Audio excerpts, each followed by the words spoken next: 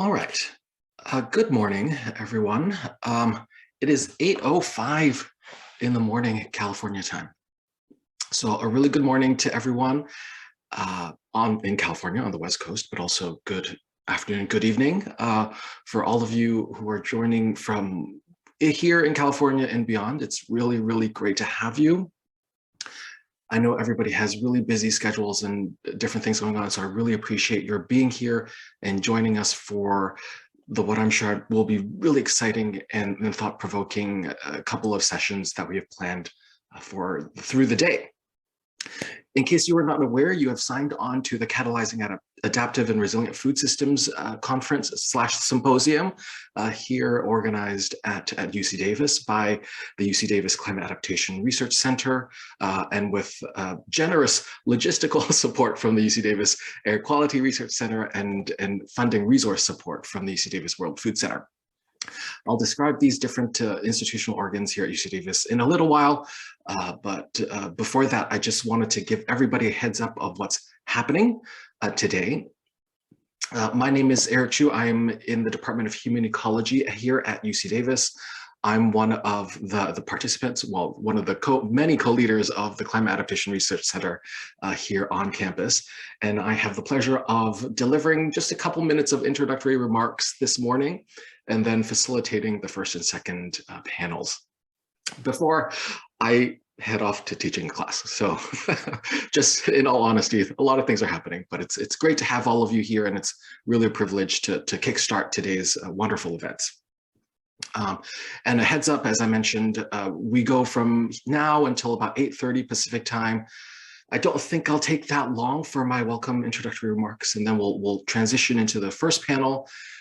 And then we have 4 panels scheduled through today into the middle of this afternoon with some breaks in between, lunch break in between, and some closing remarks delivered by another co-director, Gray Monroe, and then a networking happy hour.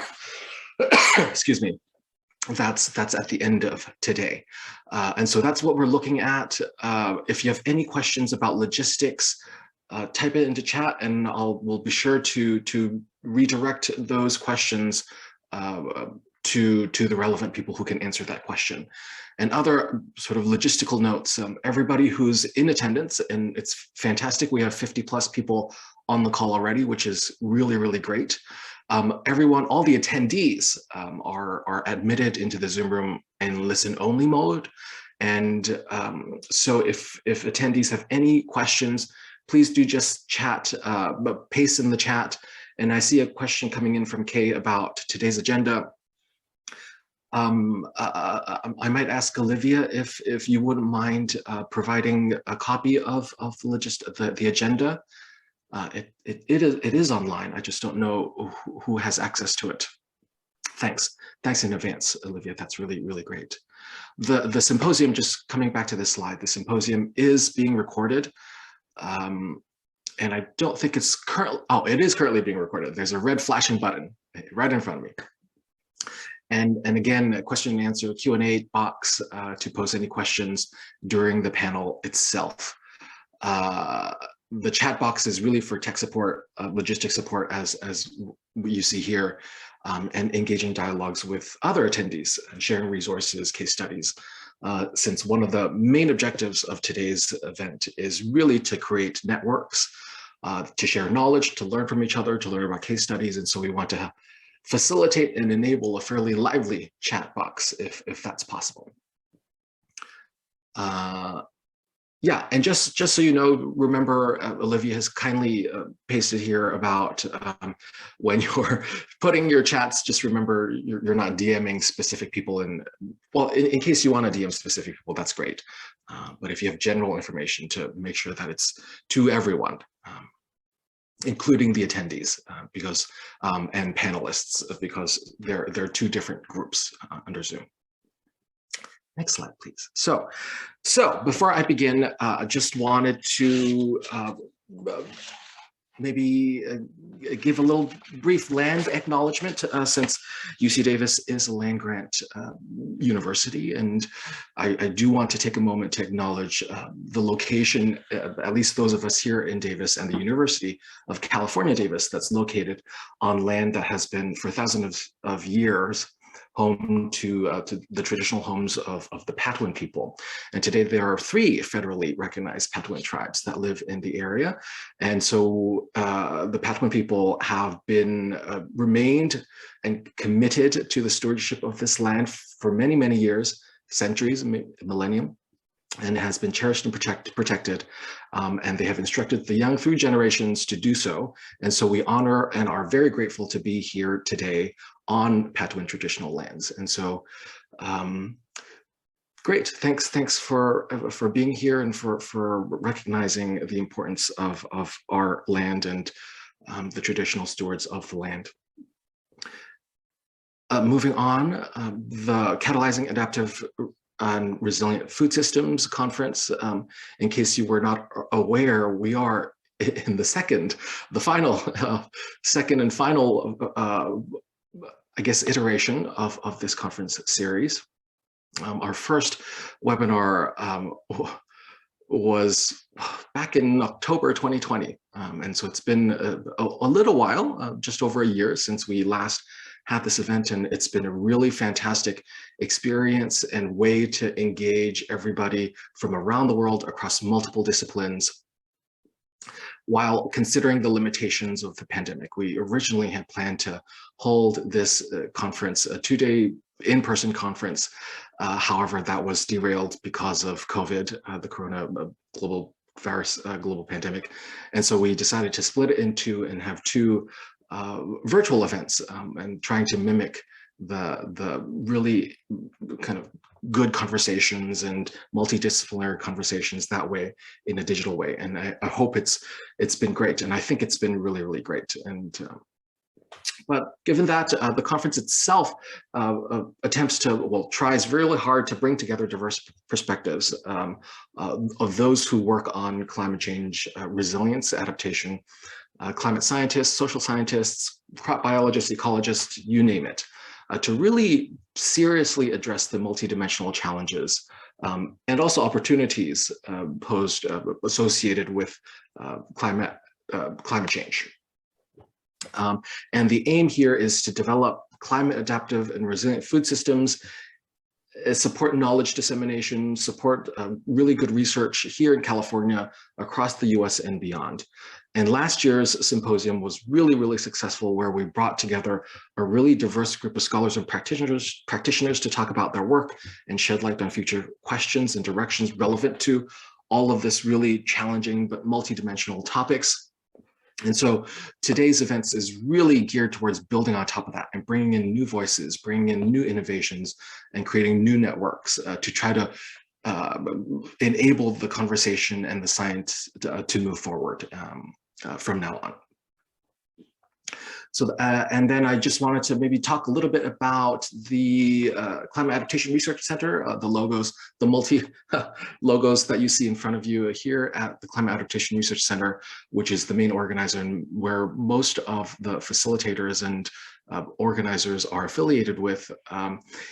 We started the Climate Adaptation Research Center in 2019, bringing together faculty, research staff, students conducting research across the campus here at UC Davis and in the greater Sacramento area to inform approaches to build a more resilient, equitable, and thriving world in the face of climate change. And so that's our big headliner statement. And the center really strives to be multidisciplinary, again, mimicking the approach that we're taking for this conference, bringing together adaptation research, education across UC Davis campus, here in Davis and our Sacramento medical campus, spanning physical, natural engineering, health, social sciences, across the board. And so that's a sort of a big tent definition of what the center is about.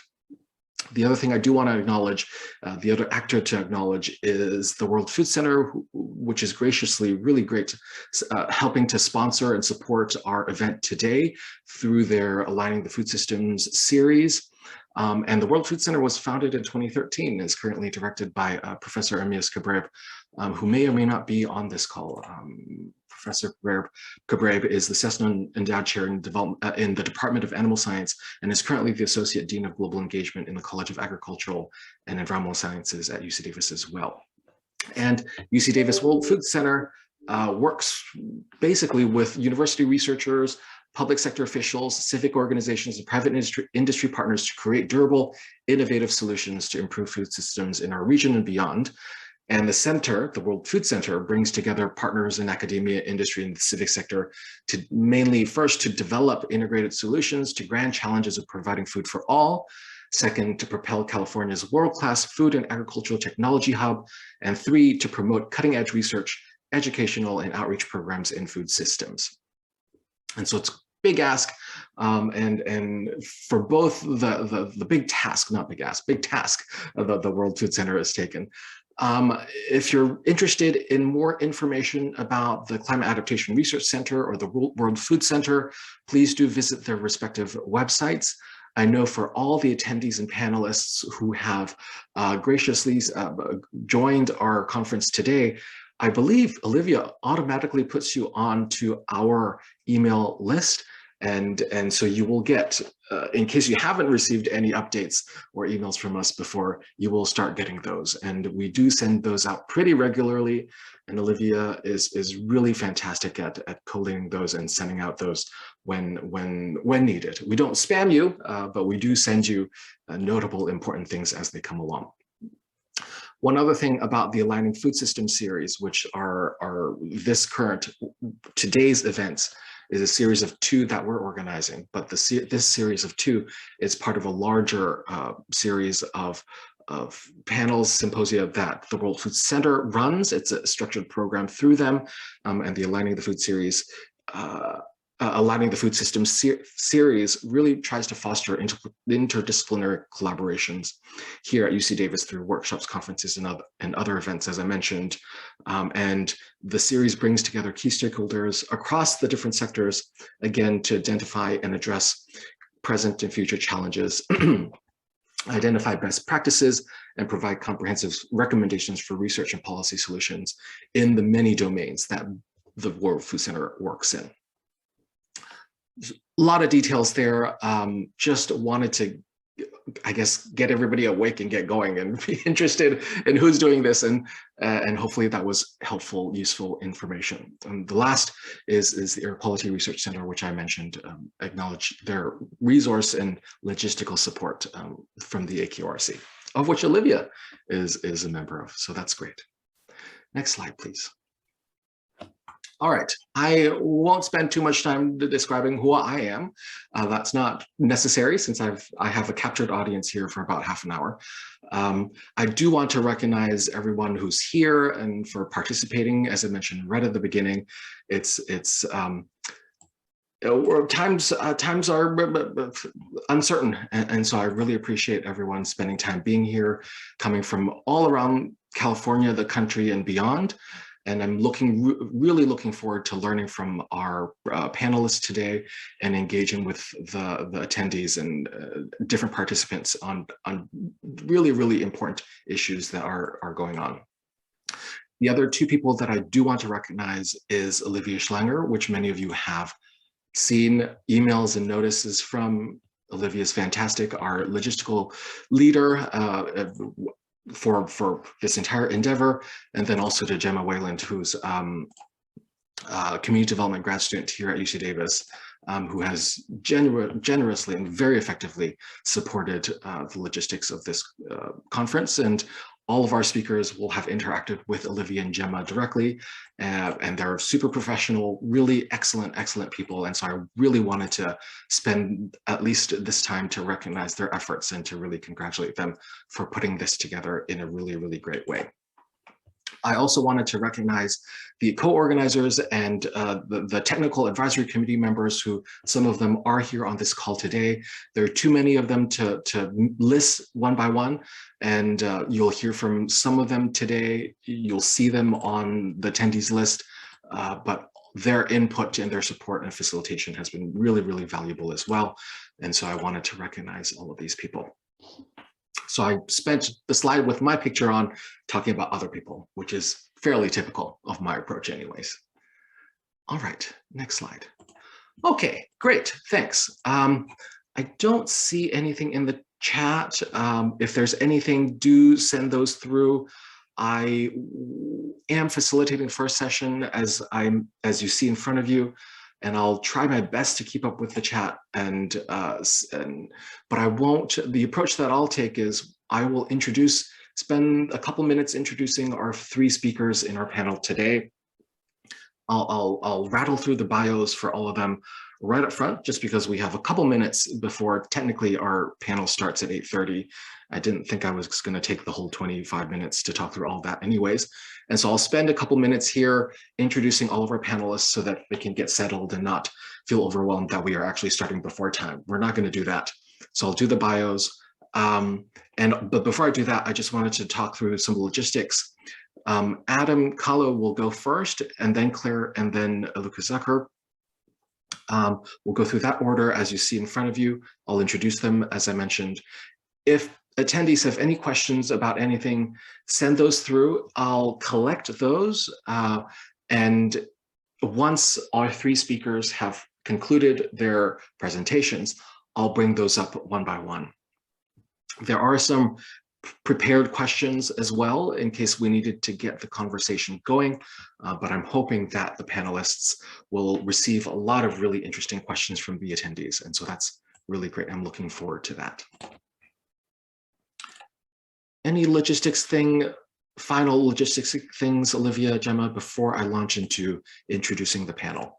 Not sure I missed anything. I see Gray up here as well, so I wanted to make sure that I didn't miss anything. No, I think you covered everything.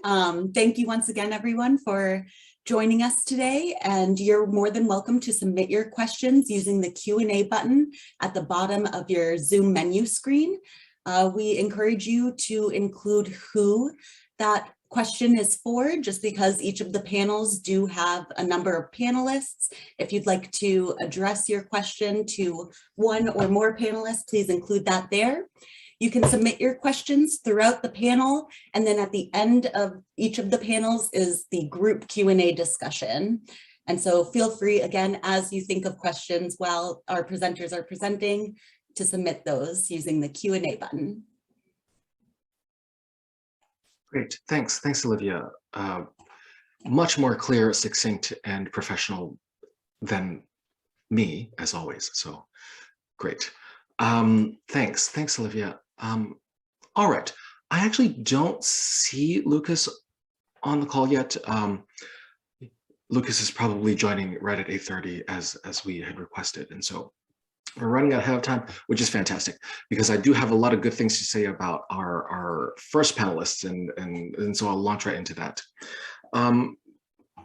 So our first panel, as many of you saw in the agenda for the conference itself, it's really difficult to start to bound the different topics and identify and prioritize which topics to highlight in a short one-day program. And so some of these boundaries are going to be a slightly, I don't want to use the word artificial, but constructed in a way that tries to span the multiple domains, expertise, and knowledge of all of the esteemed speakers that we have today. The intention behind this panel is really talking about sort of the economics, the labor, the industries and firms that sort of underlie the agricultural and food systems that many of us are familiar with, and thinking about how that systems of firms, of the economy, the market economy, and labor and people, sort of that system itself address different climate change, environmental risks, and what are the implications for how these systems of actors and relationships are responding, kind of leading to potentially innovative actions to further resilience. Some of this obviously is directly tied to climate change impacts, but it could also be because of cascading and compounding implications that climate change exerts on economies, on infrastructure and public services and other things that people hold important. And I'm sure many of those things our panelists will speak to today. So to launch right into it, our first speaker today is Dr. Adam Calo, who's currently an assistant professor of environmental governance and politics at Radboud University in the Netherlands. He received a PhD from the Department of Environmental Science, Policy and Management at UC Berkeley, so local, where he studied how problems of land access in California frustrated beginning farmer aspirations. He was recently a researcher at the James Hutton Institute in Scotland, examining the role of land reform policies on the potential for agricultural change. And so it's really, really great to have Adam here today. He is zooming in from the Netherlands. And so we're starting slightly early because Adam, there's a huge time difference. And so really, really appreciate that Adam is here joining us today. Next, we have Dr. Clare Cannon, who is an assistant professor in the Department of Human Ecology at UC Davis and a research fellow in the Department of Social Work at the University of the Free State in South Africa. Clare is an Arab diaspora settler of North America who researches the intersections of social inequality, health disparities, climate risks, and environmental justices in urban, rural, and disaster contexts. And the third speaker we have today is Lucas Zucker. Lucas is the Policy and Communications Director for CAUSE, which is an acronym for the Central Coast Alliance United for a Sustainable Economy here in California. Lucas graduated from UC Berkeley with a bachelor's in political economy, and he joined the CAUSE staff in 2012 as a youth organizer and researcher. At CAUSE, he has worked on community organizing campaigns and policy advocacy around voting rights, healthy food access, public transit, environmental justice, education, immigrants' rights, affordable housing, and workers' rights. A long list of really important things, and I'm listing them, and I'm like, wow, this is really, really fantastic. And Lucas currently serves on the board of the National Partnership for Working Families, the Planning Commission of the City of Ventura, California, and the Community Advisory Committee for Clean Power Alliance here in the neighborhood that he's at. All right, so maybe it's great having all three of you. I'm really looking forward to learning from all of you, and we're just about 2 minutes ahead, and so maybe I'll hand it over to Adam to set up and to begin. And again, to all the attendees, feel free to share questions as any come up. Type those in.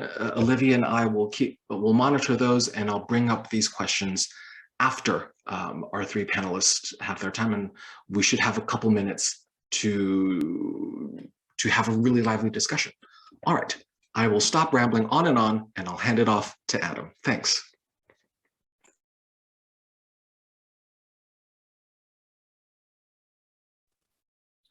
Hello, everyone. Thank you so much for having me.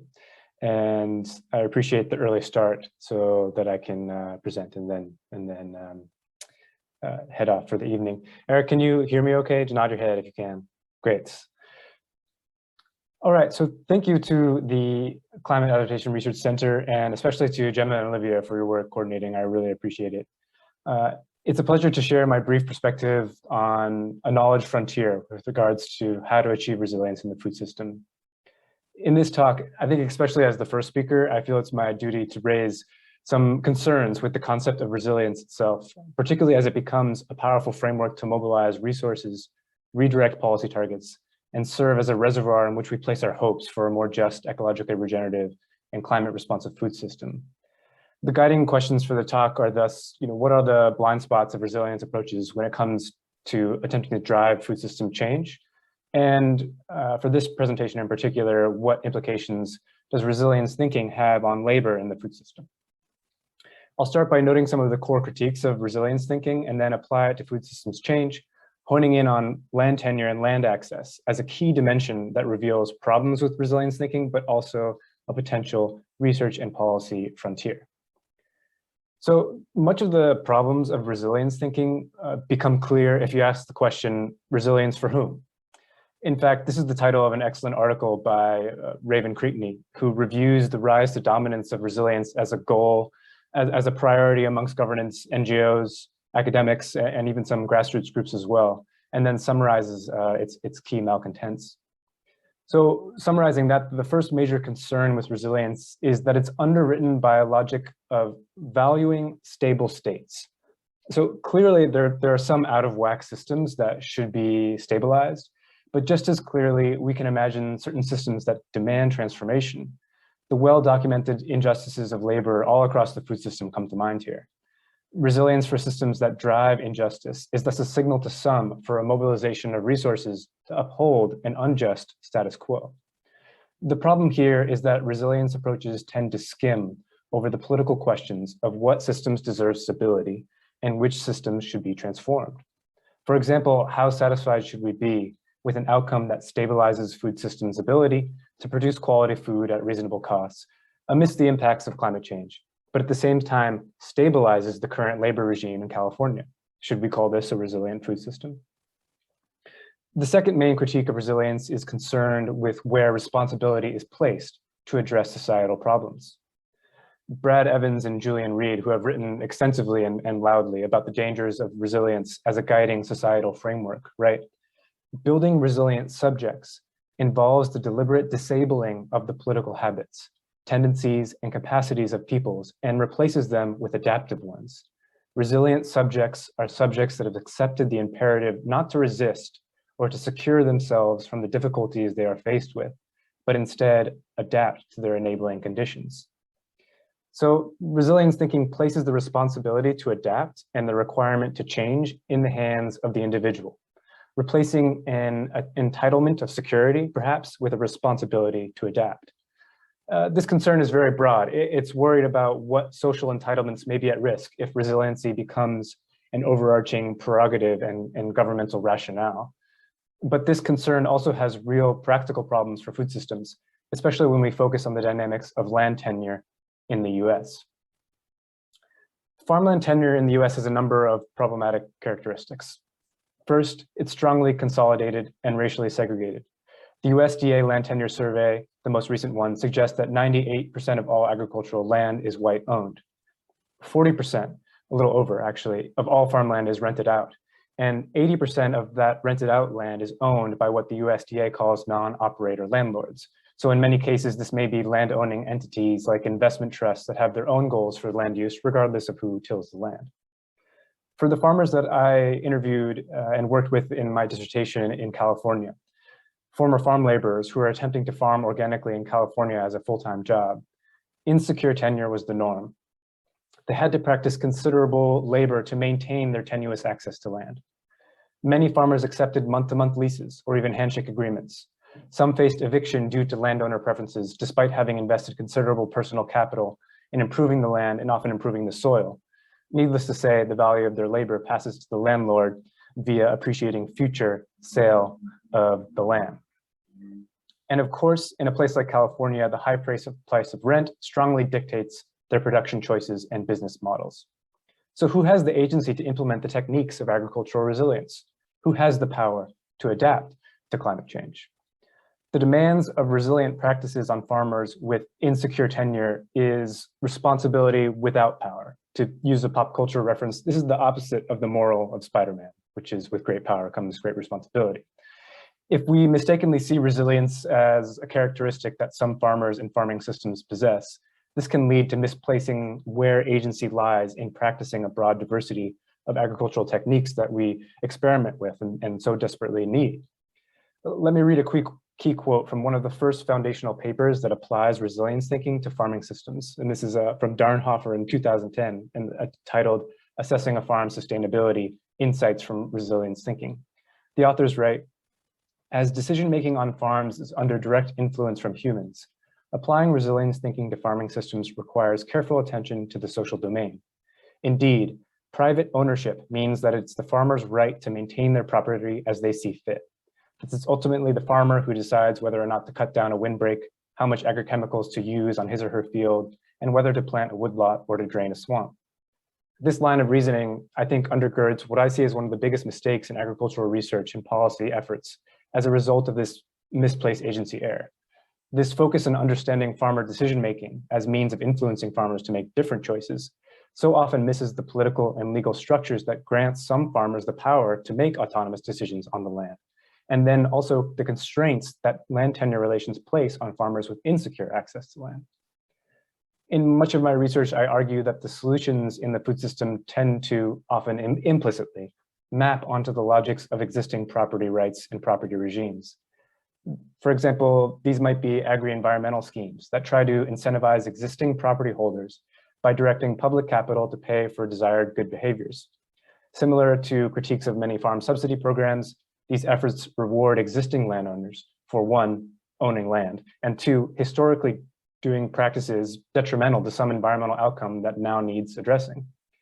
I guess my big worry here is that in an era of needing to quickly change land use, an uncritical resilience only framework leads to further unjust land consolidation and land tenure relations, which restricts the flow of new labor into the food system. For it's the larger landowning entities, like those non-operator landlords perhaps, that can quickly mobilize capital and respond to large-scale experimentation. They can install the desired tenant of their choice that matches their values and vision. Thus, we may achieve some measure of ecological resilience, but in the same vein, justifying the control of land in the hands of the few. In summary, I argue that the certain forms of agricultural practices that show promise to achieve some goal, like efficient food production or carbon sequestration, necessarily invokes a parallel labor regime that best synthesizes with those practices. Land tenure determines who has decision-making potential on the land. Therefore, if we want to change the labor conditions best aligned for the types of resilient agricultural techniques that we will no doubt learn about in this symposium, we may need to look at reforming land tenure regimes rather than evaluating innovative agricultural practices based on the assumption that the dominant model of land tenure relations is innate or will remain constant. So when I look at the motivating question for the overall symposium, what are the opportunities for integrated technology, human, and policy solutions to address the challenges of climate change and deliver resiliency in food systems? Here's the knowledge frontier that I wish to promote. There are three strands. First, some land tenure regimes that are currently existing are suitable for a just food system transition, but they're at risk and must be safeguarded or expanded. Calls to assert state recognition of customary or indigenous land use rights fit this strand, for example. Second, where dominant forms of land tenure regimes entrench inequity and restrict the flow of labor, a resiliency framework must engage in the socio-legal processes required to reform land governance. Third, and finally, the development and testing of new land tenure systems that facilitate resilient practices is a crucial area of research. Initiatives like the Agrarian Commons, Minnow in California, in the US, and Terre de Liens in France, for example, that seek to decommodify agricultural land for diversified production, are burgeoning examples in thinking of ways to combine a tenure reform and an agricultural practice innovation. So going back to Rachel Creighton and her critique of resilience ends on a somewhat of a hopeful note. She writes, quote, "There are perhaps some lessons from the radical articulation of resilience, which seeks to address the root problems with the capitalist consumerist society, which has arguably resulted in many of the environmental and social issues we are dealing with today. However, this area has little empirical or theoretical research." My suggestion is that centering land tenure relations, willing to question the virtues of our property systems in debates about food system resilience helps to focus our attention on one of those root drivers of agricultural problems in the food system, and thus provides a pathway to deliver on promises of a just resiliency framework. So I hope that was a provocative talk to start the day, and thank you for inviting me to speak. Great, thanks, Adam. That's great. I just wanted to clarify, because we had a conversation I see in the slides. It was just the intros, the one slide. Sorry, I should have clarified. Yes, that's it. That's the one slide. Yeah, no worries. I was listening, and so I was taking notes as I was listening, so I wasn't aware of anything switching in front of me. So good. Yeah. Thanks, Adam. Thanks, really great. Thanks. We'll come back to you after. Thanks. All right, so I'll turn the floor over to Clare, Clare Cannon. Thanks. Please go ahead. Thanks. Thanks, Eric, and thanks so much for the opportunity to be here. I think next slide be good. Thank you. So today I'm going to share maybe a slightly different approach to thinking about labor and climate adaptive food resilient systems. And I'm going to share some community-based research that I've done in the San Joaquin Valley in California. And so I'm going to be focusing on farm worker communities and thinking about how these farm worker communities, particularly in California's San Joaquin Valley, are likely to experience adverse impacts from climate change, such as increased smoke from wildfires, drought, would be two of the main impacts that we're anticipating and have already begun experiencing. And so really to think about adapting and fortifying our food systems, we need to ensure that farm workers in their communities live, work, play in an environment free from harm. So California's San Joaquin Valley is one of the largest agriculturally productive regions in the world, and there are multiple sources of exposure to harmful pollutants, for example, from pesticide drift and diesel emissions. And so in this study, using this community engaged approach, which I'll talk a little bit about, we sought to work with local residents in this farm worker community to identify potential routes of exposure to these harmful pollutants. Okay, next slide. Great.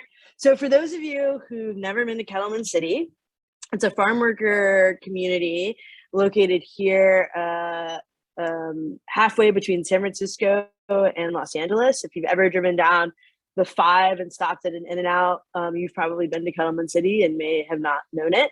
It sits at the intersection of California 41 and I-5. It also hosts one of 2 operating Class 1 hazardous waste facilities in the state of California.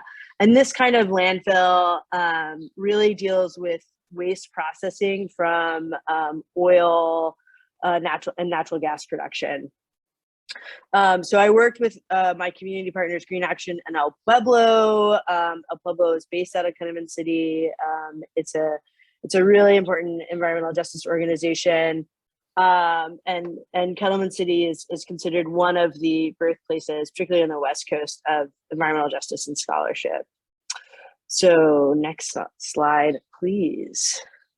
So the approach, because for some of us who might be more new to this kind of community-based participatory action research, or CBPAR, because it's a mouthful, is really thinking about ways that communities can be engaged throughout the process of research to really enhance the reach, relevance, and rigor of the research.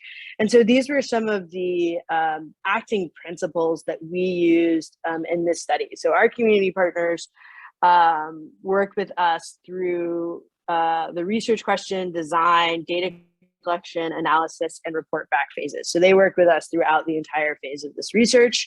And we use these principles of acknowledging the embedded context in which we're working with these communities, identifying how power is operationalized through history and place, situating the researchers as well as the residents' standpoint. So thinking about how, as researchers, we maybe have a particular viewpoint and have a particular set of questions and methods, but residents also have, questions about their health and their communities and what impacts might be, at the intersection of climate change and environmental injustice within this community. And then working really to center the residents. So working to center their experiences. And so a lot of our questions, we would go and talk about, how do we want to measure air quality, pollution, how do we want to do biological monitoring, and really just coming back to the residents and trying to hear what they wanted and adapting the research accordingly. Next slide, please. So these were the main aims, the 3 major aims of the research. This top picture is of the landfill in Catalyzing City, and then the bottom picture are the community is surrounded on 3 sides by industrial agricultural, mostly pistachio and almonds. and sits right on the California aqueduct. And so that's a picture of those fields. So we wanted to determine the linkages among human health, sociodemographics, and environmental exposure for residents, characterize the presence concentrations of this exposure, and then apply this novel version of community engaged research so that it could be used and replicated in other communities. Next slide, please. So I mentioned this a little bit. So some strengths of this approach are to improve the quality and validity of the research, enhance the relevance and usefulness of the research, aim to improve health and well-being of communities, both directly through examining identified needs, as well as increasing control of the research process. So making sure that our research process is responsive to community needs and residents, and try to, through this research and this process, reduce disparities and injustices by partnering with communities and helping to build up civic capacity. Next slide, please. Yeah, so this just gives you a little bit of the complicated nature of trying to look at the different kinds of exposures that these farm worker communities are experiencing. So diesel trucks that go to and from the landfill, as well as automobile traffic on the highways. And so we wanted to get at this a few different ways. So we wanted to look at exposure through the air, through water, and this is one of the things as an example of this kind of approach is, my PhD is in sociology. And I was like, okay, I can wrap my head around, sampling water, sampling air, and working with the Air Quality Research Center at UC Davis, among others, to do that. But the residents really wanted to know what was in their bodies. They said, that's great if you want to figure out, what's going on in the soil, but we want to know if there's something in our bodies from these contaminants that could make us sick, that are making us sick. And so that's what we did. So we did biological monitoring. We had a phlebotomist from UC Davis Health travel the 4 hours one way to Kettleman City to do these blood draws, because that's what the community really wanted to know. And then we have some kind of baseline environmental health survey data that we did. Next slide, please.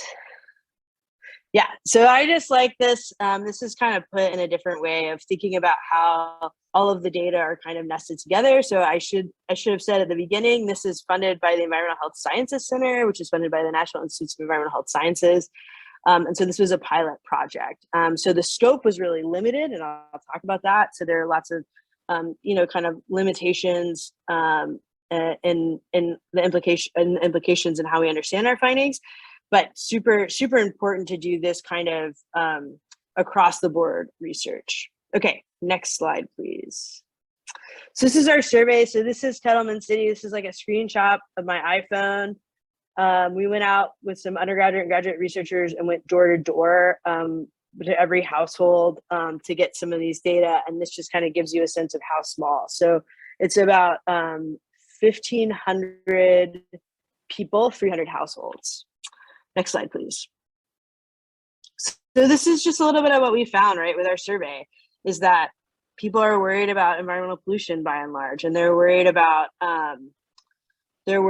water exposure. So most people don't use the water in Kettleman. They actually have a grant for bottled water, but that there are other routes of exposure. So we were concerned about that. And then this is another example of how we're responsive to communities and to residents, is that people are really concerned with truck idling. Because it's between these two highways, a lot of trucks will kind of pull over and idle for 8-12 hours. And so the community actually was really successful in getting no idling signs put up as this research progressed. Next slide, please. Next slide. So these are just some of the reasons why we wanted to sample the air. Again, like thinking about, farm workers and having an environment where they can, live, where their families can live.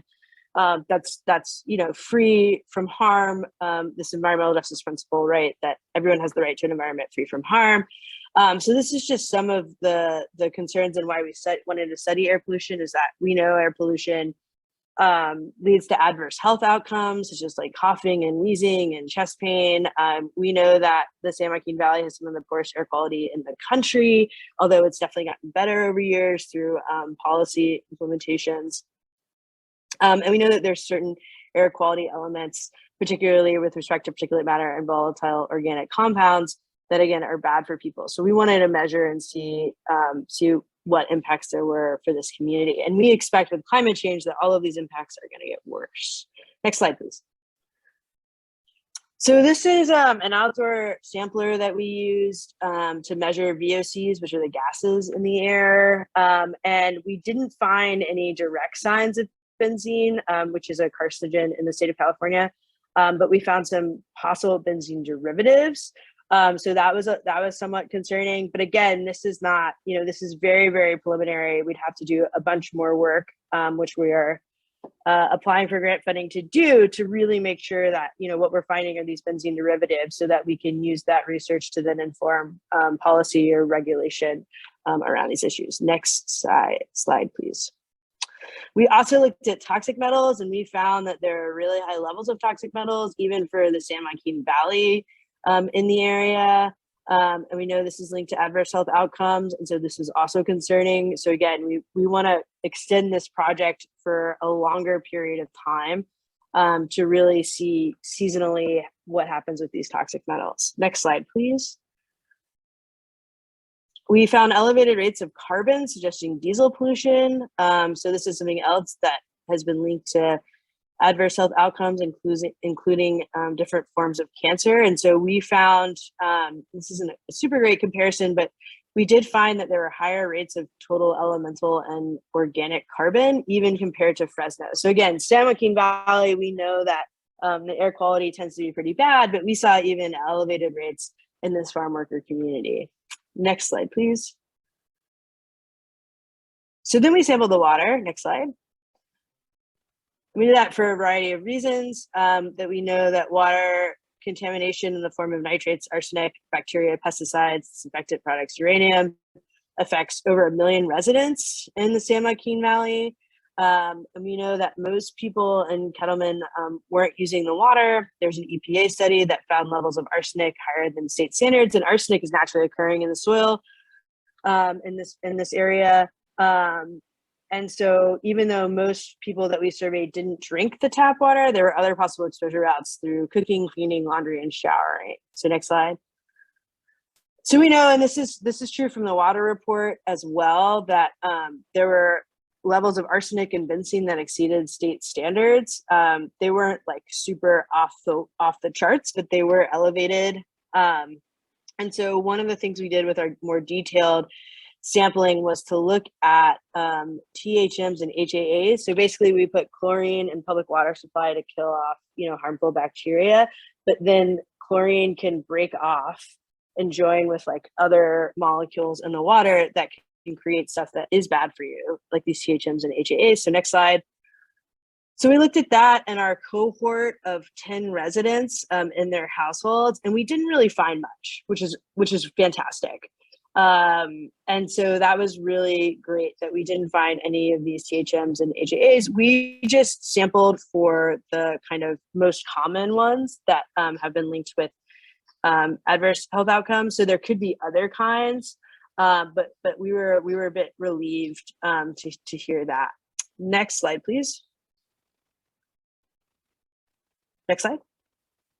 So one of the concerns with the biological monitoring, so I mentioned a few of the sources of pollution that we're worried about, such as pesticide drift from the neighboring fields, which residents, reported and shared in some of the interviews that we did, experiences of that, as well as, diesel pollution, the water pollution. And then folks are also really worried about PCBs. So the neighboring landfill is the only authorized PCB landfill in the state.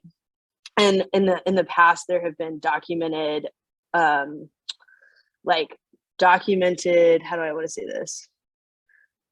There have been reports of PCBs not being handled according to the federal guidelines, and there have been fines in the past. And so residents are really worried about this. PCBs have been linked to a number of adverse health outcomes, including cancers, low birth weight among infants, as well as other effects. And so this is why we did the biological monitoring is because residents are really worried about this. Next slide, please. And this just shows the average of our sample and the total PCBs. And then this is not a great comparison, but we didn't really have anything to compare this to. So we compared it a little bit to NHANES, and the NHANES tends to be broken down by race and age. So even that wasn't a great comparison, but we didn't see super elevated levels of the most common PCBs that research has been done on. But we did find elevated levels of select PCBs that are pretty rare and uncommon. And so one of the things that we think might be going on that we want to explore further is if there's more exposure to rare forms of PCBs. And if so, is that in any way connected to the landfill or the other kind of environmental exposures or stressors that this community experiences daily? Next slide, please. So this is maybe part of it didn't show up. So this is my limitation slide. So these are preliminary findings of this pilot study. The results reflect these preliminary research and analyses, and that the scope is really limited, and that all the results are should be interpreted with caution because it's so small. Because we're really just trying to figure out, what are farm worker communities in the San Joaquin Valley experiencing, and then how can we alleviate those experiences that result in environmental health disparities and environmental injustices. Okay, next slide. So it's just some implications about thinking about, so coming back out, zooming back out, but really thinking about, farm worker communities will likely experience. So all of these exposures that we talked about, the air pollution, the water pollution, are likely to be exacerbated in a changing climate. And if we want to think about adapting and fortifying our food systems, we really have to think about the labor and the farm workers that are providing that labor to those systems. And that, these farm workers have a right, just like everyone else, to an environment free from harm. And so we want to think about that both in terms of health and justice. Okay, next slide. Great. Yeah, so lots of people to thank. Tons of different people who worked on this. Could not have happened without these and many, many more. And I think that's it. Last slide is, yep, that's me. Great, thanks. Thanks so much, Claire. That's really fantastic. Lots of information to process. Great. Let's move on. Our next speaker is Lucas Zucker, and I see Lucas, I see you now, so that's great. I did your bio earlier already, and so I won't spend time here. So I'll just turn the floor on to you. Great, thanks, Eric, and thanks everyone. So my name is Lucas Zucker. I'm the Policy and Communications Director for CAUSE. CAUSE is a social, economic, and environmental justice organization in the Central Coast of California. So we mostly do work in Ventura and Santa Barbara counties, working primarily with farm worker and immigrant communities around issues ranging from labor to housing to immigrant rights to environmental justice. So as you can tell, I'm not a scholar or academic. I also don't have any slides, so I'll just be here talking to you, and want to talk a little bit from our experience and our work, and kind of how we see this really coming down on the ground. So I want to start with saying, and I think tying a little bit into what some of the previous speakers have talked about when we talk about the idea of kind of climate resilience and what is the kind of status quo that we might be hoping to protect, right? That farm work on a beautiful day in the Mediterranean climate of the Central Coast is one of the most difficult, dangerous, and deadly jobs in the United States. So we have worked for many years on farm worker issues, from kind of wage theft, extreme overwork, to health and safety issues, whether that be pesticides, injuries, et cetera. But in terms of climate, really seeing two major impacts that we're already really experiencing, and so the first is that outdoor workers, like farm workers in particular, are directly exposed to safety risks from things like extreme heat, wildfire smoke, and then second, that workers who depend on the elements for their livelihood economically are impacted by extreme weather, right? Crops are impacted by heat, drought, fire, even rain and storms, right? And so this really means more economic insecurity for workers who kind of depend on wage labor and are not like a white collar workers paid an annual salary, but lose work when there's no work in the fields. And those two things, the kind of the like workplace physical danger and that economic insecurity, they might seem distinct, but they're really connected because they're about workers, living on the margins financially, so that they are have no choice often, right, but to work in dangerous conditions when those conditions present themselves, in order to make the income that they need to put food on the table. And so this really, as so many other discussions around climate change, this is about the compounding of existing inequities, right? That farm work is already insecure and dangerous work, even regardless of climate change.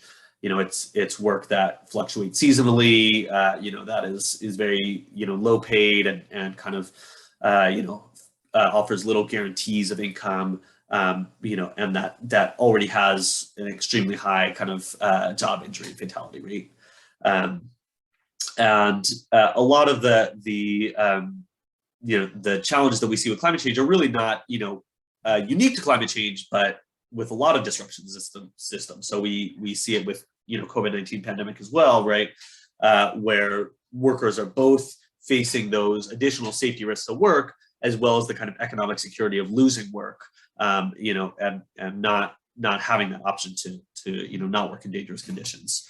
And this is really also layered on top of the kind of social structures that result in these inequities, right? So the workers that are most at risk from climate change, and I would say, this isn't just farm workers, but when you think of a lot of outdoor workers, construction, landscaping, et cetera, right? As well as even folks you might not, think of in terms of like people in the tourism and hospitality industry whose incomes can really, depend on, natural conditions, right? But a lot of these workers really across the board that are most impacted by climate are disproportionately undocumented, right? And so that showing up in their work in terms of being excluded from the safety net, so excluded from things like unemployment insurance if farm workers aren't able to work, facing barriers to exercising their existing rights. So maybe having rights under, say, an agency like Calo, but being afraid to report violations, and being denied political power and voting power, in order to move forward, additional kind of legislative protections, that might be fought heavily by a powerful, lobbying interests like the ag industry, and the people that it benefits are really unrepresented and underrepresented in the legislature and legislative process. And so, and those social structures are not a coincidence, right? Those are the very same reason that undocumented workers are so heavily represented in an industry like farm work, is that those jobs are dangerous and insecure, right? That is why so many citizen workers are unwilling to do those jobs, is the very same reason that it kind of exacerbates the harms to the people in that work. And so we really saw kind of our biggest learning lesson in this during the Thomas Fire, which hit Ventura and Santa Barbara counties in December 2017, followed by a mudslide, in the month after. And at the time, it was the largest wildfire in California history. It's I think not even in the top 5 now. But we worked with 2 of our partner organizations, MyCop, who represents indigenous folks mostly from Oaxaca and southern Mexico, who are heavily represented in the agriculture sector in our area, as well as Future Leaders, which is a Latino youth organization.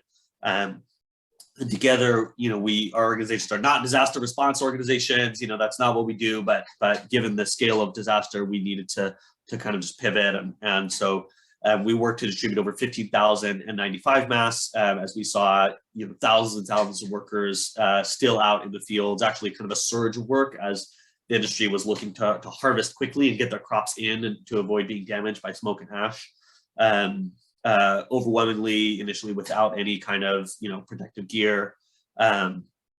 And then we also worked to start the 805 Undocu Fund, which was inspired by the original Undocu Fund up in Sonoma County that had started a few months earlier during the Tubbs fire up there, and raised over $2 million in direct relief for undocumented workers who were excluded from unemployment benefits and FEMA and other kind of social safety net because of their immigration status.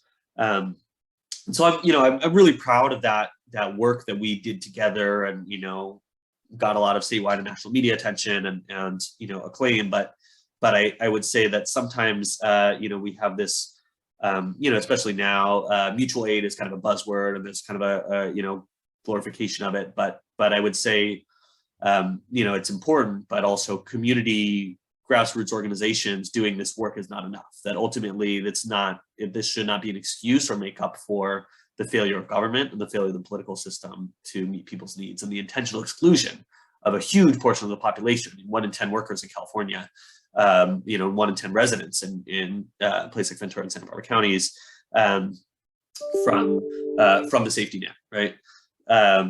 And so we have really worked to move beyond that and really into our main area of expertise, which is policy advocacy and changing the political system. And so we're really inspired by, I think during the in the last year or so, I think particularly I would look to New York as a model. They've created a excluded workers fund during the pandemic that provided up to $16,000 in safety net benefits to undocumented workers who lost jobs because of the COVID pandemic, as well as a several $1 million relief fund for Hurricane Ida and undocumented folks who've been impacted by the natural disaster there. And so even though we often think of California as kind of on the forefront of immigrant rights, I think right now seeing really New York being the leading edge of that. And so, but we convened a group over the last year of organizations working with farm workers, during some of the wildfires that have happened over the past few years, and what are the policy needs we really see to that we're trying to identify, and identify a set of things, stronger regulations for when employers are required to provide N95 masks, PPE, provide rest breaks, additional rest breaks during dangerous working conditions, more kind of proactive enforcement, so the burden isn't on workers to report violations in the middle of a natural disaster, more kind of regular mandatory training, alert systems to let folks know what their rights are, and when wildfire smoke conditions are requiring the kind of new regulations that mandate employers to provide N95 masks, hazard pay to both disincentivize that kind of dangerous work and make sure it only happens during the most necessary times, but also to make sure workers that do that work are adequately compensated for it. And really, most of all, I think the number one thing that folks gravitate toward and identified is this safety net for all campaign that has kind of coalesced in California, both originally starting with bubbling up with these Undocu Fund efforts during wildfires, but now really kind of reaching a statewide scale during the COVID pandemic, of inclusion of undocumented workers, particularly in unemployment benefits. And so we see now a few state bills that are in the legislature this year, for folks interested in following and supporting them, that are really relevant to this. AB 2847, which is that safety net for all bill. That's from Eddie Garcia and the Coachella Valley, to create a pilot program for unemployment benefits for undocumented workers. AB 2243, and that's also by the same author, and implementing both an extreme heat standard, so stronger protections than we have now that kind of come into effect at 95 degrees, but at 105 degrees, that really extreme heat that we're seeing more and more, creating stronger kind of safety regulations, as well as stronger regulations around wildfire smoke and when employers are required to provide N95 masks and workers are required to wear them. And then AB 2538 by Robert Rebus in the Salinas Valley, which would create a statewide warning system to do alerts for wildfire smoke and other public health risks like extreme heat. And so we're also doing a lot of work locally. We have a project called the ARC Project, Advancing Resilient Communities, working on with two other organizations, MyCop, the Indigenous community organization that I mentioned earlier, as well as Líderes Campesinas, who's a farm worker women's organization, both doing work in Ventura County in the Oxnard area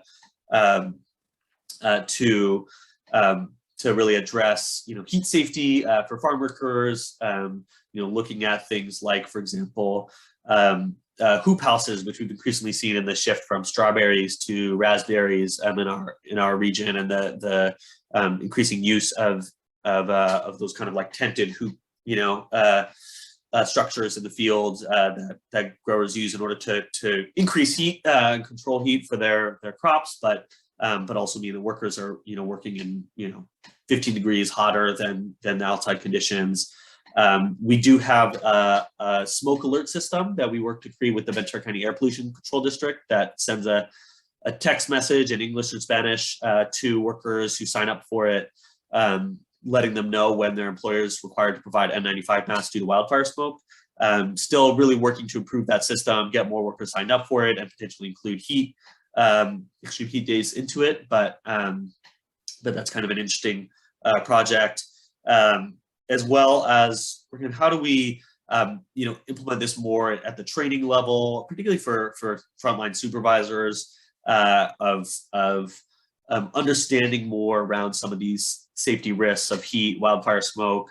I think it's interesting the way a lot of the kind of discourse around green jobs and the need for kind of workplace training, and like the state has these programs like the High Road Training Partnerships program, and a lot of the kind of resources, and rightly so, go into things like how do you transition, say, fossil fuel workers into clean energy sectors. But I think the thing that really gets missed when we talk about labor and climate is this kind of worker safety piece, worker economic insecurity piece for folks like farm workers. And so there's really a need for kind of workforce safety training for outdoor workers, in order to make sure that workers who are going through really severe transition, both financially and in terms of their working conditions, are going to be protected. So I think overall, kind of big picture takeaways of doing this kind of climate work for us, in farm worker communities in the Central Coast, that so much of the kind of climate resilience and adaptation conversation is really driven by kind of a technocratic, even kind of engineering and urban planning, perspective that primarily is concerned with protecting property values of physical land and infrastructure and homes, rather than kind of workers' safety and public health, and things that you can measure in dollar values, and also tends itself towards solutions that are kind of physical infrastructure versus social infrastructure, right? Let's build a seawall, like let's create a cooling center versus, maybe we need a social safety net that covers the workers who are most exposed to harm, and who are intentionally excluded by our unemployment insurance program. Also really this idea that these harms deepen existing inequities, right? That the solutions are already there, the problems are already there in front of us, right? I often use the metaphor, we just moved out of an office that we were in for 10 years, and for years and years has had this leak in the ceiling that would just drip, all the time, every time it rained, right? We'd have set this little bucket out or drip in the ceiling. And we knew, like, if there was ever some massive storm, that's exactly where, the big flood in the office would come from, right? And the similar way in our society, like that steady drip, the slow inequities that are slowly harming people every day, regardless of kind of climate change, those are the places where we know that the greatest harms from climate change are going to happen. So it's, we can do all this projection and we can do these mapping programs and this analysis, but the places that, if farm workers are some of the most dangerous jobs now, exposed to the outdoor elements, it's no surprise that, with things like wildfires, with things like extreme heat, that farm workers are similarly going to be on the front lines of harm. And so, these are problems that existed for hundreds of years, right? This is a country that has built its agricultural system, in plantation culture, right? And really, from the very beginning of the colonization of the Americas, going, we want to set up these like massive industrial plantations, and at this scale,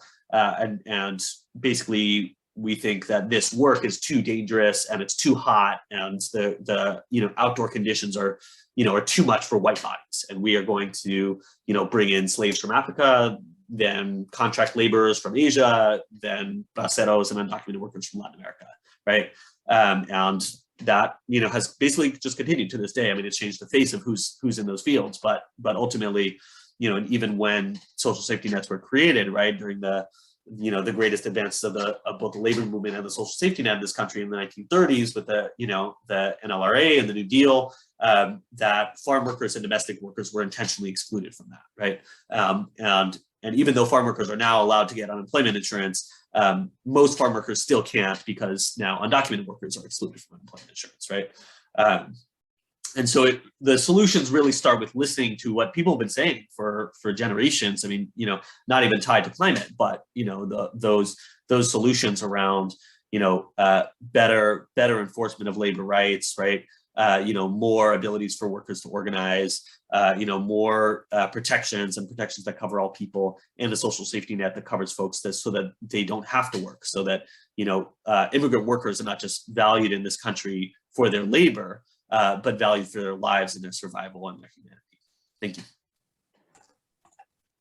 Great, thanks so much, Lucas. That's really fantastic, and I really applaud your work. And I see, Olivia, can we bring everybody back, all the panelists back, as I wait for more people to post their questions? I just want to sort of give a brief 30-second overview just to highlight everybody and give folks a bit of time to type in questions. I see a couple coming in, and we have about 15 minutes of discussion time.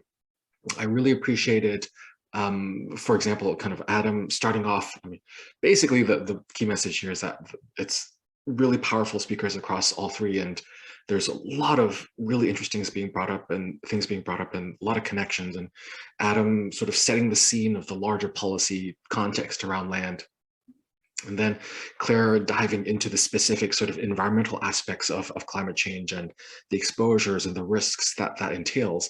And then Lucas really just giving us a lot of details about the implications for farm workers, for individuals, for communities that are in this economy, and some of the sort of relationships that they have, either directly being vulnerable to climate impacts, but also how they're vulnerable to the compounding implications of just livelihood, housing, employment insecurity in general.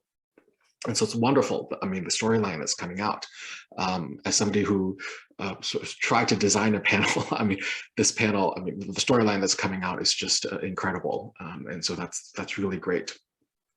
And so I want to reiterate, I think John Bjornstedt kind of put in the chat that really, really excellent work across all three speakers. And so that I want to reiterate that. And so I wanted to bring all the panelists come together, and I see a couple questions. And so I'll start with a question from Adrian. I see Adrian has a couple questions, but on top, there's a question possibly in response to Adam's first presentation. Adrian asks, who is responsible to address the land tenure issue where it is not as it should be, and specifically if there are wider legislative proposals? And Adrian raised a couple of European examples here. And maybe Adam, I think Lucas, I'm sure you have thoughts on this as well. Maybe I'll turn it over to Adam first, and then maybe Lucas can follow up. Sure, it's a great question. So the first way of thinking about it is, well, who is driving the change for land tenure reform? And it's usually those who aren't receiving the benefits of, one of the greatest origins of all wealth. So it's the landless workers. It's young farmers who want land. It's farmers who have a different vision of how they farm, but can't gain access to land. It's kind of global peasant movements who are calling for land reform. It's the historically dispossessed of land. You don't see a lot of, large multi-property landowners, begging for land reform, right? This is kind of core to class and power dynamics. I think, but that's where I'm interested in my future research, is looking at where this is happening. So in Scotland, the parliament is embracing a land reform agenda, and it's not necessarily to address dispossession, but it believes that by changing the rules of how we own and transfer land, we can actually create a broader public use of resources. So it's a different rhetoric of kind of public good. Even in the Netherlands, there's a huge nitrogen crisis, and so it's a great example of a goal, an environmental goal of reducing the nitrogen loading into the water. But because the farmers own land, the farmers who are producing this nitrogen, they don't want to adhere to this legislation. So the government is using its public treasury to buy out these farmers and then practice some kind of reconciliation. So that's an example of a market-led reform. And then in California, another shout out to the Rivas, had a bill, the Real Act, which would mandate the Department of Agriculture to buy troubled farm assets and redistribute it to socially disadvantaged farmers, once having established a definition of socially disadvantaged farmers in California through legislative means. So I guess that's what I'm interested in, is where kind of calls for land redistribution meet a different rhetoric, either for environmental change or for justice or for public good, or I'll take any kind of mobilizing discourse as long as it gets the legislative ball moving. Yeah. Thanks. Lucas, I'm sure you have thoughts. Yeah. Yeah, I think one of the things that's important to point out is just that there is a lot of change in land tenure right now. It's not necessarily the change we want to see, but there's certainly a shift of kind of like older family farmers, kids don't want to keep doing it, they're selling, and basically big corporate actors are buying, right? And so how do you kind of intervene in that and shift to get land in the hands of folks who need it, right? And certainly, like, this country has had such a history of from the dispossession of Japanese farmers during World War II, right, to so many other instances of keeping land out of the hands of folks of color and folks who are formerly farm workers. But I think two things that I worry about most. Well, I'd say one potential is just the growing kind of awareness of the public and climate benefits of managing land in certain ways. I think creates a lot of kind of political opportunity for government and public funds to subsidize shifts in land tenure for the purpose of getting land in the hands of people who are steward it better. But I think two risks I see potentially. I mean, one is the kind of, to the extent that maybe there's potential for land to be converted from traditional agriculture to kind of more regenerative practices. It's often being kind of led by your kind of young white foodie types, right? And not necessarily getting land in the hands of farmers of color, right, or former farm workers. And so, how do you both address, racial equity within the kind of like food movement and, and people wanting to do that type of work, and make sure that kind of like public subsidy is not going both either to just like traditional corporate farmers who are kind of like doing a little bit of like carbon farming thingies around the margin, right? Or kind of really great regenerative, agriculture folks who just like maybe have a blind spot around racial justice, right? And then I think also that to the extent that we are getting land in the hands of folks of color and former farm workers, like, how do you avoid the situation where it becomes the most marginal land, the land that under climate change, is becoming less productive, more difficult to kind of squeeze a profit out of. And kind of traditional farmers are saying, well, I want to let this go, and maybe I could let it go fallow, or I could just, sell it to this person who's been a former farm worker, and they're really excited to they really want to become a farm owner themselves and, have this dream, and I'm going to basically sell them this crappy land, that then they're going to become trapped in a cycle of debt around, right? Thanks. Claire, did you have a point to that, or can I turn to the next question from Adrian? Thanks, Adam. Thanks, Lucas. That's fantastic.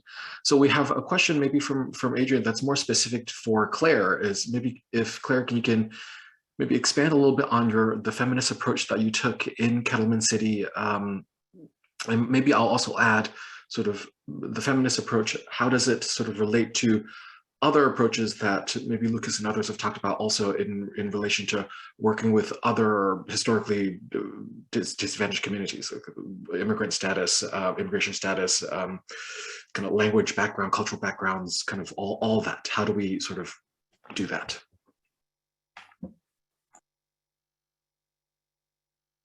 Yeah, this is a great question, and I always love getting it. So, and maybe I can make this a little bit clearer. So, there's 4 principles about acknowledging, situating, centering, and working with residents are feminist principles. And so, our take on the community engaged approach is one, right? So, community engaged approach.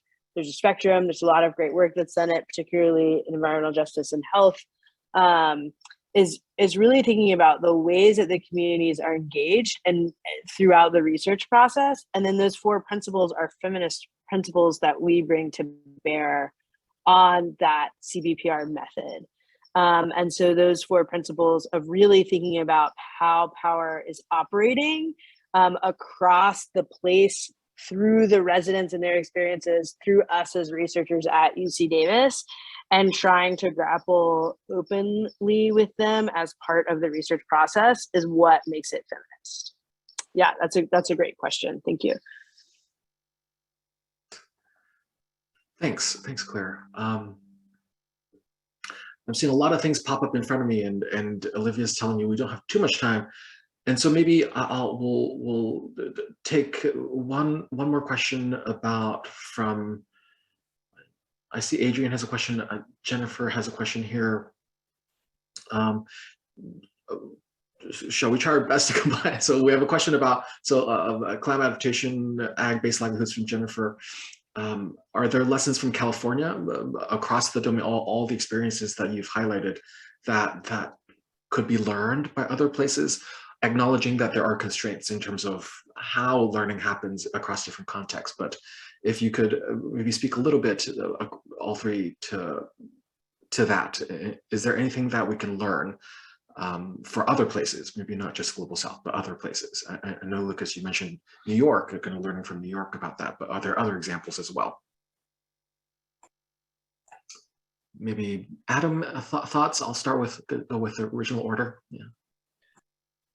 Sure. I mean, to be honest, a lot of the academic literature for what it is about what land really is and what is property, and how do you make a claim to land that then becomes property, who validates that decision over others, comes from the Global South, where you have land conflicts currently happening.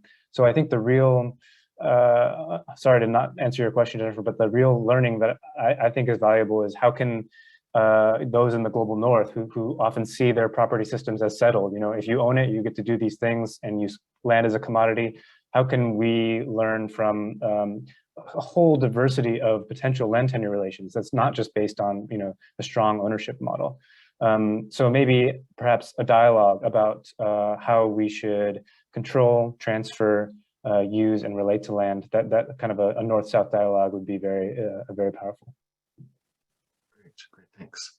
Claire, thoughts on that? Yeah, thanks for this question. I think that learning can be and should be bidirectional. So I think some takeaways are just the power of communities to do this kind of research and be involved, even if maybe they're under resourced, education is lower. People know how their communities work. right? They are experts in their experience. They're experts in how the communities function, what their communities are worried about. And so we can really leverage that. And that can be true in California. That could be true in the Global South. That's true everywhere, I think. And so there are certain approaches I think we can take that are similar and empowering and create uplift in these communities. And at the same time that are responsive to the nuances and the context of those communities. Thanks, Claire. And Lucas, you get maybe the last word.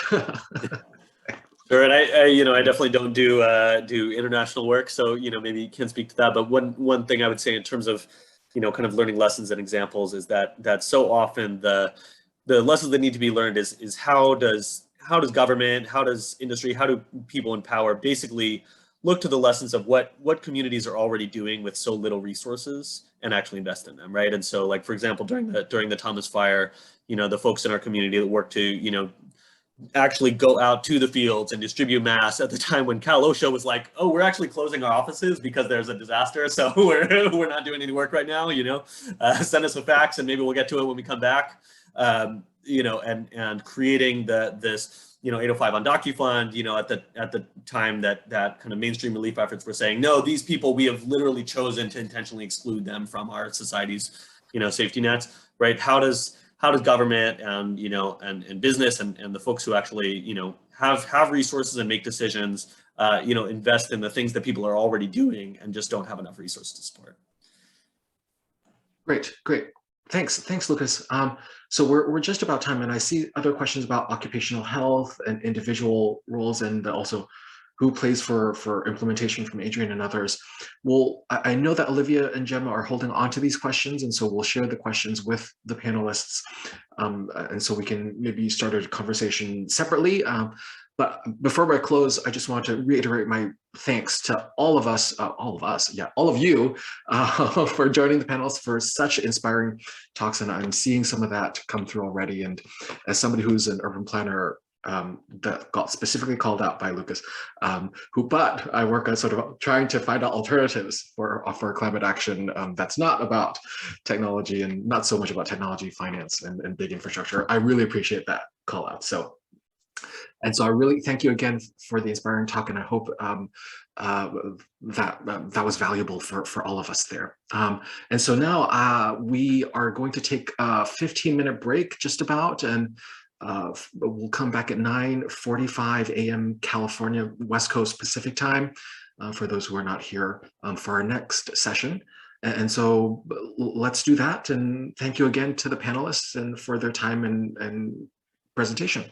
Thanks.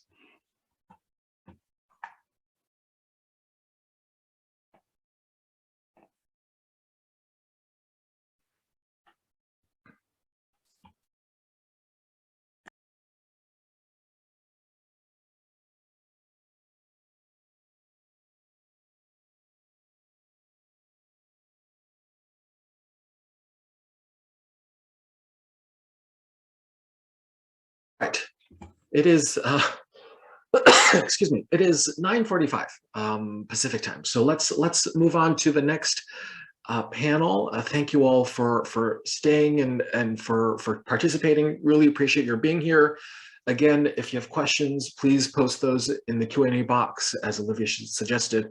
I'm sure Olivia or Gemma will post say that again in the chat in this session. So I just want to spend a couple minutes before we launch in introducing our three esteemed speakers, and then I'll just pass it off to our first speaker to launch this session. Our first speaker is Dr. Elisabeth Forrestel, Dr. Elisabeth Forrestel, sorry, who is an assistant professor in viticulture and enology at UC Davis. Dr. Forrestel studies the phylogenetic and functional basis of drought and heat responses in grapes and ways to mitigate climate change impacts in viticulture. Her work includes incorporating monitoring technology in vineyards and using remote sensing data to help paint a fuller picture of the environmental factors that most significantly affect plant growth, berry chemistry, and ultimately wine quality. Our second speaker is Dr. Michael Huff, who is the founder and principal officer at Huff Innovative Technologies, company and has devoted his knowledge, skills, and abilities to building climate resilience in communities worldwide. He has collected breakthroughs from across the globe while building NGO capacity within the US and beyond, including his roles serving in the Peace Corps in the Republic of Georgia, as well as relationship manager in China and as a sustainability advisor in Australia. Dr. Huff strives to identify and showcase cost-effective, replicable, nature-based climate change innovations that help farmers implement financially viable processes to ensure effective water stewardship, soil health, and sustainable agricultural practices. And the third speaker we have in this session is Dr. Christine Diepenbrock, who is an assistant professor in plant science at UC Davis. Her work as part of a multidisciplinary and collaborative team aims to help integrate biochemistry and physiology into genomics-assisted crop breeding strategies. To do this, team members and Dr. Diepenbrock leverage quantitative genetic approaches to help improve our understanding of plant biology and physiology and vice versa. Traits that she has studied have been in the categories of nutritional content and composition, responses to abiotic stress, such as drought and high temperatures, and other aspects of crop productivity and quality. As somebody who's a social scientist, that is a mouthful, but I totally respect and recognize all of your hard work. And I'm eager to learn from all of the speakers. And so I will pass the floor on to Dr. Forrestel first. Please go ahead, thanks. Thank you. I'm very excited to be here today. And I really enjoyed the last set of panelists and think this will be a nice intersection in a way, although quite different. So as Dr. Chu mentioned, I am a professor. I'm actually an evolutionary ecologist by training. So I integrate a lot of different perspectives into understanding how agricultural systems will respond to climate change. And today I'm going to talk to you about something. We'll get into the nitty gritty with wine grapes a little bit and how to assess quality and think about how we can have more sustainable practices that actually have positive implications for the agricultural sector as well in terms of what they're producing. So again, I work on climate extremes and perennial agriculture with a focus on wine grapes. I also do a lot of work within grasses, but that's a little bit more in my past, although it's still ongoing. The thing that I'm going to talk to you about today are heat waves specifically, but this is all interrelated in the sense that, you know, just as heat waves and drought are driving wildfires, wildfires have a huge impact now. Spring frost, if you've been paying attention to the news in Europe, you'll know that France, especially southern France, has once again lost a ton of crop to spring frosts. This year, we saw the earliest bud break we've ever seen in California. And so you have high risk at that point once you have exposed leaf tissue to have the spring frost. But I just want to mention, I'm talking about heat waves today, but my research integrates all of these things. Inevitably, they're all inextricably linked. And they now are just really starting to report on how many billions of dollars many of these in combination or in isolation are costing agriculture in California alone as well. So, excuse me. So my approach to studying adaptation to climate extremes is actually sort of three-pronged, and I think about it in the context of both temporal, I guess a temporal trajectory, and in terms of how much diversity I'm looking at. And when I say temporal, I mean, what can we do right now? So as far as current practices, I'm largely working with Cabernet Sauvignon, both in the Central Valley and in the North Coast. And what can we advise farmers to do in response, or growers to do in response to heat waves in the moment? So that's one of my a large portion of my research program, which I'll talk to you about today. And I also assess cultivar diversity. This is a little bit more physiology and some molecular work, assessing how there are 8,000 to 10,000 named wine grape cultivars. There's probably more like 3,000 to 5,000 genetically unique cultivars. And so that is Cabernet as a cultivar. And so assessing what we can use in terms of that diversity. And lastly, I look at how we can look at the evolutionary basis of heat and drought tolerance in crop wild relatives, so Vitis species from North America and Asia, to be able to think about long-term trajectories in terms of breeding. But again, today I'm going to talk to you about the aspect of my research that's about current practices.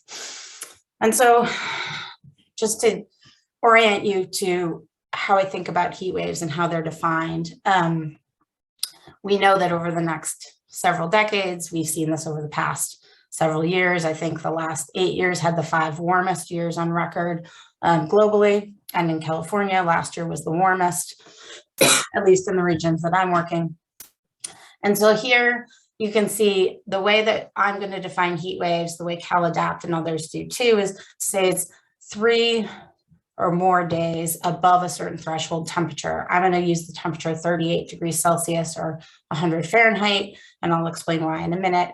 But what we can see is the number of heat waves or consecutive days, or 3 consecutive days above 38, is increasing dramatically over this century. And so this is just the number of those heat waves events on this axis. And you can see, especially in the Central Valley, San Joaquin Valley, which is where my work is done, there's going to be a dramatic increase. And coupled with that, there'll be a really big increase in evapotranspiration or atmospheric demand for water. And so there's this coupled lack of water availability. Plants use a lot more water under extreme heat events for evaporative cooling. So there's going to have a pretty significant impact with that, and rising vapor pressure deficits as well. So we have coupled lack of water resources that we already know are problematic with that we need the water to actually deal with heat waves, because that's the primary means of protecting the plant and the fruit, is to apply more water across all crops. And the same goes for viticulture. So as far as what it means, so again, as I mentioned, I'm talking about over 38 degrees for consecutive days. And the way that we assess heat waves is it's a local phenomenon. And that's really important to remember. A heat wave in, British Columbia will be different than a heat wave in the Central Valley because it's based on baseline temperatures. And so the way we do that is we look at over a given period, we look at over usually climate normals or 30-year periods. We take the average maximum temperature during the growing season, so June through October. And then we take the 85th, 90th, or 95th percentile and take the extreme temperatures beyond those. For this, we use the 95th percentile, so we're looking at about 38 degrees or above, and then that's how we define a heat wave, is that there's consecutive days. We do it looking at the forecast for the sake of our treatments, and I'll explain that more as well, but just to give you an understanding of how it is very context dependent. As far as impacts on wine grapes, and I know not all of you here will necessarily understand exactly what I'm referring to as far as especially some of the biochemistry of the berries necessarily, but I'll go through that when I talk about my results. There isn't a really great understanding of how to deal with heat impacts in the vineyard. And I know that because of grower surveys, but also the concern that there is in the field. And that is largely because they're anomalous. They're not regularly occurring or haven't over the past 10 years. So growers don't know how to respond or how much water to apply or whether they should be using shade cloth or other light filters. And it can have, any studies that have been done are largely observational or in a greenhouse. There are a few in the field from Australia, but we know that it can have major impacts on photosynthetic machinery if it's really extreme, above 40 degrees Celsius, although some cultivars are more robust and have impacts on yield. You have reduced sugar content. You can have smaller berry size. That's something that's a variable result. I should say when we talk about, if you've heard the phrase BRICS, I'm going to say BRICS, that's total soluble solids or a proxy for sugar content in grapes. Also lower phenolics, so anthocyanins, that's what is giving you the color in your wine. Tannins and other phenolic compounds are giving you the impacts of the dryness or how you feel or mouth feel and some of the aromas. And then also too, it's really important to note that there's really distinct variation in temperature thresholds across different grapevine cultivars. And so I just want to mention that my approach to thinking about this coming from less of applied science background, but realizing the importance of this now, especially, is that when I think about mitigation for extreme heat and current practices, one thing that I found to be unbelievably useful or fruitful, if you will, is to actually work with growers and survey them. So the first thing, I'm not going to go into detail with this, but the first thing that I did for this project is to survey growers across California to assess what they felt the most relevant climate impacts were, what they were the most concerned about. And we had about 60 respondents covering hundreds of thousands of acres across all regions of California, which was great, and spanning several cultivars, mostly Cabernet, but it was great because it helped us learn whether growers felt that it was useful to apply irrigation beforehand and how much they did apply. And so it really helped us frame our study and know that it was really relevant, as extreme temperatures, smoke, and drought were the most concerning abiotic stresses. So that helped us guide our experimental design. And another piece of this, which I hope will be clear, is that we really think all the way from experimental design in the vineyards to impacts on wine and perception of wine, so that we can bring that back to industry and tell them, not only are you affecting plant health or physiological processes, but we know that you're having an impact on some of your wine quality, and here are some things that you can change. And again, that's an iterative process. And then going back to defining actionable responses and being able to extend it to other sites and crops. So this is just an overview of how we're working on this. This is in collaboration with many other people, Andrew McElroy, Malika Noko, doing some of the remote sensing, working with Troy Magny as well. So this is what I'm going to talk a little about, is sort of the leaf level and berry chemical and not molecular responses today, but chemical responses. And then I'll touch on how we're linking that to evapotranspiration and thinking about responses using remote sensing or proximate sensing. So the site that I'm going to talk to you about is in Lodi, California. So it's the northern San Joaquin Valley. It's little known. So just if you look at this map, this would be Napa and Lake County, Napa, or Napa County highlighted right here, another region I work in. This is the Central Coast, down by San Luis Obispo. And then this is Lodi, and that's an AVA, and it actually produces more fruit than any other AVA in California, and is the most relevant, and is this really interesting place. And it's at this tipping point of not having enough cost per ton of fruit for them to necessarily implement all of the things they would in somewhere like Napa. And then it really intersects with labor issues too. So it's an interesting area to think about and work in. So again, as I showed, this is showing that there are certainly going to be increases of number of heat waves, and we're working in the northeastern part of Lodi where it is a little bit warmer as well. So as far as our design, and I'm going to move this, spend a little bit of time here just so you understand why we did this, but our goal was to assess what the impacts are of applying irrigation prior to a heat wave event and throughout it, because that is what is done in standard practice. As you see a heat wave event in the forecast, and then you apply water 1 or 2 days before. We did this in a Cabernet vineyard. This was in collaboration with Calo. Calo is the largest wine producer in the state, in the country, and maybe globally. And so they have a lot of technology that they're using. And so they use variable rate drip irrigation systems, which means I can control irrigation at the 30 by 30 meter scale, which is 170 vines per region. And then I could replicate it so that we had 3 treatments. One where we maintained a target of 60% crop evapotranspiration. Just a reminder, grapes, we often deficit irrigate to ensure quality. So that's the target is 60% ET. And that was maintained throughout the heat wave.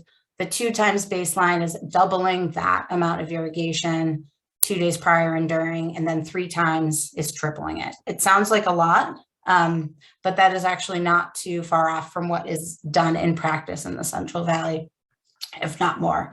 So I'm going to show you the 2019 results quickly and then sort of give you a summary of the output. But we had 2 heat wave events, and you can see here that you have the double increased irrigation, triple. During these events, we did tons of physiological measurements. We also had sensors out there. I'll move through this quickly, but basically we found that there was an impact. This is stem water potential, which is used by growers to assess. It's used by physiologists too, but the more negative, the more stressed the plant is in terms of water status. And so you could see that the baseline and 2 times treatment were always stressed during the heat wave event in response to lower water application, but there was always recovery.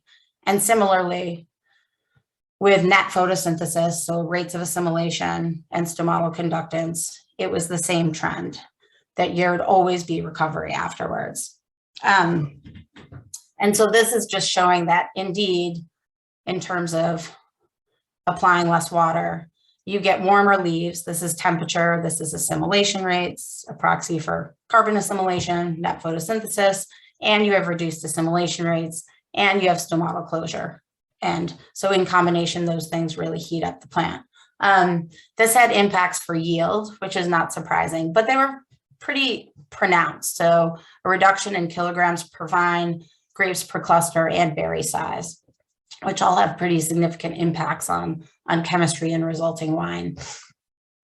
So I'll move through the wine results quickly, but just knowing that the chemistry, we actually saw what can be counter to what others have seen, especially in the 2017 heat waves, which is that you saw an increase in Brix consistently, so higher sugar content. And this could be due to berry dehydration and other interactions in the berry. But we harvested early the baseline treatment because we were harvesting at the same physiological threshold.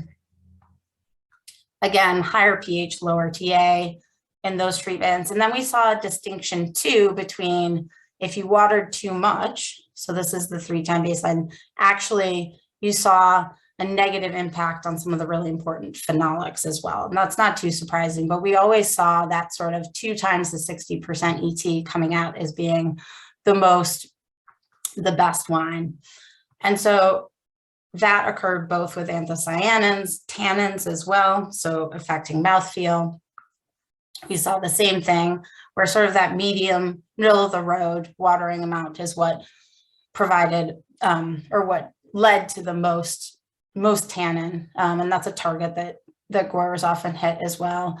Again, a reduction in flavonols that's related to heat stress and mouthfeel and important wine characteristics in the baseline. And the last thing that I want to mention really, and then I can summarize quickly is that this carried through, these results carried through to, so we were just able to do a sensory analysis of our 2019 wines, and we found that those that had no water applied and on the contrary, those with too much water applied had much more negative characteristics. The baseline was hot, sweet, too astringent, had kind of a cooked veggie smell. And this is an aroma and mouth and taste. So this is all aromas and mouthfeel and taste. And also their 3 times baseline were very watery. So this is something where we now can go back to Calo and to others and show them. And I'm going to bypass the 2020 season, which was very, very intense in terms of results as they were analogous. But we can go back to growers now and share with them what these impacts are and how much they can actually reduce water. And I know I didn't talk about all the remote sensing pieces necessarily in this because we started this last year and the year before, but what we're able to do, and this is in collaboration with other labs, is we're able to actually integrate now continuous and remote sensing to see what ET these different treatments are at before the heat wave and use that in conjunction with our observational data and experimental data we've used thus far, and be able to help make decisions without being in the field consistently. And we're doing that with looking at UAV imagery in collaboration with USDA as well for using remote sensing technology and real-time ET monitoring. So with that, I know it's a lot of information, but I just wanted to sort of give you the approach that we're using to be able to assess impacts on the wine industry. And with that, I want to thank all of my collaborators and my lab and all of you for having me here and participating. Thank you. Thanks. That's fantastic. Thanks so much. Very interesting. I'll turn to Dr. Huff now. Michael, the floor is yours. Thanks. Thank you very much for having me today and allowing me to join the conversation on, related to finding some options and solutions for climate adaptation. I want to give a disclaimer right away. I'm not a soil scientist. My actual background and experience is in in business continuity planning and as a social engineer, as looking at the issues related to humans. And I've done that around the world, as you heard in my bio.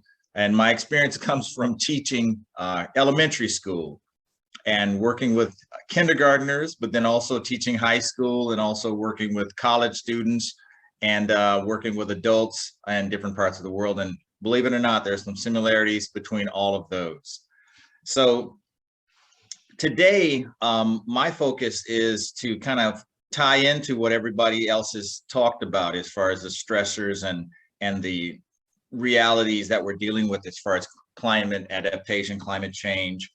And I wanted to start by saying that I've used a kind of a vision of things through the lens of climate stressors as they relate to continuity. And so one of the things that kind of ties into our conversation about agriculture is that from a continuity view, we actually received a preview of some of the issues that we're dealing with in agriculture. We actually received that related to COVID. And the COVID pandemic has provided what I call a pandemic preview. And I'm going to cover two areas, excuse me, that specifically came out in the pandemic preview, and which are actually useful for our conversation related to climate adaptation. The first one is the fact that we have to acknowledge that we are dealing with human beings. And I'd like you to go to the first slide, please. And when we're dealing with humans, we're dealing with what's called the human factor. And I know it's a little cute picture there, but that's what we're dealing with when we're talking about humans and issues. And some of the things that relate to humans are the goal that we have in climate adaptation is for change. We need people to change. We need farmers, large farmers, as some of our presenters earlier have talked about, are following some routines and maintaining some protocols that are not assisting with the goals that we have to do things more regenerative way. And so I just want to highlight and make the point that in all of the things we're looking at doing for reducing climate stressors and making adaptation, we have to come back to the point that we're dealing with people, we're dealing with humans, and humans have innate fixtures and functions that are pushing against change, that resist change.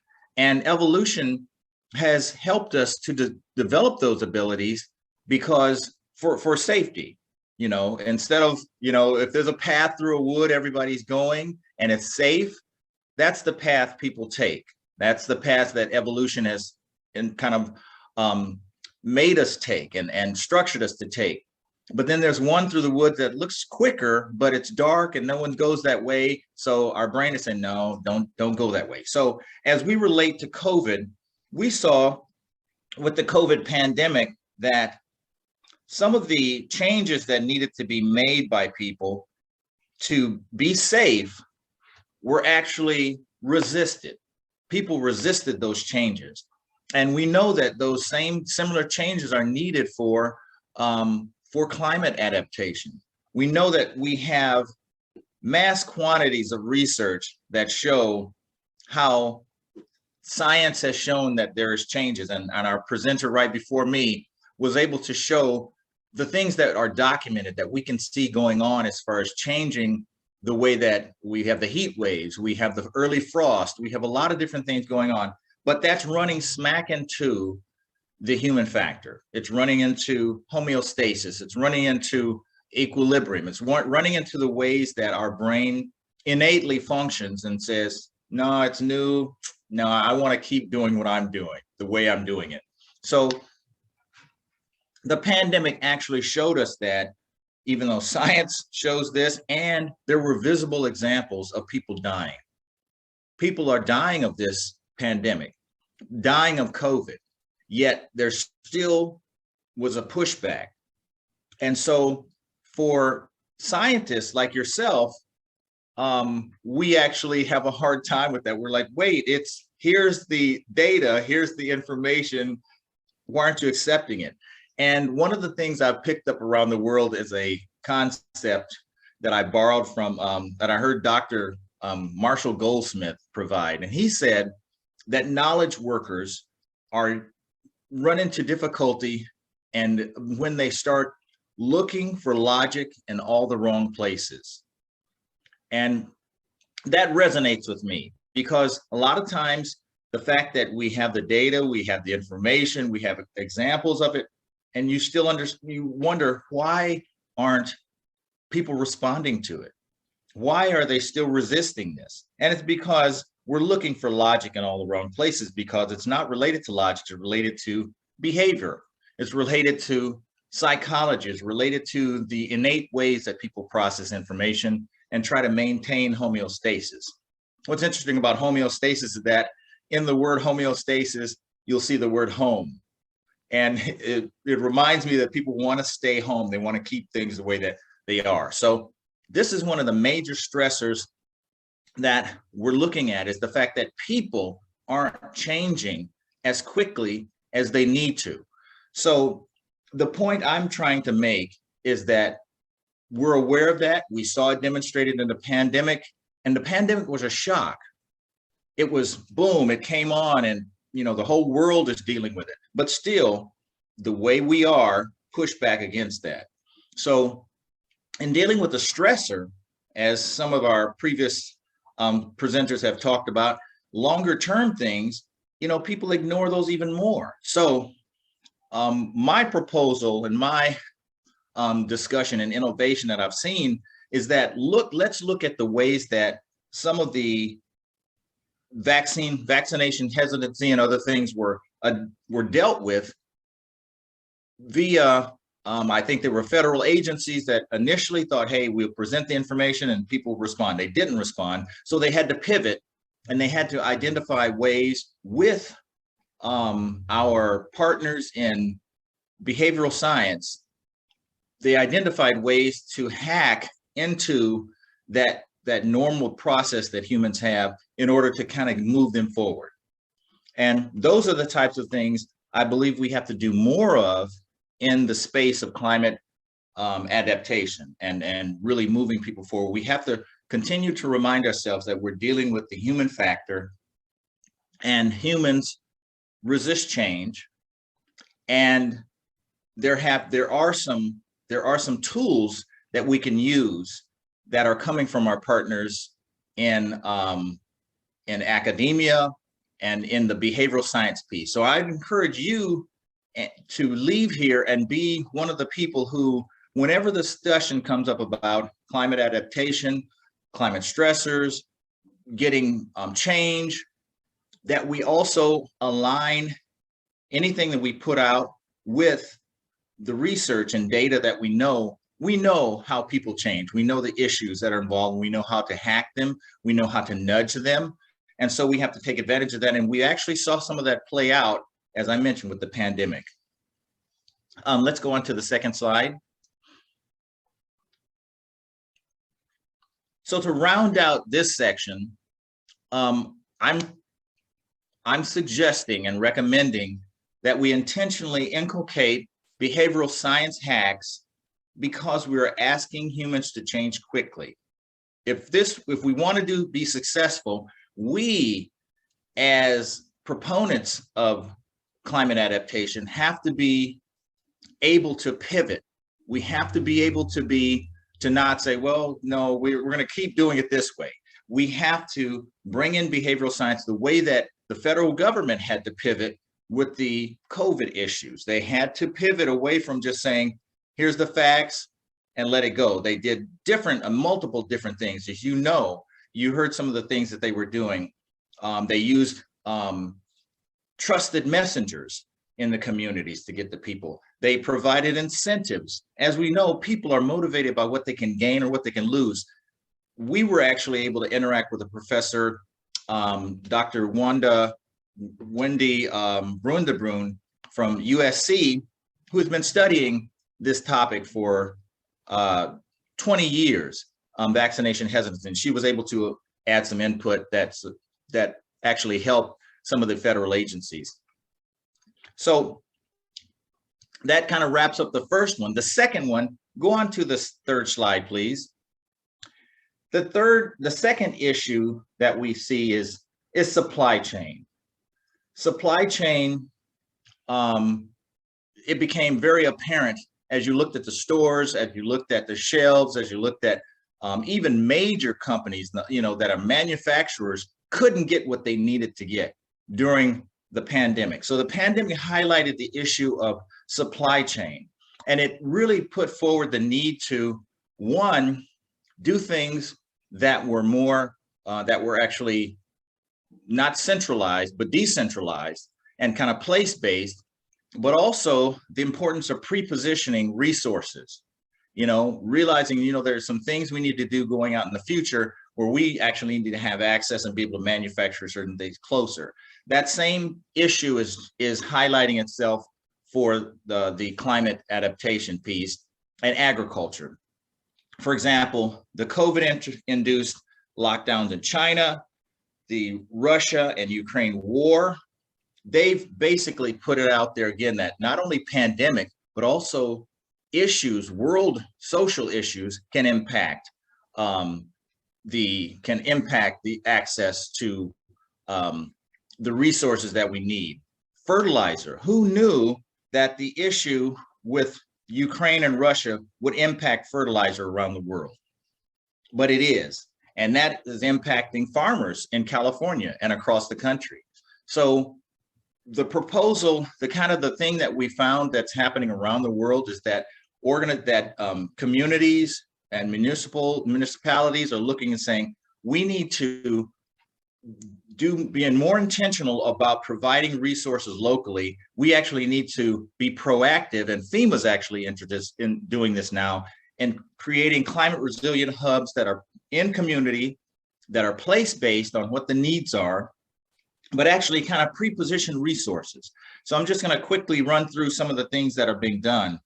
The climate resilience hubs have the ability to provide support for water, access to water in any type of disaster. They have the ability to support urban farming. They have the ability to be a hub for energy, for power. People can come and get, can plug in their devices to get energy that they need. It's a resource for training for people who can support disaster preparedness, disaster recovery. It's also a resource for Wi-Fi and those types of things. So one of the things that I want to leave with you is that these climate resilient hubs, there's federal funding to equip them in both rural and urban settings. The Wi-Fi, the communication piece, USDA, even with some of the farm options, the urban farm situations. And these all help to mitigate the issues with the supply chain that we've seen play out with COVID, and is going to be even more exacerbated going forward with climate change. Fertilizer, for example, locally manufactured, nature-based inputs, which stimulate hydrosynthesis. We're working with a partner called VRM Biologic out of Australia. We're going to be implementing some of those things. Another one is energy. There are wind trees that are smaller and are more aesthetically sound that can go in urban and rural areas. They're not the big wind turbines, but they're by New World Wind from France. We're going to be implementing some of those in order to kind of test it and see how we can couple that with solar to make these microgrids, which are very important as well. And then this whole process of climate adaptation and the stressors, the 2 points that I want to reiterate is that the human factor has to be dealt with. We have to get out in front of it and understand that we need to pull behavioral science and say, let's prepare some hacks and nudges and the best practices that work to move people forward. And then second, we need to actually look at preparing for the supply chain disruptions that are going to come and are here. And with those two things, we can actually kind of get out ahead and build some contingency in, and also build continuity in for especially vulnerable communities, and especially for the agricultural sector. So that's all I have. I thank you so much once again for providing this opportunity to discuss some innovations, but also to look at things from a continuity and contingency viewpoint related to climate adaptation. Thank you. Back to you, Eric. Great, thanks, Michael. Really interesting, just the sort of the diversity of issues that we're talking about in this session, but there's some underlying messages that are coming through as well. Thanks, Michael. So I want to move on to our third panelist, speaker for this session, Dr. Diepenbrock. The floor is yours. Okay, thanks very much, Eric.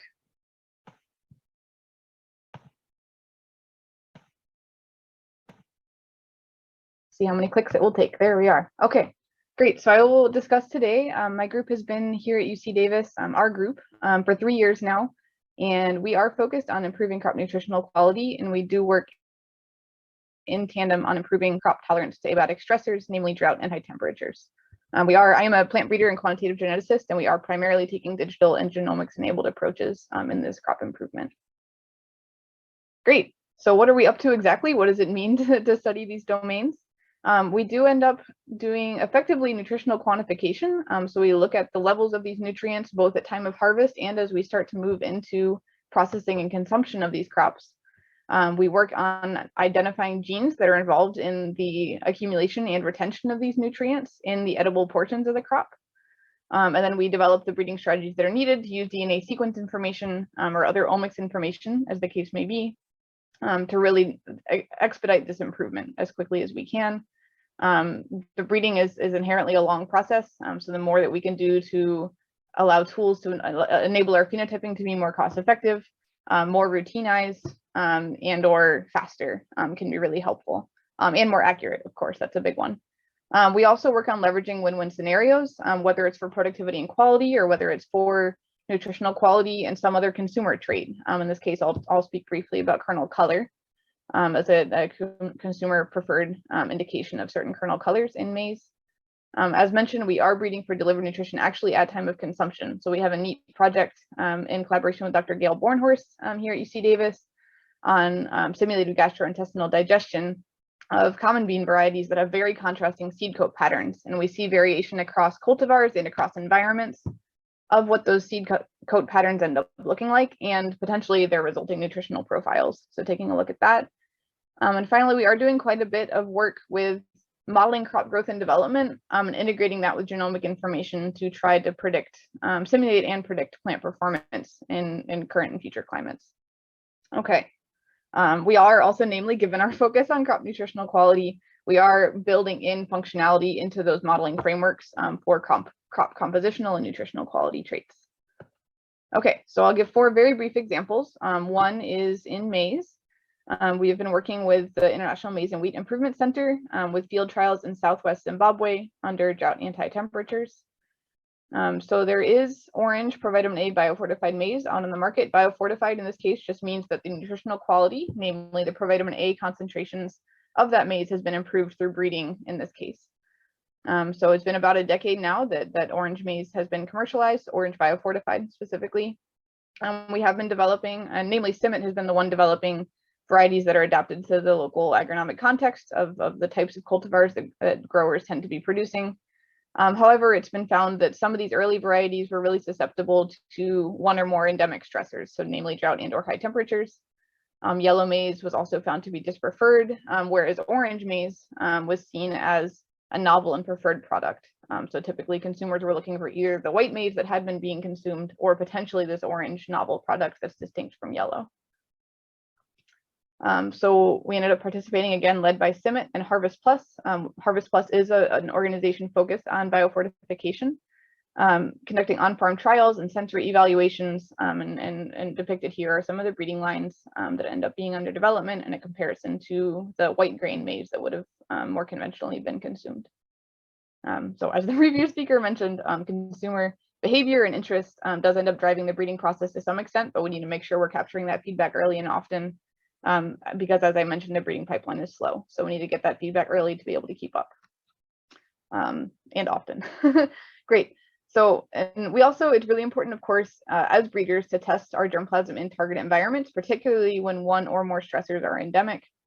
So in this case, we're specifically looking for across diverse germplasm. What are some of the hybrids that have this nutritional density already incorporated that are going to be competitive, so that farmers are not sacrificing their yield in order to get that added nutrition. And finally, again, we're working with genomics to try to integrate some of our findings and some of the candidate plant material that we identify into breeding programs. A second example, as I mentioned, we're working on these. In this case, it's a model of crop growth and development that goes on a daily basis. So from time of planting to time of harvest, we're actually modeling how the plant is accumulating its biomass and partitioning that biomass across the different organs and tissues of the plant. Great. And then again, we're incorporating genomics. This was a case, there has been a group out of Corteva Agroscience that has been developing this methodology, starting with a simulation and then moving into some simulations and empirical studies. In this case, effectively, if we have yield or productivity, observed yield values from field experiments, we could end up running this framework backwards effectively. So there's a crop growth model depicted here. That's what's running on the daily basis. We can estimate physiological traits at the level of individual cultivars, which is really important for us as breeders because that's often a common unit upon which we are selecting. And we can obtain estimates for certain physiological traits. We can get those to the level of knowing or estimating effects for individual markers in the genome. And then we can, thanks to the crop growth model, integrate environment and management related information of how that grower may be treating their field or what weather might have been incurred that year, what soil type and other soil properties we're dealing with, and run this model forward to get the predicted yield values. So this ends up being a really interesting prediction framework. There have been frameworks that have just looked at marker effects for yield. In this case, we're kind of putting that crop growth model in the middle and looking at some of the intermediate physiological traits that might be underlying that differential yield performance. So effectively, our findings were that having a crop growth model in the middle of that framework actually did not hurt our predictions, and in some cases it helped. There's not a penalty to having that crop growth model in the framework, even if it's not necessarily helping in a given situation. And effectively, we also found that we could integrate data both from well-watered or kind of semi-optimal environments and from drought environments. So in this case, in maize, it was drought incurred at the time of flowering, which is a really critical stage for maize development. And we found that this crop growth model and whole genome prediction framework could estimate traits from both sets of environments, and it could similarly estimate traits that are related to both yield potential itself, so under those optimal conditions, and say drought tolerance. So multiple sets of traits could really be estimated. We didn't see any wonkiness there in our model setting process. This is a similar plot as to that which Dr. Forrestel showed. And effectively what this allows us to do, we won't talk through the details of it, but this gray cloud of points represents the entire large maize breeding population that was of interest to us. And highlighted in red points in each of these graphics are, so one of the crosses here, I'll move my zoom controls, represents a combination of parents. So in this case, it's two maize lines that were crossed together to make progeny.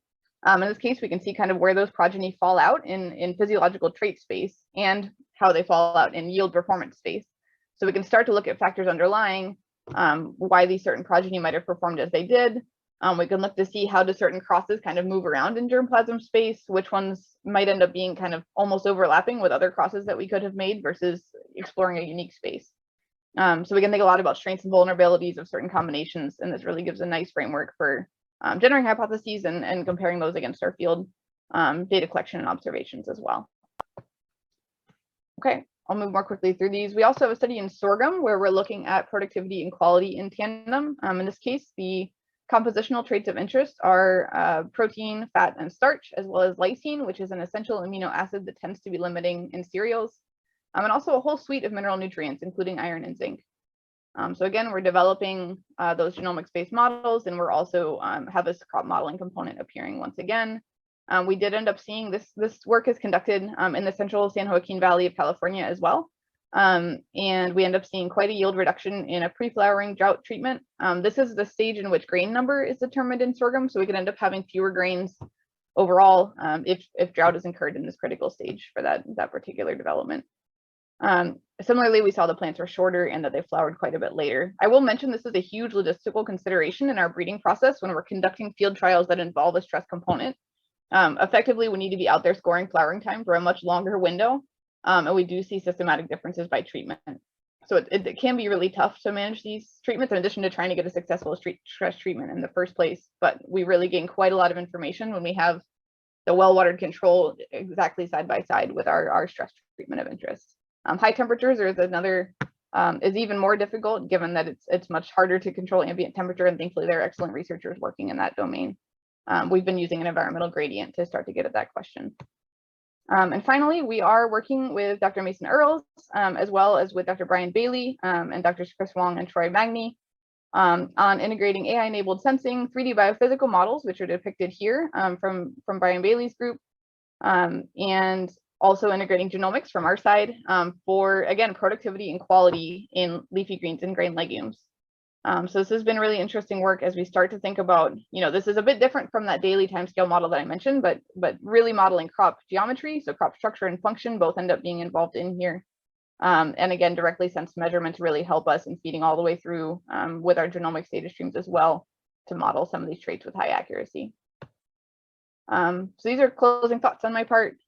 Really that we are seeing that this abiotic stress tolerance is important and being actively bred for in both staple and specialty crops, whether it's in the state of California, whether it's internationally, where a lot of these crops are being consumed by humans. Again, I mentioned the complexities of these managed stress trials, the importance of testing in the target environments themselves, because that is really where these stressors are incurred. It is best to not try to replicate those in some other kind of environment, but rather to test directly in the final place where these varieties would be being grown by growers and producers. So yeah, we also do have these managed stress trials that the crop growth modeling framework really benefited from being able to integrate that information. And those can help because we can more regularly apply a stressor there, every year, for instance, if we're in, say, California, if we don't get irrigation if we don't get rain during the growing season, we can very precisely control the amount of water being placed on that field in the form of irrigation. So those can be helpful, but testing in the target environment is absolutely critical as well. And then finally, the collaborative partnerships are critical. There are so many disciplines involved in this work, going all the way to consumer behavior and climate change projections, even from climate modelers as well. So we cannot try to do it all ourselves, and then building up these larger teams that can get at these huge questions has really been important. Okay, thanks so much. These are the team members involved, as well as USDA for funding the AI Institute for Next Gen Food Systems and the UC Davis Department of Plant Sciences. Great, thank you. Great, thanks, Christine. It's so interesting.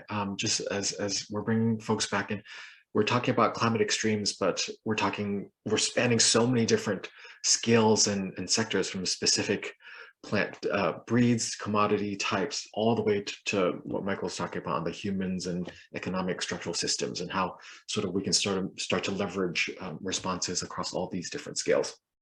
And I see a lot of questions coming through, and so that's really, really fantastic. And so we have hopefully 10, 15 minutes to quickly go through some of these. And again, please do write these in. And if we do not get to your question, we'll make sure to forward these questions onto the panelists and have the conversations start offline, hopefully. But to begin with, I see a couple questions specifically for maybe Elisabeth. Maybe you can turn to you first, but to try to maybe combine a question from Supreet and then a question from Shwai. How much in advance are you able to predict heat waves, and what tools and applications do you have for forecasting? And then maybe speak a little bit about the pricing revenue question of wine, hopefully to combine. They're not straightforward to combine, but maybe tackle those two questions at once. Sure. I'm just going to refer back to the second question as well, just so I can read it. But as far as, so we are not doing anything. There are people at Berkeley, at Lawrence Berkeley Lab, who are working really hard on doing meteorological forecasts because it's really critical in the context of wine grapes to have finer scale forecasts. We just used multiple different sources and actually just looked at forecasts. We didn't do anything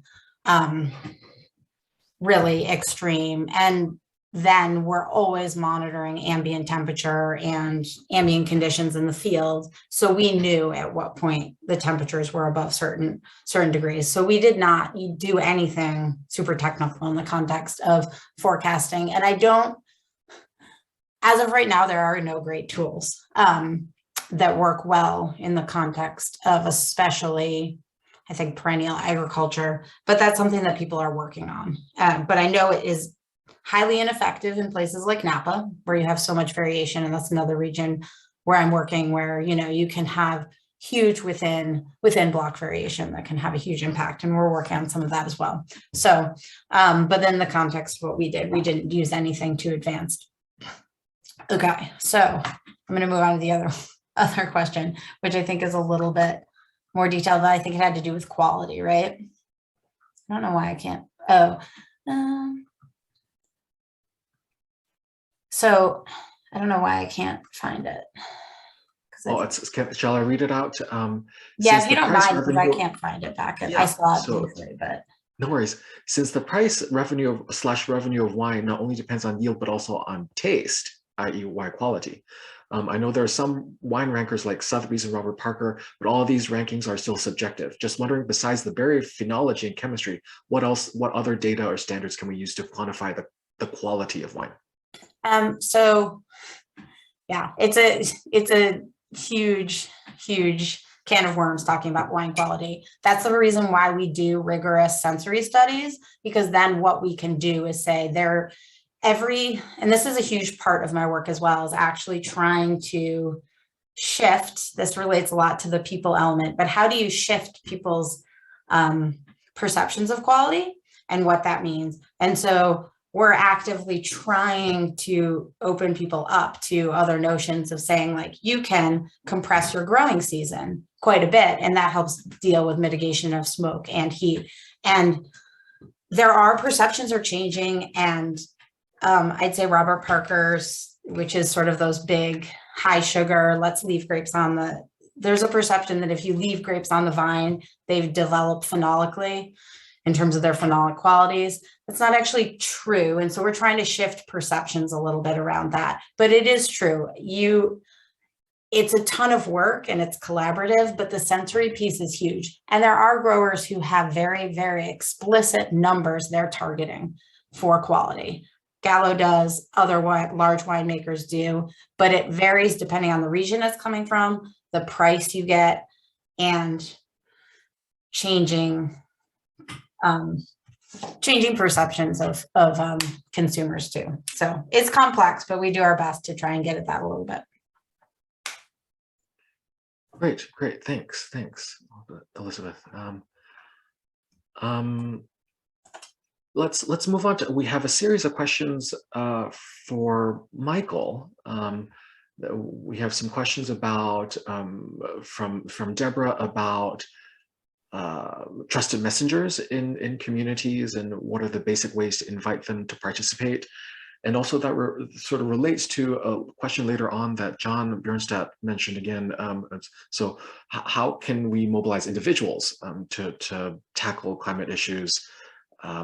And also relating back to Catherine Brinkley's question, sort of how do we sort of go from individuals to larger system change and mobilize action through different kinds of arrangements that you have experience working in.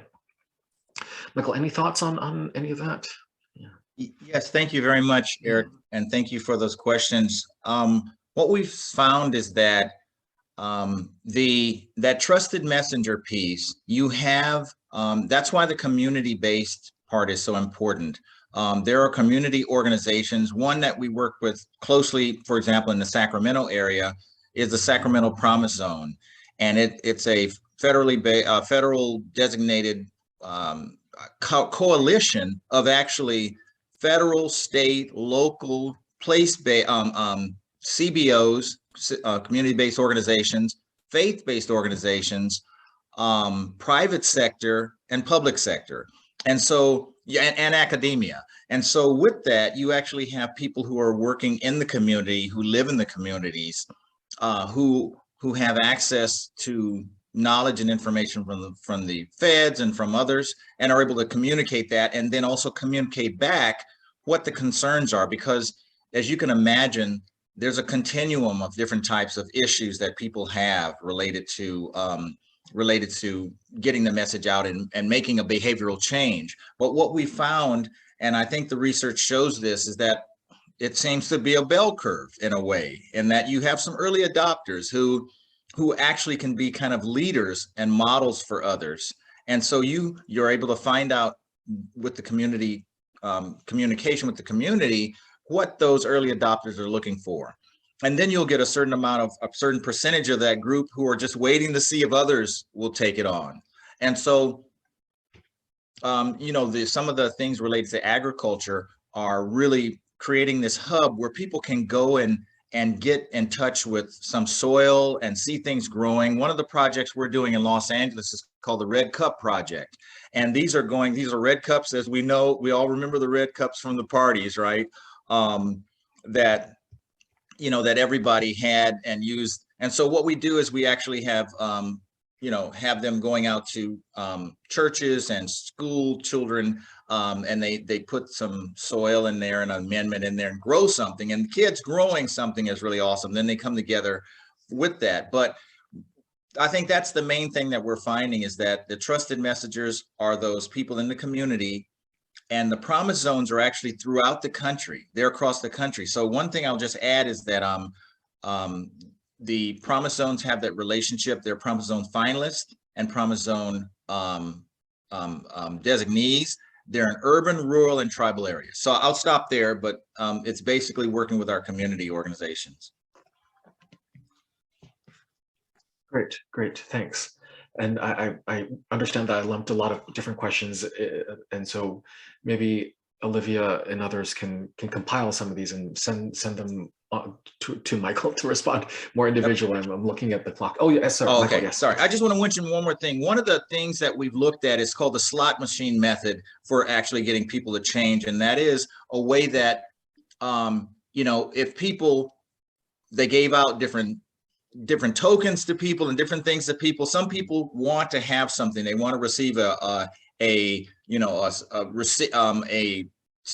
lottery ticket or something else, or an opportunity to go to an event. And then also other people are motivated by the fact that if you don't do this, you can't go here or can't go there. And so those are some examples of nudges and hacks that have been used. And the last one is the good list. This is something that we've looked at for agriculture, in that if there are developers and not developers, but ag producers that are doing it in a way that is pro climate adaptation, list them, put them out there. Don't worry, you deal with the ones who are not, but put the ones who are doing well, make sure you keep broadcasting that, then others are like, hey, I want to get on that list. So thank you. Great. Thanks, Michael. Yeah, great. And I do want to give Christine a couple minutes to respond. We do have a question for you, Christine, but we'll probably have to close after that. Christine, question for you. Why are beans and legumes an important set of crops to study in the context of adaptive and resilient food systems? Sure, and I'll keep it brief so we still have the break. No worries.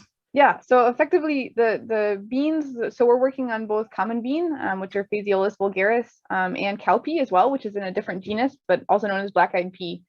So those are really important foods up to staple consumption in parts of the world, and provide an important source of protein and other micronutrients as well. So these have been really important as a protein staple, and we don't entirely know how their nutritional quality changes with changing climates. So, there's been more work on climate change effects on productivity or adaptation, but this nutritional quality piece is brand new. And thankfully, we can do all of these sets of traits at once. So it's going to be really critical to make sure that we keep that protein supply strong, and also enhance those micronutrients in tandem. Well, thanks, Christine. I guess that was the last word, giving you the last word. So I just wanted to thank everyone, all the panelists here. It's great to have sort of really strong, robust social, kind of scientists here, but also folks who are outside of academia, kind of providing different perspectives. And so we're taking that interdisciplinary, cross-sectoral message really seriously here. And so I'm really appreciating everybody, their insights with their presentation and their messages. And so really many thanks to the presenters for spending time with us. And I hope that session was helpful and interesting for everyone. Hi, everyone. Welcome back. My name is Gray Monroe. I'm an assistant professor in the Department of Plant Sciences. I work at the intersection of climate adaptation and plant genetics, and am a co-director of the Climate Adaptation Research Center, along with Eric, who you just heard from, and others. And I'm super excited about this symposium today. I found the talks this morning to be fascinating, and I'm excited to see that continue through the rest of the day. So I think if the talks this morning were any indication, it's the diversity of speakers and topics really speaks to the diverse challenges and opportunities that we face as we think about climate adaptation in the context of agriculture. And one of those opportunities that we think is really exciting is how solutions to adapt to climate change can also come with mitigation benefits. And how we can leverage natural solutions to address the challenges of climate change. How can we use what nature already does best to try to help solve some of the problems that we're facing? So we have some two fantastic speakers on this topic today, Sydney Chamberlain and Virginia Jameson. So I'll first introduce Sydney. Sydney has a PhD in physics from the University of Wisconsin-Milwaukee. She was a postdoctoral fellow at Penn State and a fellow at the California Council on Science and Technology. She's currently project manager of the Climate and Nature-Based Solutions at the Nature Conservancy. So we're really excited to see to hear from you, Sydney, and learn about what the Nature Conservancy is working on. Our second speaker is Virginia Jameson. Virginia is an environmental scientist who has worked on a number of nonprofits and governmental organizations, including the American Farmland Trust, the Ag Land Trust, the California Department of Conservation, and she's currently Deputy Secretary for Climate and Working Lands at the California Department of Food and Agriculture. So really excited to hear from Virginia about what California Department of Food and Agriculture is thinking about this. Certainly some challenges to face, but also some potential opportunities. And so very excited to hear from both of you. Thank you so much for being here. Looking forward to hearing what you guys are working on. So I'll pass it off to Sydney. Thanks so much, Gray. I appreciate it. Let me just get my screen sharing going on. Oh, actually, can I do that? Let's see. Yes, I can do that. Okay, great. Hopefully everyone can see this. Just speak up if you can't. Thanks again for having me. Thanks for the opportunity to be here. I think this is a great topic and something really important, and it's really exciting to hear that others are interested in it. So today I want to build on the things you've been hearing and talk a little bit about roles that nature can play as you think about food solutions, and we think about how to increase our resilience with the future, in a warmer planet. And just to get started, In case you haven't heard of the Nature Conservancy, let's see, there we go. We're a global environmental nonprofit, and our mission is to conserve the lands and water on which all life depends, which is a pretty important mission, and there's a lot encompassed in that. And of course, climate change is a huge threat to our mission. So we spend a lot of time on my team thinking about the ways that we can help to achieve this mission with future climate impacts. Now, the great news is that nature can really help us when it comes to climate change.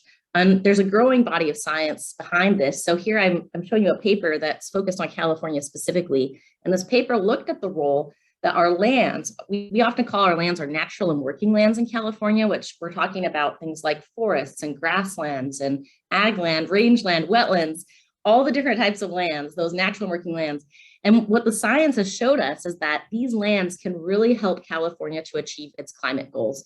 Our lands can actually directly help us to tackle climate change by either conserve our land and avoid emissions that would come from releasing carbon to the atmosphere, or we can help our lands to improve sequestering carbon from the atmosphere. And what the science has showed us is that we could achieve something like almost 20% of the reductions that we need to reach California's 2030 climate goal. And as we think about carbon neutrality, which the state has hoped to achieve by 2045, we need our lands to get us there.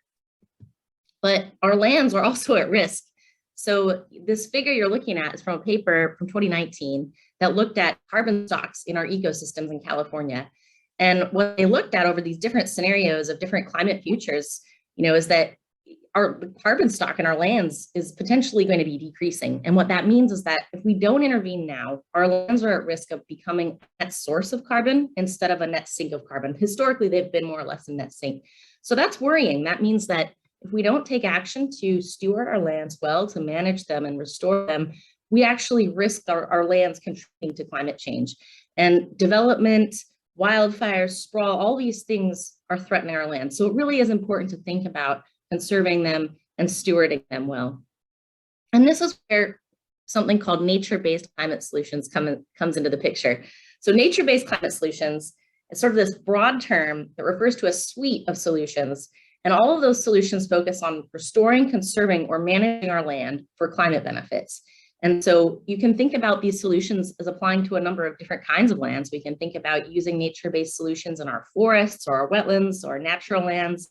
We can think about these solutions in the context of our ag and rangelands, and we can even think about them in the context of urban spaces. So for example, we have urban greening efforts and urban tree planting efforts. So this is a really broad suite of solutions. And just to give you a sort of a picture of what some of these might look like to make them a little less abstract, I've got about 13 of them scattered out, just sort of pictures on this here. But you've got things like restoration of ecosystems. So on this slide, you'll see there's a wetland restoration box. There's riparian restoration and wood restoration or ecological forest restoration. So restoration is a big part of this, but there's also things like applying compost, cultivating rice, thinking about how we're using fertilizer, and then urban green spaces. So we've got just this really broad suite of solutions that we're talking about. In 2020, my team put together this report that you're seeing on the left side of this slide. And in the report, we looked at a suite of 13 different nature-based climate solutions. And we really wanted to answer the question, where in California is there opportunity to implement these solutions? What does that look like? And then as a second piece, sort of how do we get there? How do we do it? And so in this report, we put together a great set of maps. I'm probably but think they're very fun to look at. So what you're seeing here is this colorful map. Each color represents a different nature-based solution from one of these 13 that we looked at. And in some cases, there's pixels that actually overlap. So even though you might be looking at an orange spot, there could be a blue spot under it, because you can implement multiple nature-based solutions on the same parcel of land. And so what this image shows you is that if you look across California, there's tremendous potential to implement solutions all across the state in different areas. And if you actually go and do this, look into the science, how much does this help us fight climate change? We found that collectively, this particular suite of 13 solutions could help us achieve more than 500 million metric tons of carbon dioxide equivalent by the year of 2050, which is really substantial. And just to kind of help put that into context, what that means is if we implemented this suite of 13 solutions across California, we would be achieving carbon benefits that are something like the same as about 3 times California's 2019 transportation emissions. And that's huge. So there really is a big potential here for us to make a big difference in how the state's addressing climate change if we use these solutions. And then, of course, another piece of this, and part of why it's so important, is that nature-based solutions come with a wonderful suite of co-benefits or complementary benefits. So, when you're doing things like restoring an ecosystem, not only are we improving its potential to sequester carbon, but we're also helping to create better habitat. We're helping to maintain rich biodiversity. We're creating open space for people. So in this report that we put together, we wanted to explore the co-benefits in line with the carbon mitigation benefits. And we clumped co-benefits into the 7 categories you see on this slide. So things like, did it improve agricultural land? Did it create habitat connectivity or improve groundwater recharge? And what you see in this map on this slide is that where we implemented the solutions, or where the solutions could be implemented, you're often getting multiple co-benefits at the same time. So that's very exciting. Another really important part of this is that there's an opportunity to help address some of our issues with folks who are frontline communities for climate change. We know that climate change is not impacting everyone the same way. It's very disproportionate. And in California, the state has identified a couple of different populations that specifically are prioritized for climate action. And so those are what California calls low-income communities or disadvantaged communities. And you can see those on the map on the left. And if you just think about the maps we looked at on the last couple of slides, there's really a lot of overlap between them. And what that tells us is that the places where we have opportunity to implement these nature-based climate solutions, they really intersect with these groups of people. And that means that we really have an opportunity not only to address climate change, but to bring in these co-benefits that can actually help people too. I know this conversation today, or this conference today, is really thinking about food systems and agriculture. So I wanted to point out, just sort of show you some of the ag solutions we looked at in this suite of solutions. So one thing we consider is agroforestry. And what you see in this map, and the ones that are going to follow on the next few slides, are basically that darker regions are showing you where there's more opportunity to implement this kind of solution. And you can see that there's really a lot of opportunity for agroforestry, especially in the Central Valley, which makes a lot of sense. We have a lot of ag there. And if we think about the co-benefits that come with that, there's a lot of great co-benefits here. We're talking about, for example, 230,000 acres where we're reducing flood risks to people. So great solution. We looked at cover cropping. There's opportunity all across the state for that as well. We considered the application of compost, and that's on this slide. We looked at what would happen if we improved fertilizer use, so reduce the use of nitrogen fertilizers.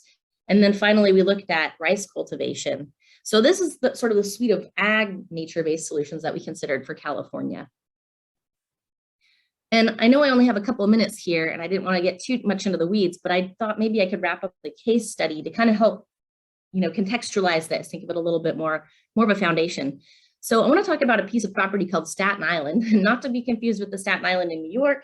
This is a piece of property in the Sacramento-San Joaquin Delta, and the Nature Conservancy acquired this land a while back and has been doing agriculture out there for a while. And really the goal has been to do wildlife-friendly ag and climate-friendly ag and show as sort of a proof of concept to farmers and ranchers, hey, we can do these climate-friendly things and we can do these wildlife-friendly things and have a really viable and robust agricultural operation.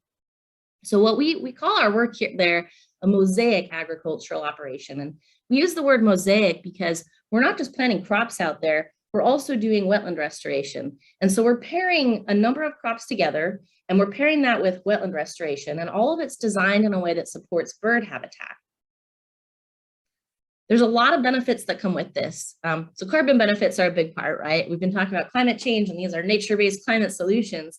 What kind of carbon benefits are we getting at Staten Island? What we're doing at Staten for climate is we're converting 4,000 acres of corn crops to rice, and we're restoring 1,000 acres of wetland. And collectively, we're creating an offset project with that. So it's going to be part of the voluntary carbon market in California.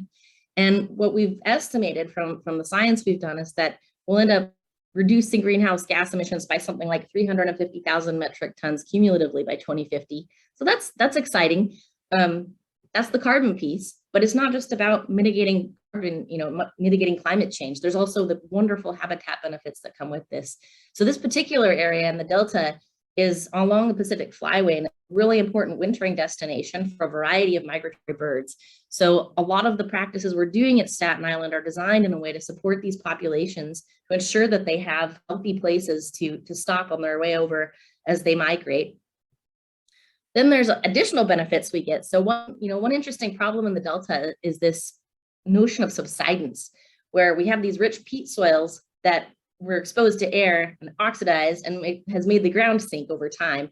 And that subsidence is actually not a good thing for a number of reasons. But among those reasons, these pieces of land in the Delta are surrounded by earthen levees. And as the land subsides inside, these levees are at risk. And this is an area in California that is a critical water infrastructure hub. So that subsidence is something we really want to stop. Converting the corn crops to rice, as part of the operation that we're doing, actually halts that subsidence. So that's a really great, co-benefit that comes with this work. And then doing things like planting the corn crops to rice or converting the corn crops to rice and restoring wetland is something that can help us with groundwater recharge. And we know that's something critical as California is facing increased drought conditions. And then finally, just thinking about the people co-benefits of all this, because we've talked about the nature co-benefits, there's people co-benefits too. So like I said, these levees, they're really important. And we're talking about a huge amount of water that's vital for California, both for people to drink it, but also for agriculture to thrive. And so it's really important to make sure that that water infrastructure is safe. And when we do this kind of wildlife-friendly ag, this climate-friendly ag, we can help to protect those levees. There's also energy infrastructure out there. There's transportation infrastructure, so that's important. And of course, when people are able to thrive in a warmer planet as farmers and ranchers in that area, that also helps to protect community resilience. So this is a whirlwind. I feel like I talked really fast. It's a lot of things, but just to bring us back to the end here. So the bottom line is that when we protect nature, nature can help to protect us. And so nature-based climate solutions are a suite of tools that really let us do that. They not only help us fight climate change, but they also help to increase our resilience against the unavoidable impacts of climate change. So that's what I wanted to share today, and happy to have questions after we hear the next presentation. Thanks so much.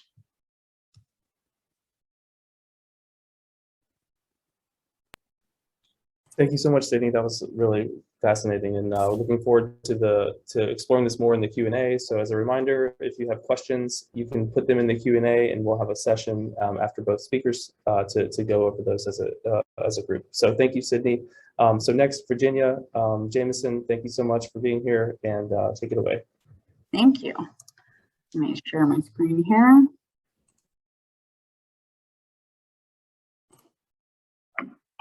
Okay, so thank you very, very much for having me. And I also want to extend some appreciation to Dr. Chamberlain and what she was just saying about, I really appreciate the point about the need to use our lands and steward them to help meet our carbon neutrality goals and all of the potential that they have to help us get there. And I really appreciate the detail that she provided on agricultural nature-based solutions. There are many. It was hard to figure out what to talk about today, but I think we nicely touched on different ones, Sydney, so I appreciate that. And then the last thing, if you haven't been out to Staten Island and seen the birds and seen the work that TNC is doing there, it's absolutely wonderful. So thanks for that presentation.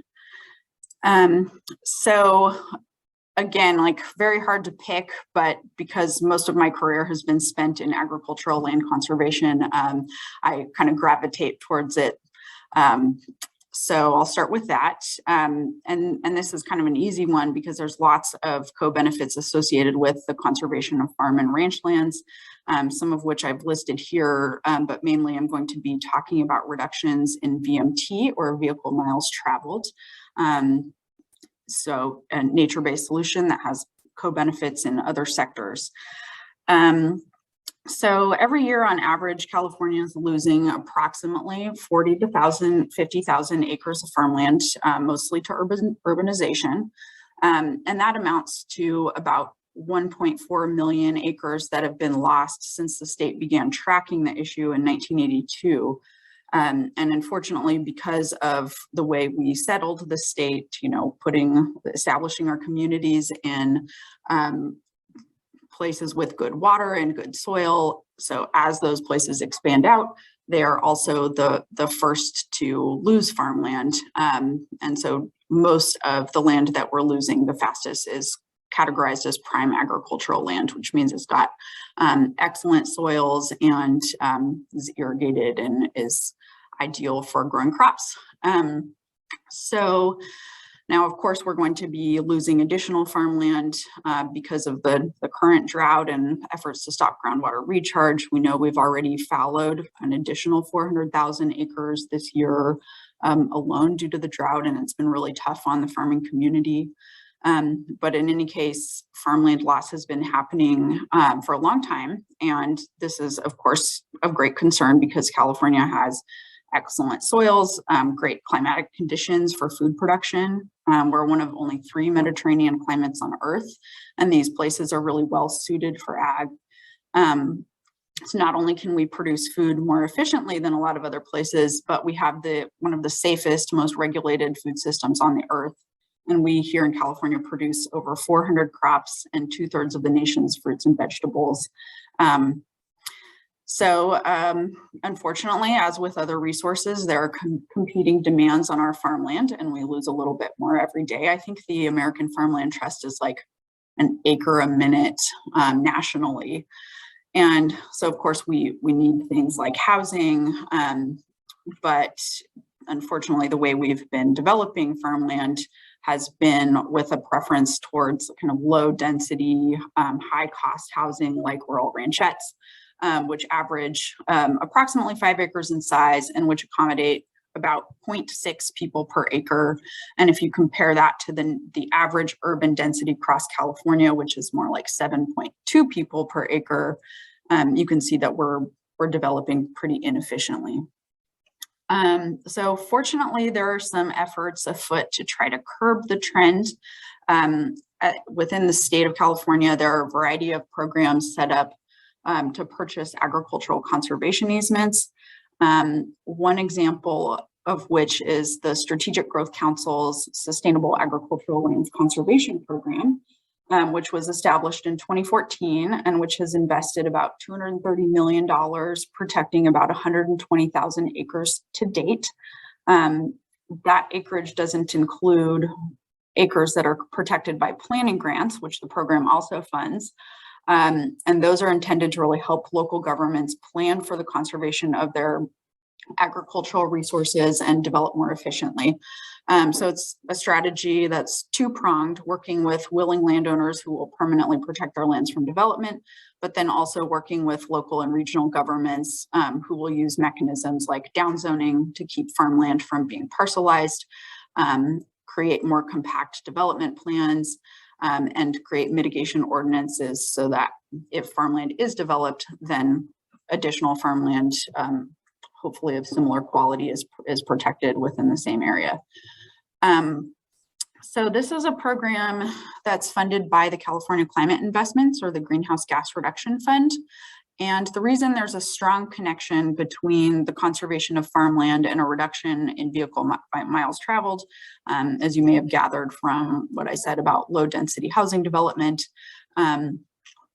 is that the more you sprawl out, the more you have to drive, and vehicle miles traveled is, really a proxy for transportation-related greenhouse gas emissions.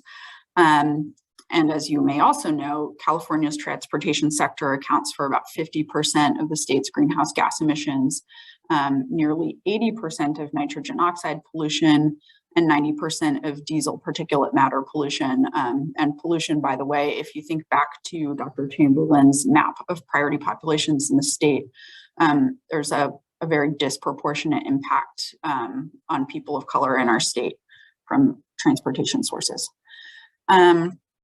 So as Dr. Chamberlain also mentioned, the Air Resources Board is in the middle of its current scoping plan update, which is done every 5 years and which lays out how now we'll get to carbon neutrality by 2045. In the last scoping plan, which was 2017, slower growth in vehicle miles traveled from efficient land use development patterns was identified as an important part of reducing transportation emissions and necessary for meeting our climate targets. And so land use planning for farmland conservation, which encourages more compact and efficient development, kind of goes hand in hand with VMT reduction. And reduced VMT is associated with so many things that we love, like the creation of quality public spaces, less traffic congestion, improvements in public health and safety, and more.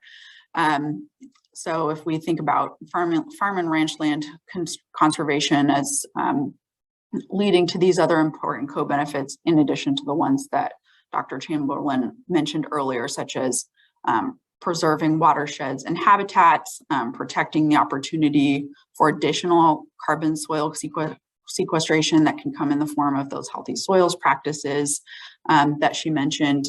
I think you can see there are a lot of benefits to this that affect other sectors. So I'll move on now to things that I'm learning more about. I just started my position with the Department of Food and Ag in December.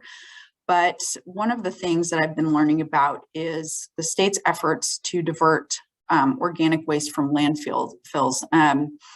So in September 2016, the state legislature set short-lived climate pollutants reduction targets for California as a statewide effort to reduce greenhouse gas emissions. And one of those is methane.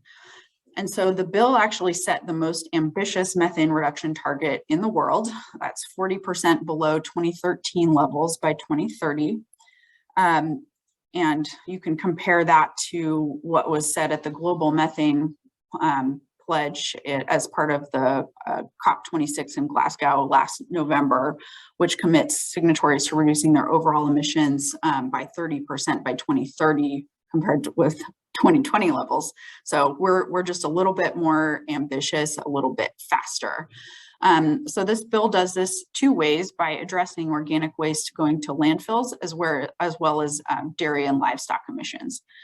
So I'll talk about the landfill diversion first, because it's got some great food systems benefits. And so what we know about that is that organic waste in landfills emits about 20% of the state's methane, which you all probably know is a climate super pollutant that's about 84 times more potent than carbon dioxide.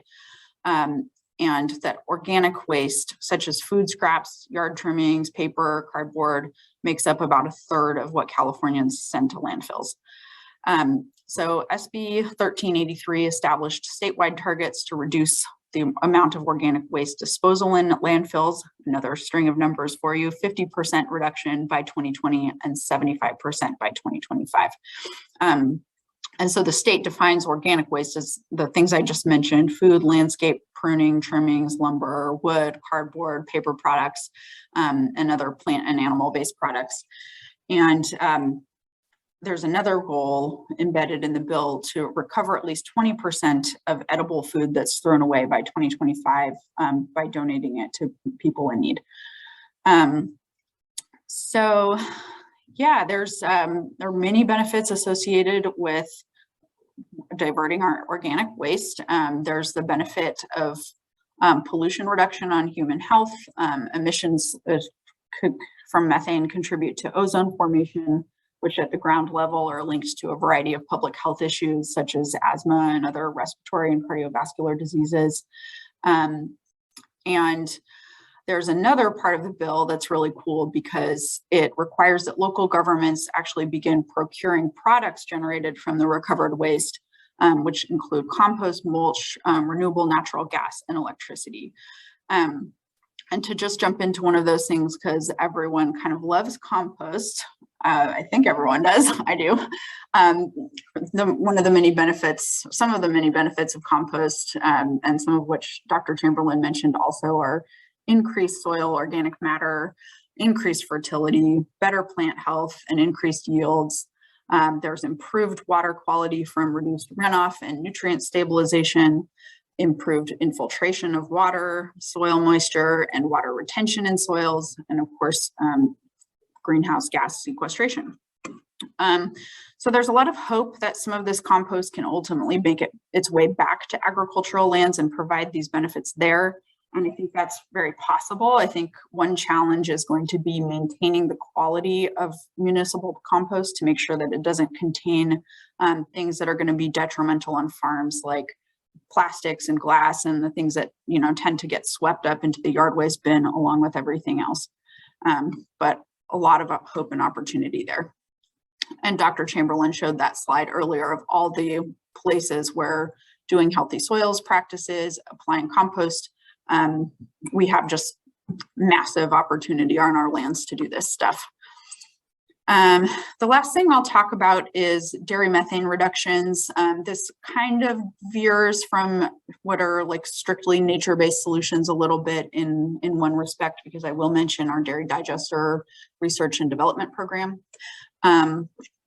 So this is also a new set of things for me today, but dairy and livestock manure produce methane, of course, as it decomposes.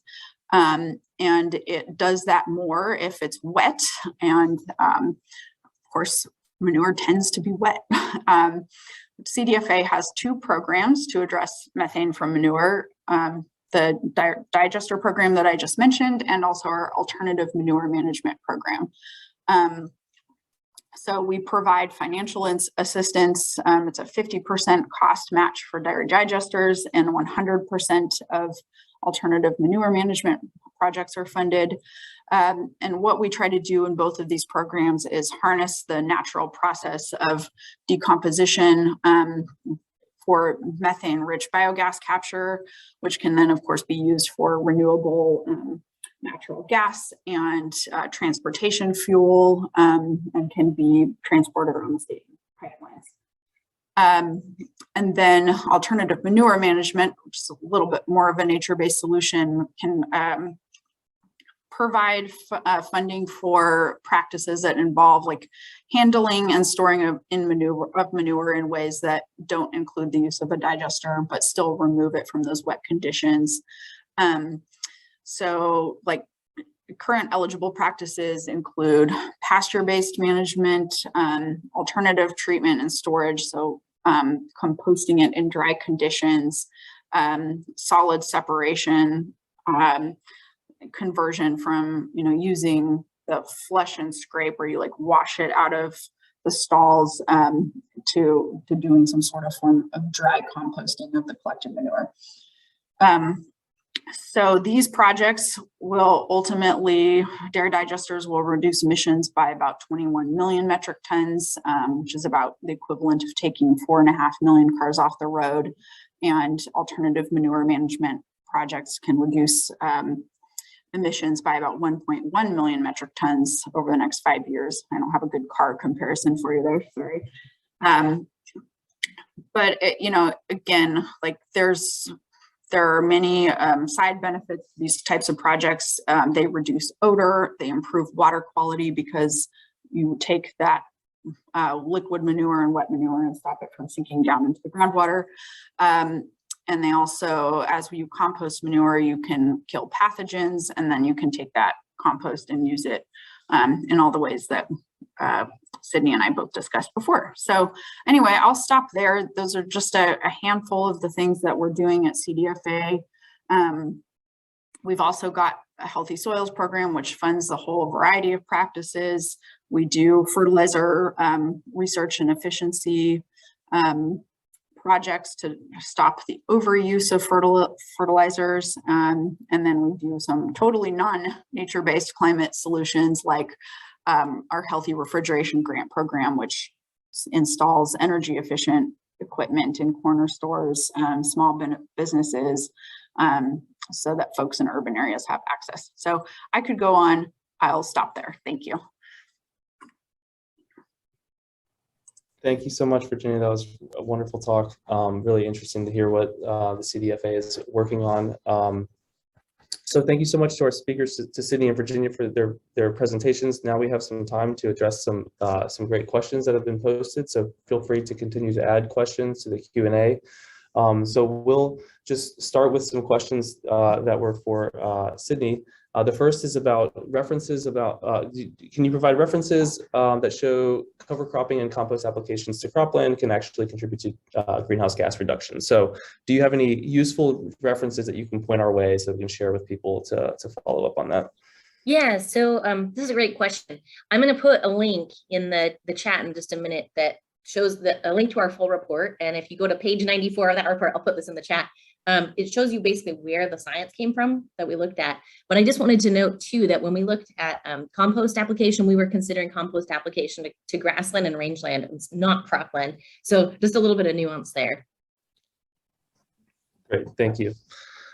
So I'll kind of, there's a number of questions. So Morgan asked about, how can we convince farmers to convert to rice? And then Jessica asked a question about increasing compost programs. And I guess one sort of theme that I see emerging from a number of these different questions, and also Renee's question about how do we engage industry and farmer into transitioning. So what do you, maybe this is an open question for both of you. So what do you see as sort of what are some mechanisms of incentivizing farmers to make these transitions? So what, that was brought up earlier, we're talking, a lot of what we're talking about is it turns out it's a human, it's a human question. It's how do we, the science is there, the data is there, but how do we incentivize farmers and how do we get them to sort of buy into these programs? So what kind of, I guess I'll just open that up to both of you. I don't know, maybe Virginia, you can start, and then Sydney, if you want to follow. Yeah, sure. CDFA has really taken the tact that we want to encourage people with incentives, and that's why we've got so many really great climate incentive programs. I wish I was, had been here longer and was better at rattling off the numbers. But I will say there's been tremendous interest in our Healthy Soils program, our State Water Efficiency Enhancement program. We're oversubscribed in every single one of them. For example, in the Healthy Soils program, with the solicitation just closed, we had $67 million available, I think, and got, close to $80 million worth of applications. So we really want to provide some incentives for folks to do this, take away some of the risk that's associated with trying a new thing. And the interest is absolutely out there. And I think our oversubscription rate shows that. So yeah, thank you. And just to add on, I guess from my perspective, this comes down to kind of two different things. One is good policy, and that's what Virginia's talking about, having these kind of incentives. And I think the other thing we can do is demonstrations on the ground. And so this is what we're really trying to do at Staten Island. I mean, the whole operation that TNC has at Staten is designed to show to farmers and ranchers that, converting to rice can be viable. And so that's exactly what it is we're trying to do. But I think people need to be able to kind of connect, it's not just enough to have the science, they need to be able to connect that to something more tangible. So I think, yeah, these demonstrations and actually on the ground projects are really critical in helping convince people. I also just wanted to add, someone asked how TNC's been engaging industry and farmers. One thing we've been trying to do, and not just around ag solutions, but more broadly around nature-based solutions, we're trying to get an understanding sort of from the ground up, from a practitioner point of view, what are the barriers to people implementing nature-based solutions in California, and where are there opportunities that people see? And so to that end, we've been holding a series of roundtable discussions around the state. We started this about 1.5 years ago, and we've had these, basically they're small, like stakeholder discussions, pretty small groups, but people who are really in the practitioner seat. And we've basically just been saying, hey, what's perspective on this? Like, what are the challenges that you're facing as you try to think about implementing these solutions? And where do you think there are opportunities either to create new policy or, other strategies to incentivize funding? So that's what we've been doing to try to help address that. Great, thank you. I do want to make sure Jessica's question gets addressed about composting. So you mentioned composting has come up several times. So Virginia, so what are some ways that we can try to increase composting programs more broadly across the state is the question. So yeah. Yeah, absolutely. Well, every local government is going to have to be a participant in this. I know it's been harder for some of them to get off the ground than others. So I would just say, participate in your local public process, keep on the folks at the city and the county and make sure that they're making progress on this, and contact your legislators, because it is the law now. I believe this came into effect January 1st.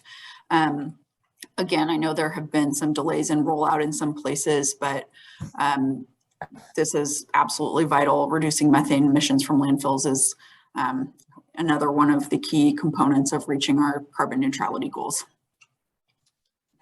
Great, thank you.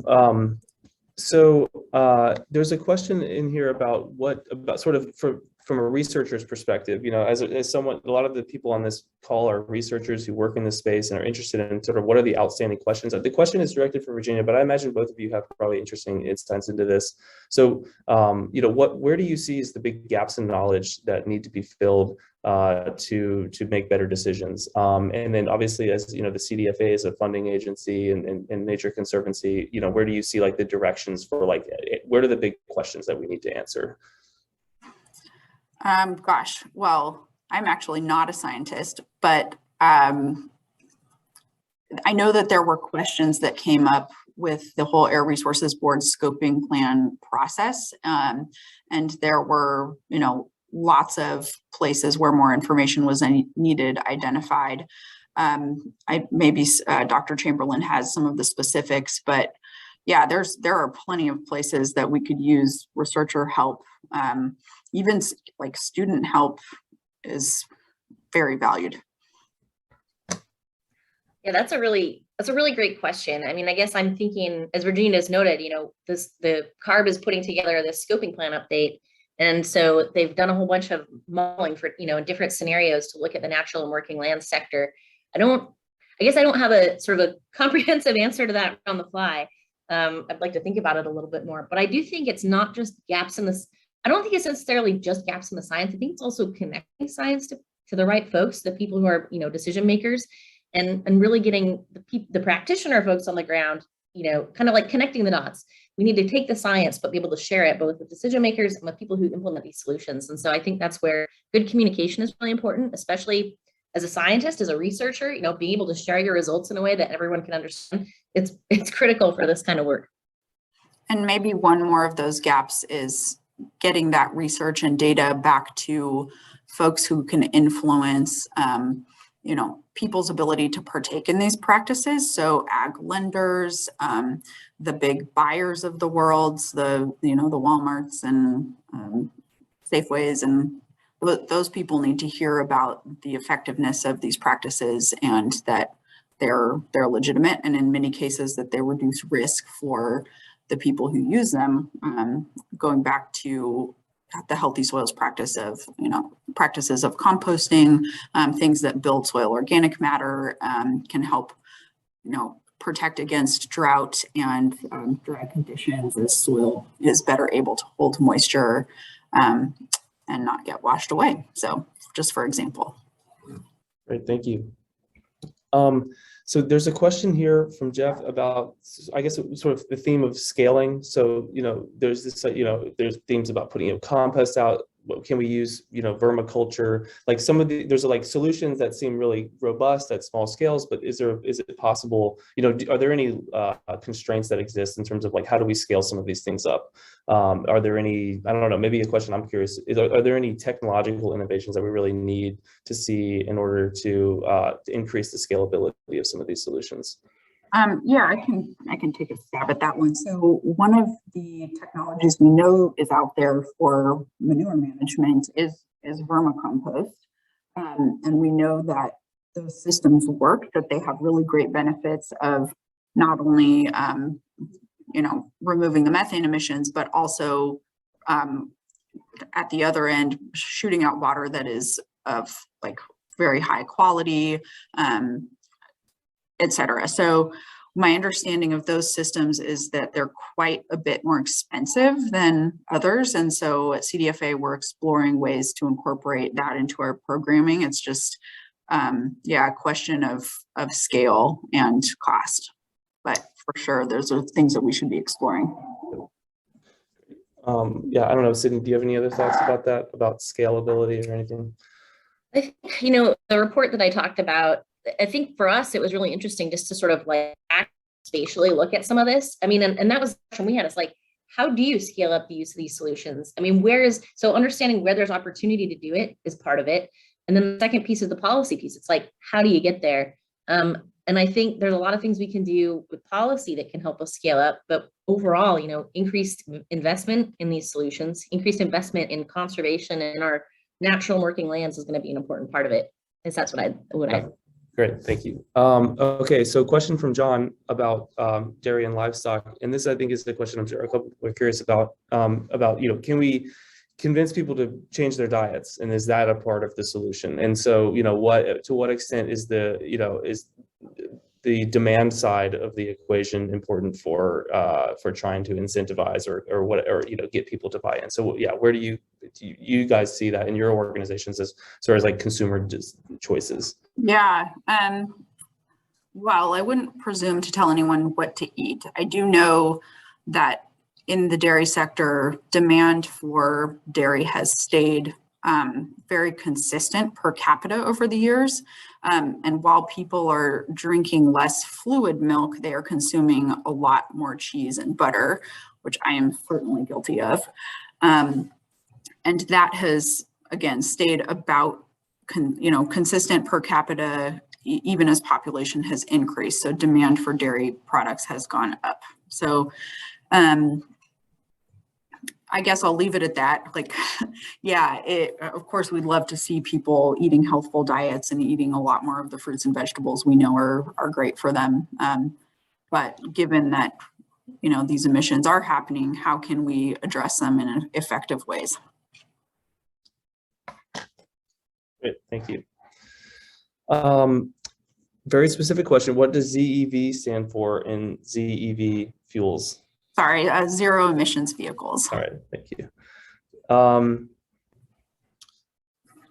Okay, so for another anonymous attendee for Virginia, thanks for outlining the many policy efforts that are happening. Are there concurrent efforts to work with historically disadvantaged communities to ensure that they're not overburdened by these policies, especially considering given their high exposure to climate change and experiences of economic insecurity? So yeah, that's an important question. So where does that fit into the equation? Yeah, absolutely. So CDFA has several programs that are specifically oriented towards historically underserved farmers and ranchers. Our CUSP program, and I'm trying to remember what that stands for. A lot of pressure here. But basically, it's our goal to help folks by providing technical assistance and really help people with language barriers, lack of financial resources to help not only participate in these programs, but to have somebody out there, really holding their hands, helping them, come into some of these new ways of doing things. Great, thank you. Last, I guess this is more of a suggestion than a question from Adrian about, I guess forming sort of, if we want to increase communications and engagement, then consider a business advisory group to engage with. So I don't know, do either of you have those kind of advisory groups that you consult with or work with? Well, I mentioned earlier that we've been having this sort of series of roundtable stakeholder discussions. So when we first started doing that, we were talking to, landowners, land managers, farmers, ranchers, practitioners.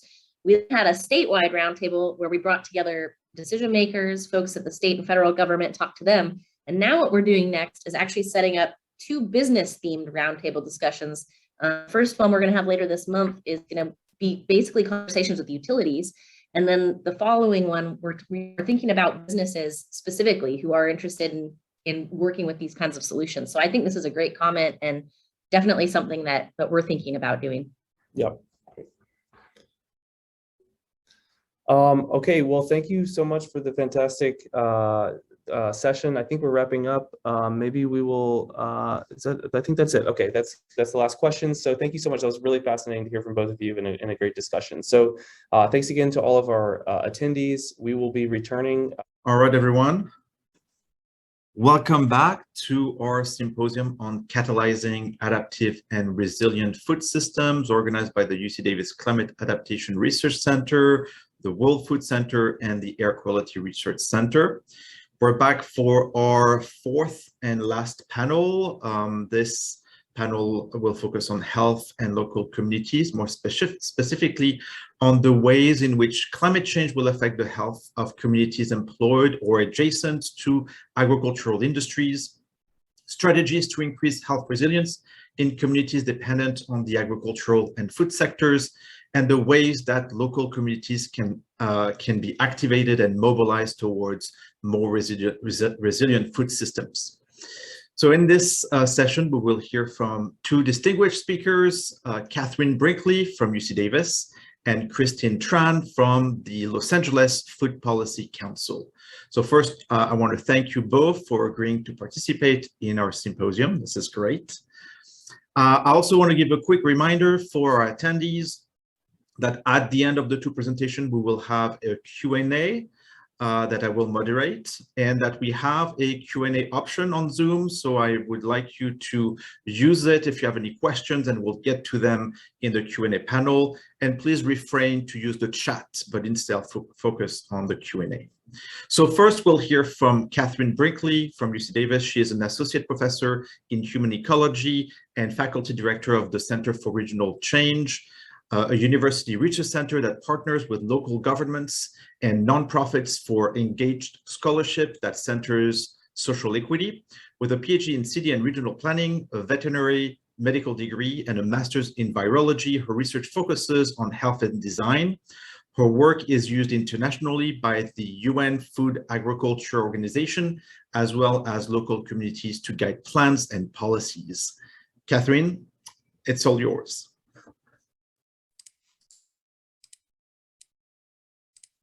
Thank you. I'm going to share my PowerPoint.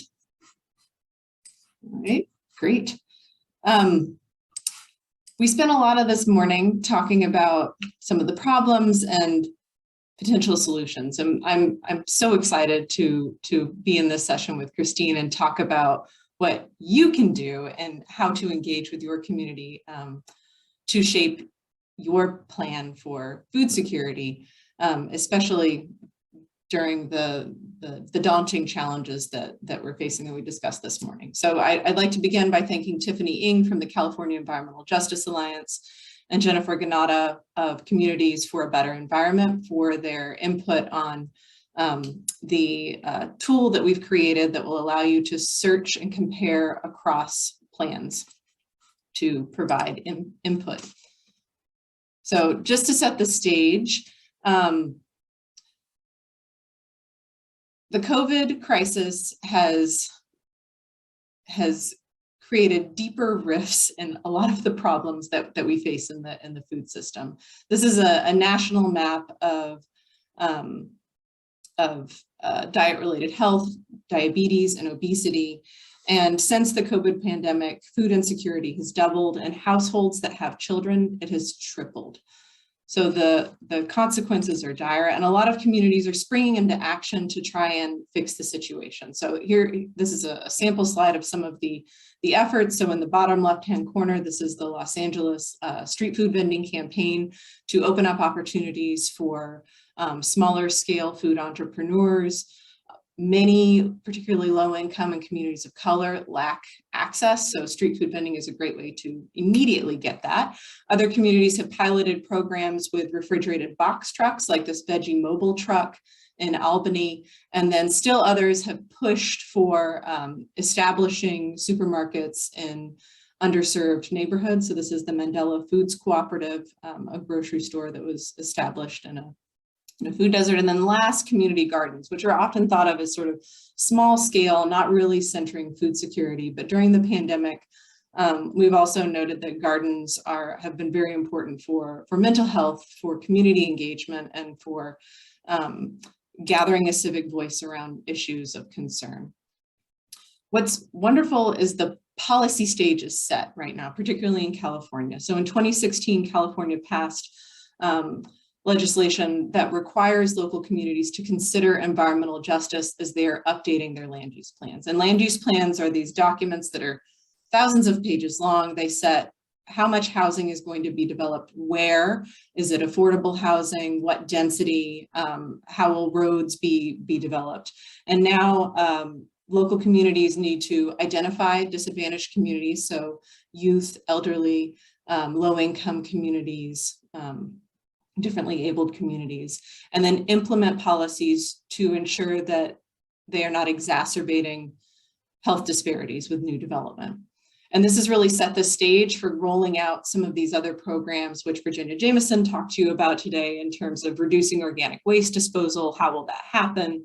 Where will we site those organic facilities, and how might those waste streams, like food that is about to expire in grocery stores, be reconnected with food banks to improve food access? This is wonderful. And the other piece that I want to let you know about is that you can get engaged in your land use planning process. So you can go to your city hall. In fact, it is mandated in California that people provide input into their city plan or county plan for that matter. And it can take many years for the community to develop their plan. However, it can be really difficult to approach that plan, to think about what you want to advocate for, and to provide informed advocacy. And so in order to solve that problem, we've created a portal where you can search across all of California's general plans. And I'll drop a link in the chat when I'm done with my talk. But you can use this portal to look up any term that you're interested in. So perhaps you want to see how other communities are creating policies to meet state mandates to address environmental justice. You can look up the term environmental justice, see how they're doing it, and then one-up them so you can keep up with the Joneses and go beyond that.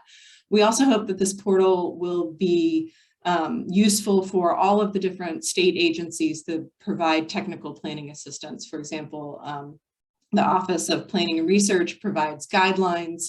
Housing and Community Development also provides feedback on housing elements, and we're working with the California Air Resources Board as well to look at how plans impact air quality and how to bring communities who are not yet addressing mitigation and adaptation into the fold.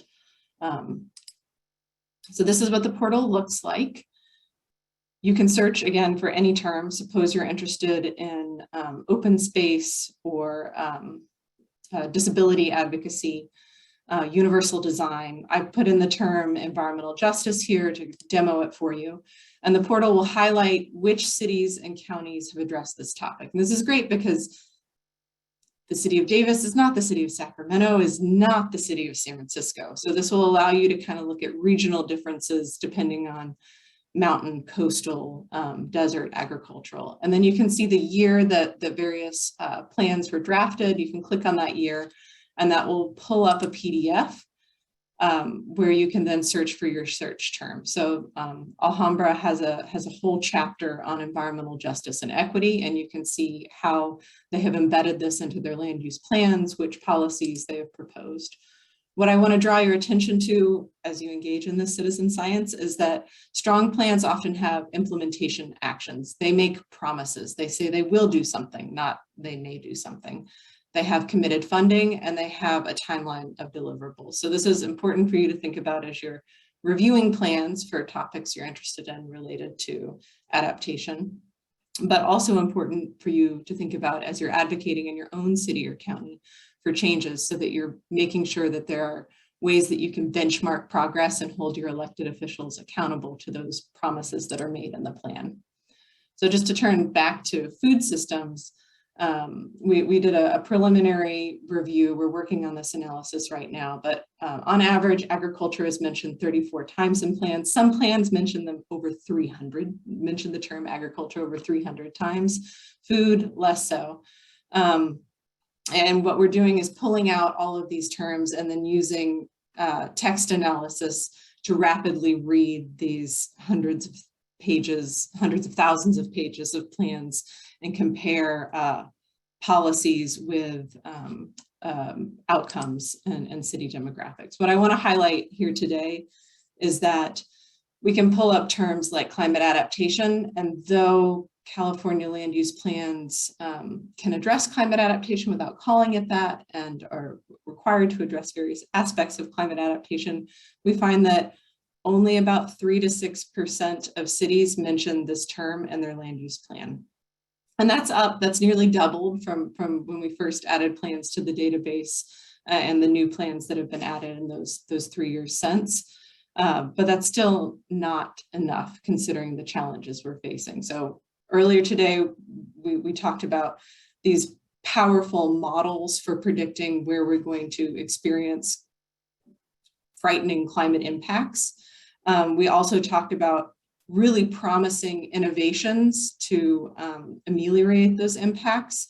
And this portal helps you put those two together, because what you want to see is, gosh, we can predict where we're going to have extreme heat.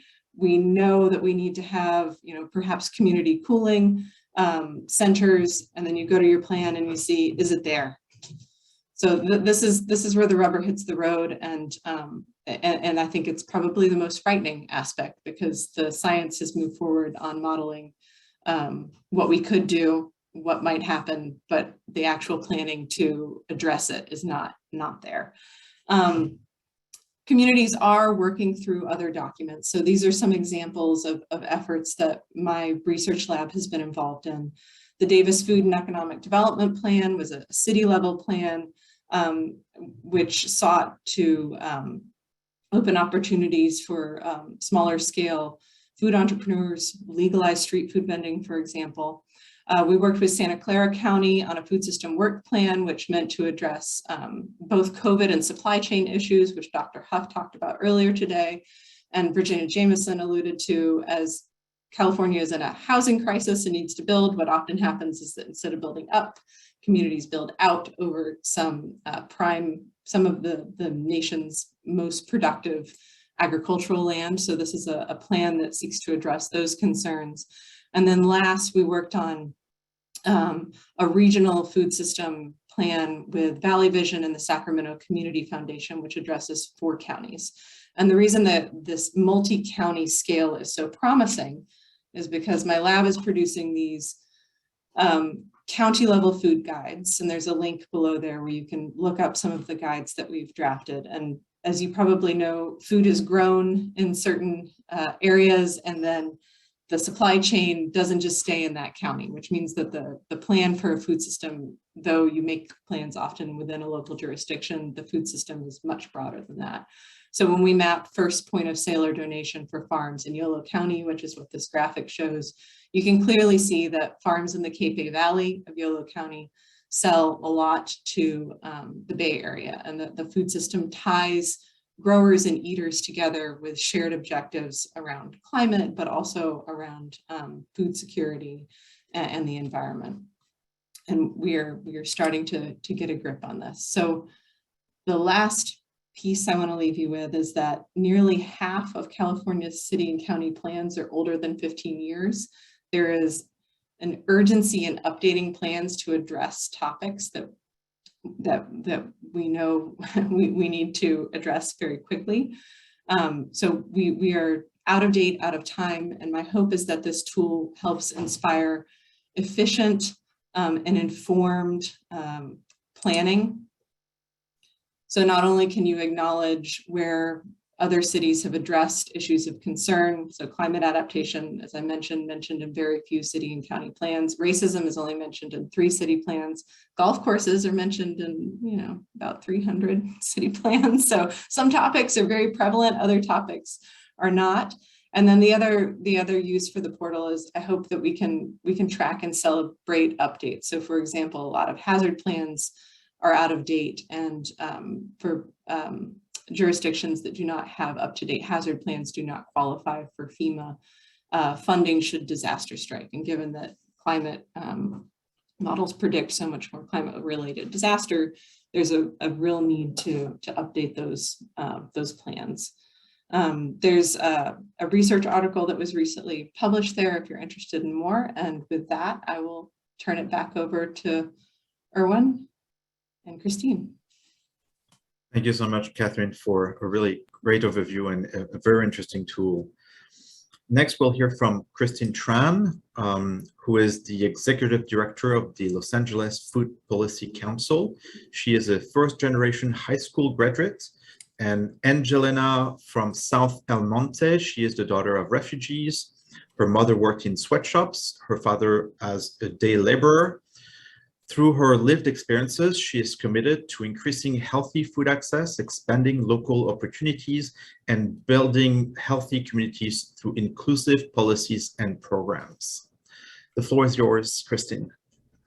Thank you so much, Erwin. I haven't been able to join today, but I've heard a lot of great things throughout the day so far. So I really appreciate having this time with everyone.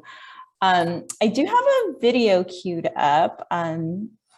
Can we play that video, please? It's hard to find vegetables. Sorry, 1 second. I forgot to share my screen with sound.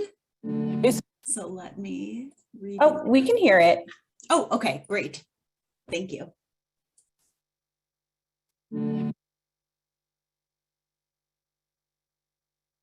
It's hard to find vegetables in this neighborhood.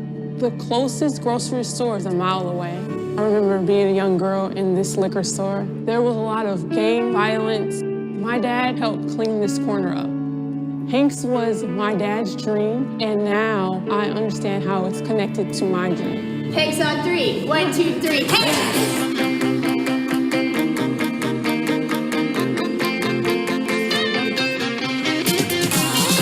Food Policy Council and Sweet Green are helping me rebrand the store. They've been here every day, helping me design a new logo, new paints for the walls, and towels for the floors. Without their help, none of this would be happening. Knock, knock. Anybody home? Dad! Oh my God, look at the light. My dream has always been for this to be more than a mini market. We have served the community for 20 years, and with the help of Sweet Green, we will be here 20 more.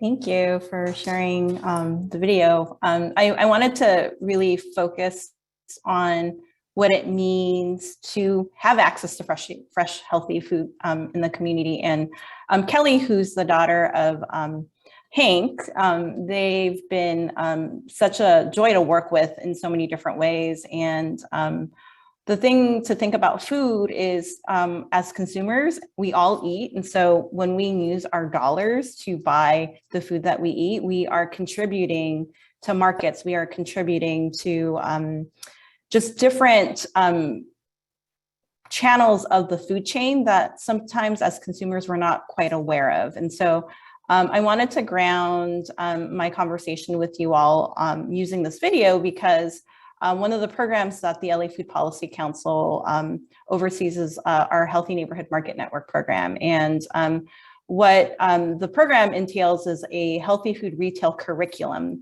where we work with individual store owners on how to reconceptualize what healthy means. And unfortunately, a lot of our corner stores in low-income communities are subjected to a lot of predatory lenders and also predatory marketing. Big brands like Miller Lights and Bimbo Bread and a lot of folks who have marketing capital will ask a store, hey, we'll give you a free refrigerator, but you have to stock it with our stuff, with our soda, or you have to use this merchandiser specifically for our bread. So when we think about ways we need to invest in infrastructure and what it means with built environments and how we control those things. So everything that Dr. Brinkley had shared earlier are all advocacy tools to making a case for what we need for our communities. And so at the end of the day, what does that look like? And so to kind of walk through that lens, there's been a lot of patterns with how a lot of folks have moved from city to city. And in the United States, I feel like cities like Seattle, Chicago, Washington, DC, and LA to some extent, but I think there are growing cities that were more middle-sized cities that now have exploded into larger populations because of tech industry booms and other things, where as people move around, they want to see certain products. They want to see a Target in their community. They want to see a Whole Foods in their community.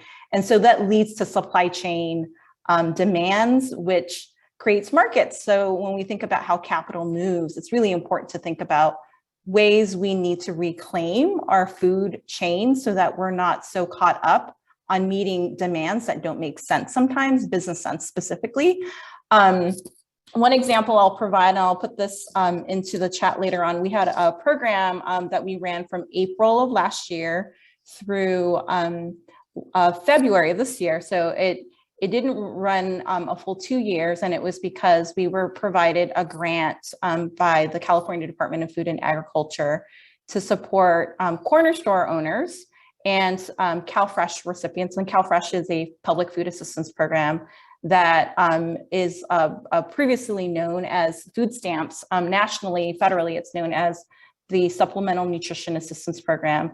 And so under this particular grant that we got, we were able to provide money to corner store owners, liquor store owners, and convenience store owners if they are able to have California grown produce in their stores, and CalFresh shoppers went to buy that produce, then it would be free money. Like, hey, here's $25, buy free produce.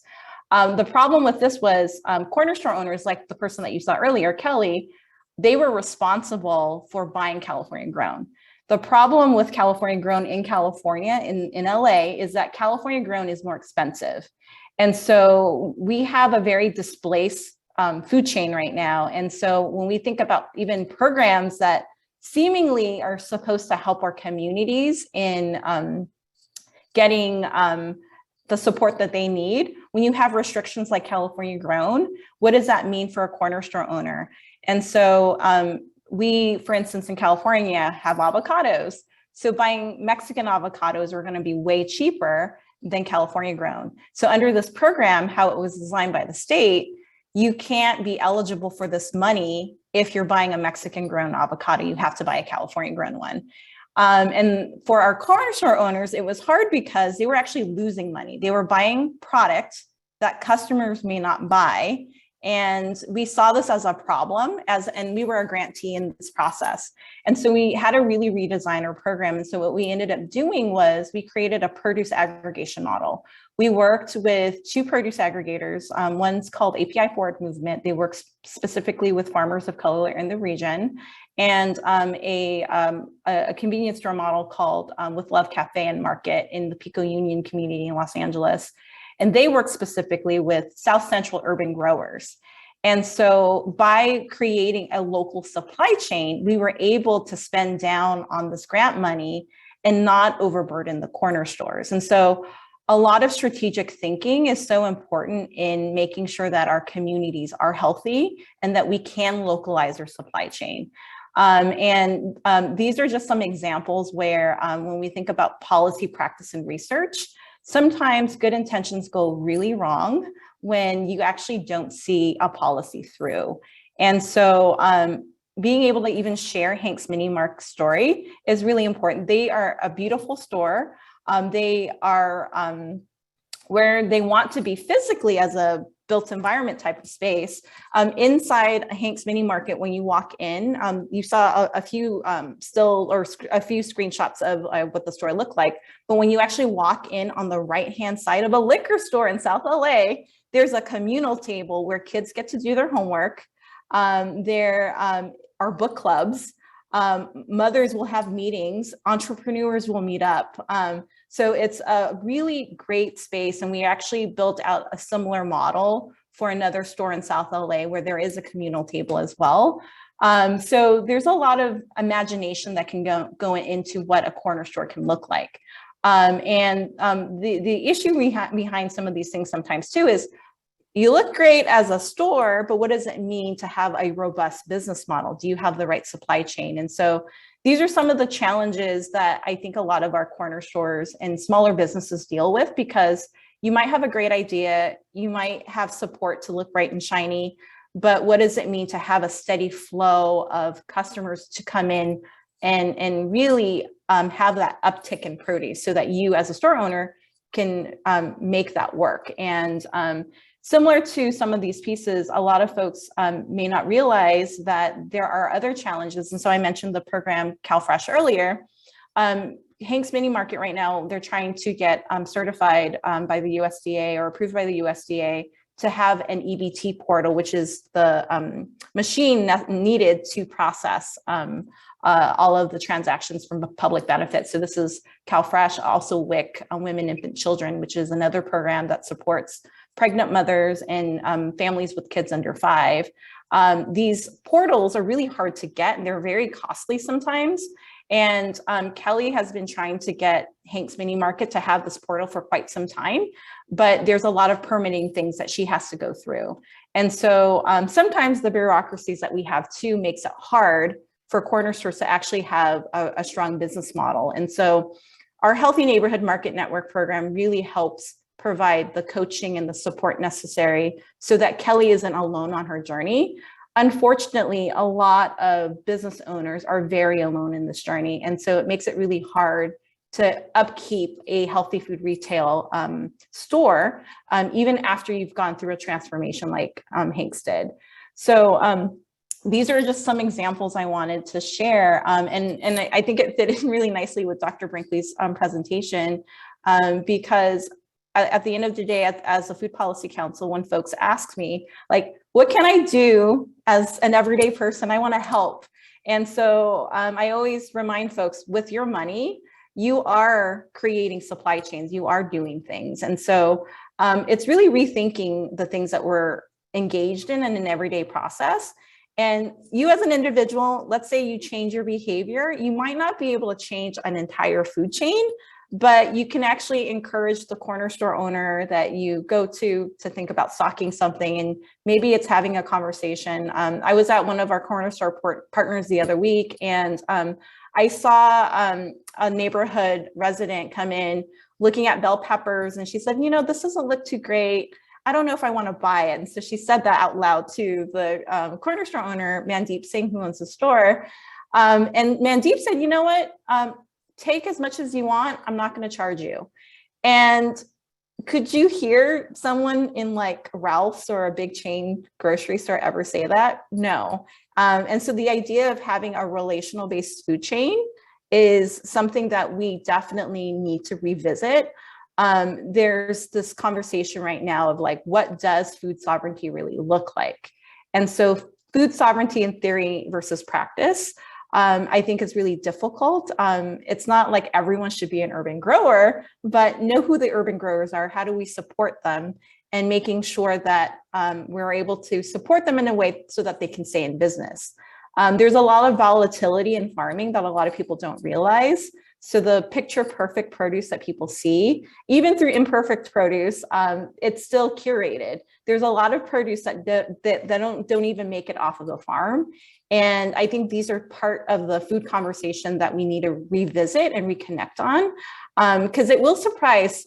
I'm still surprised every day, sometimes when I learn things, because what I think makes sense really doesn't. And when you ask yourself how something come to be, it's because someone else made these decisions on behalf of communities, on behalf of business transactions. And so the map tool that Dr. Brinkley showed earlier is planning. All of these are socially constructed by people before, and they can be changed. And I'm speaking as a sociologist, I guess, right now.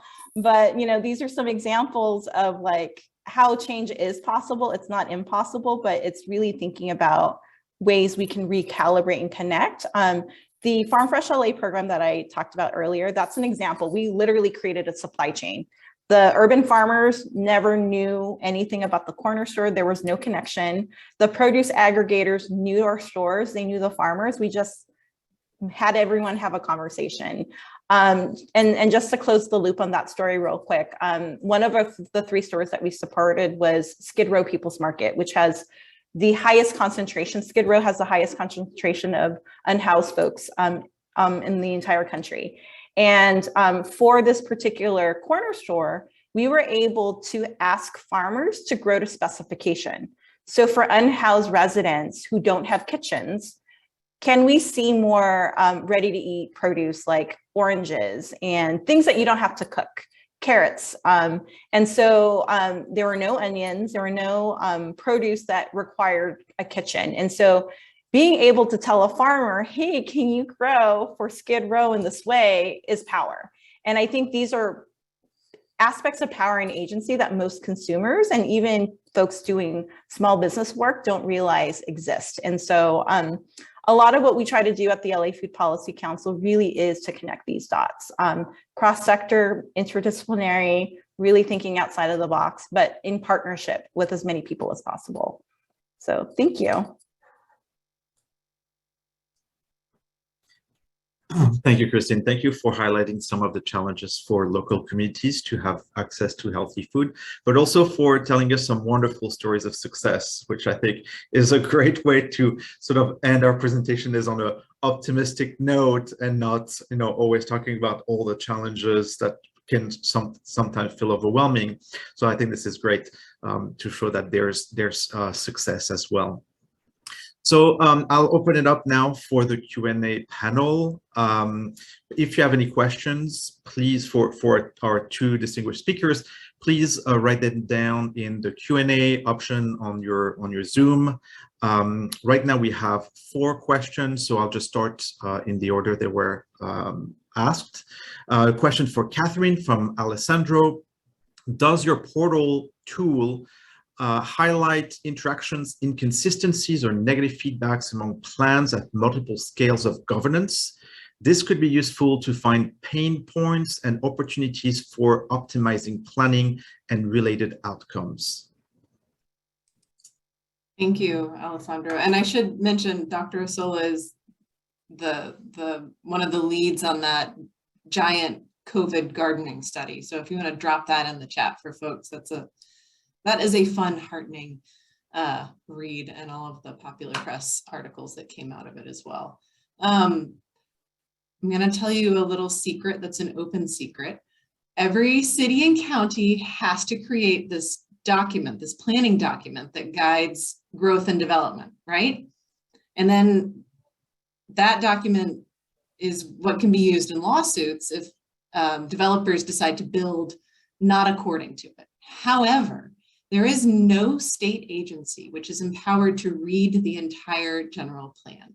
So there is very little of this cross-checking across jurisdictions for what's happening in one land use plan and what's happening in another land use plan. So you could develop right on the edge and have spillover effects in the nearby jurisdiction. Of course, the local jurisdiction notices that, addresses it in their land use plan oftentimes, but there's no upper echelon of governance that is trying to, is comprehensively reading these plans and addressing that issue.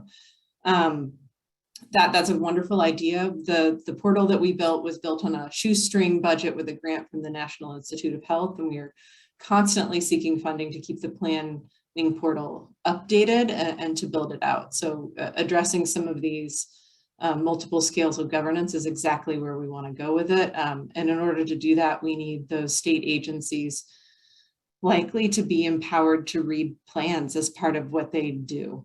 Housing and community development reads the housing element. And that is why many cities have failed their housing elements, because they have not met the state mandate to develop enough, to feasibly develop enough affordable housing, to feasibly plan to develop enough affordable housing.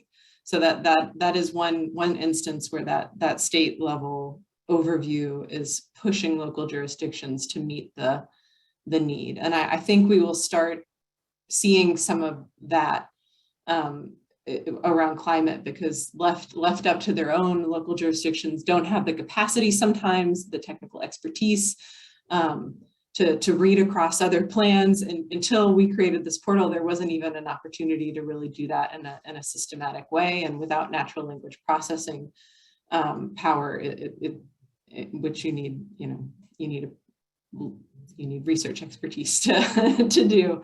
It's very difficult for local jurisdictions to comprehensively assess what's out there and meet mandates. So I think we're on the cusp of seeing some big changes in planning, and it's exciting and needed.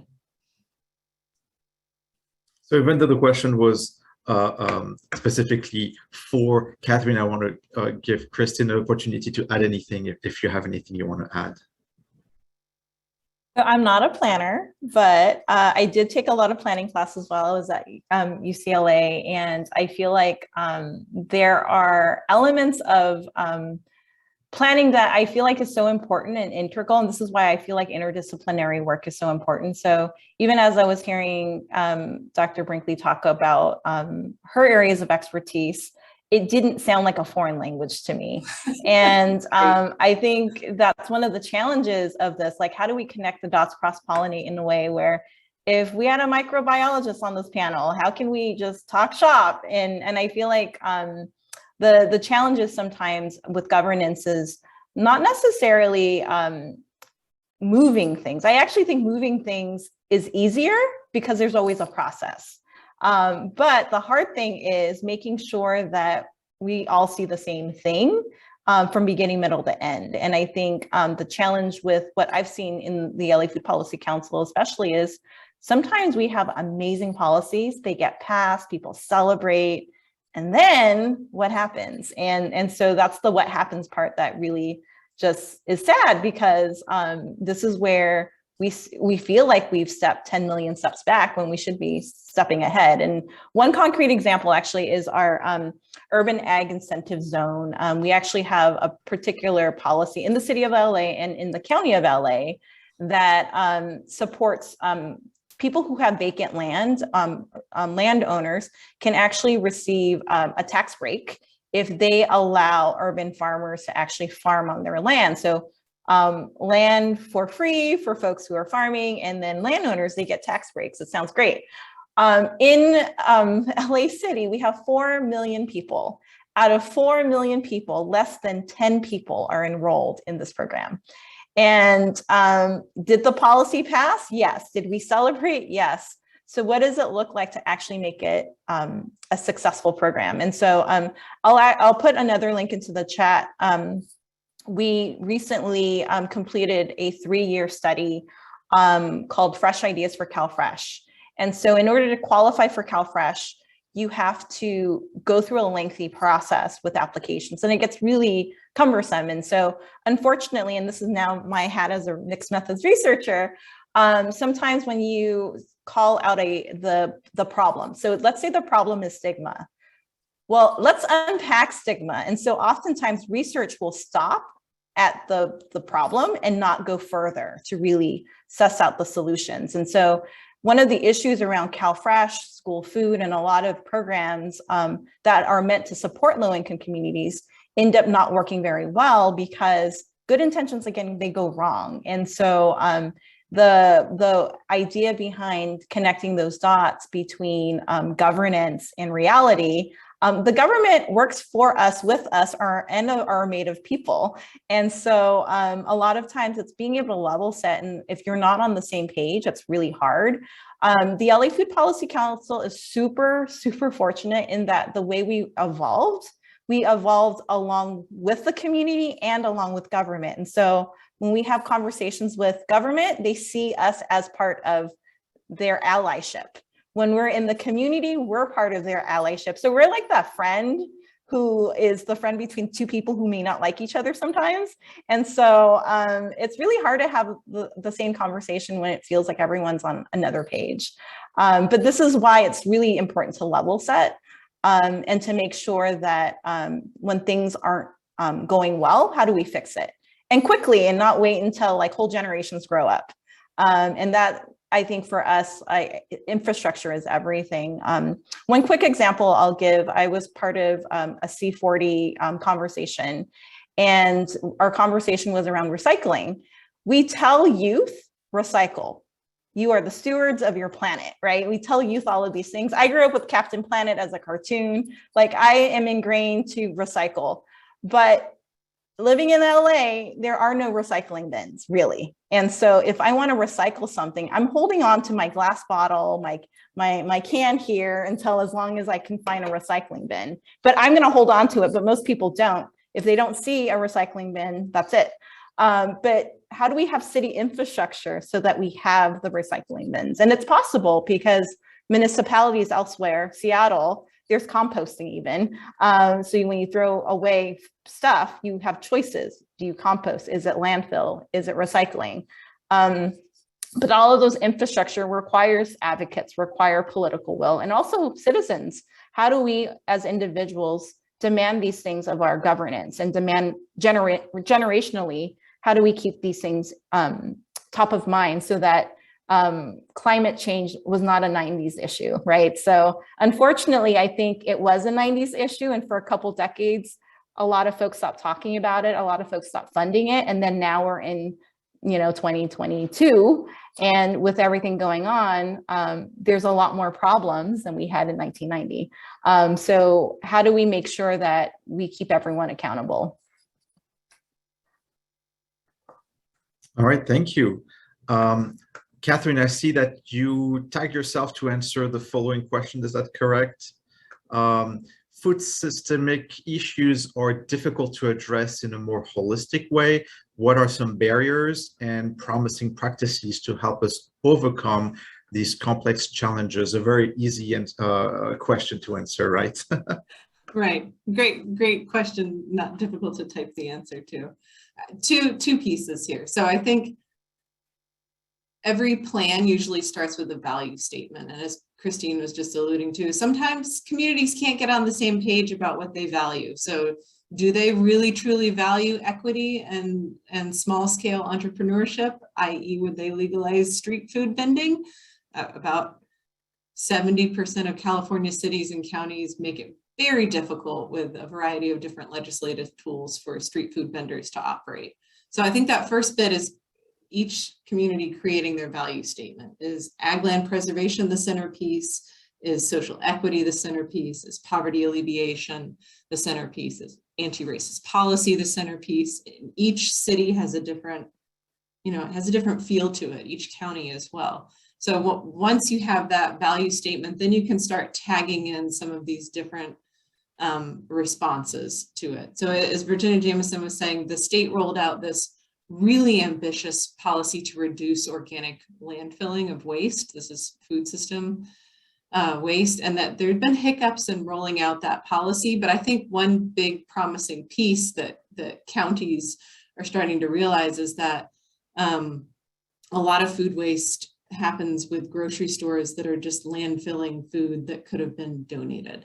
And this is where it's policy engagement with those value statements about what public funds are going to be committed to that issue, but it's also all of the tech solutions. So creating an app and that would require grocery stores to note what's being disposed of and track how it has been redistributed to food banks, who can then track the reduction in greenhouse gas emissions, as well as how many people were fed. And this already happens on campus. We have a student-run food recovery network where they collect food that would otherwise be wasted from the dining halls and distribute it to food banks for further distribution. And the nice thing about food banks, again, as Christine was alluding to, is that it's very laborious for folks to sign up for CalFresh, the SNAP, and Women, Infant, Children. A lot of these programs require you to re-enroll every 6 months. And if you're dealing with small children during a pandemic, perhaps you're unhoused, that all becomes very difficult to keep up with, because that's just a couple of those food programs. That's not the housing and the childcare and the social support and the violence prevention and all of the other programs that go into poverty alleviation. So that's where food banks are wonderful, because anyone can show up and take food. You don't have to qualify, you don't have to fill out paperwork, you can just go there. So I think that's a very promising solution. The food recovery programs, if we can start tracking and connecting them to food assistance programs, then we're closing the loop there, which would be wonderful. And then the other big piece here for systemic issues, as I mentioned earlier, we've done this national level study where we looked at food insecurity and lack of access to grocery stores. And really the explanatory factor that underpins food insecurity the most is income. So if you don't have enough funding, you can't support yourself with housing or food security. It seems obvious, but research has chased funding supermarkets and supermarket interventions, rightfully, because they're a piece of economic development. So one big bit of promise, which I'm really excited about right now, is basic income programs. And these are programs like that started in Stockton by then Mayor Tubbs, who's now at the state level. Yolo County is about to roll out a basic income program at the end of this month that will take all families who are experiencing homelessness with children under the age of 5, and they will be boosted above the California poverty measurement for 2 years. So the Center for Regional Change is involved in evaluating the health impacts on caregivers and on children in those programs to see if that poverty alleviation program provides food security, allows housing. So it's not a silver bullet, but it gets at a lot of those systemic issues. So those are I think 3 really promising innovations that I'm sure Christine has others to add to it. Thank you, Catherine.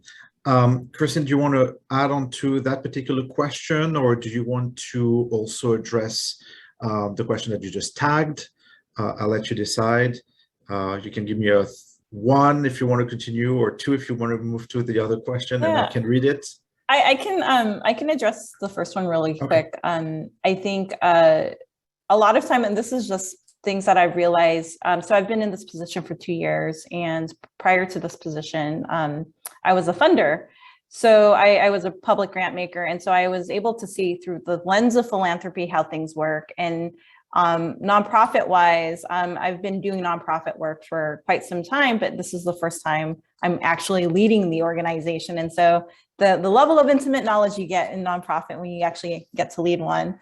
It actually also boils down to like storytelling and data storytelling in particular. And actually this is a bridging answer for those 2 questions, is that a lot of times good work is happening. So actually in the last couple of years with the pandemic, a lot of nonprofits have pivoted their models and really become food relief organizations that they never thought they would be, but they can't document those stories. And so I've actually had some really interesting conversations with funders when I had asked for money to document the work.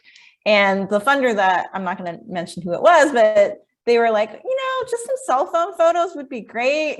Just like, oh, okay, let's not. And so actually the CalFresh report is an example. I actually hired an illustrator.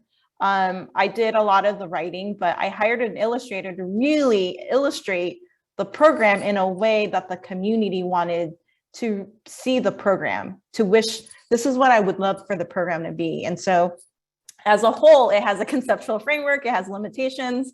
It was written in a way that was robust for research, but also thoughtful so that community members can either see themselves or see a family member. I got a really, really touching note after it was published where this woman said, hey, this is a report where I've seen, it feels like my younger self, that kid who grew up with food stamps. This child of myself is now being seen. And so just to even hear that coming from the community based on a report says a lot. And so to hear a funder say, oh yeah, just take some cell phone photos, they'll be fine. This document could have easily been a PDF of just a Word document. And it actually was, and we actually presented to the First 5 LA Board of Commissioners, and it was a board appropriate report. But what we did was we overhauled the whole thing to make sure that it was community friendly.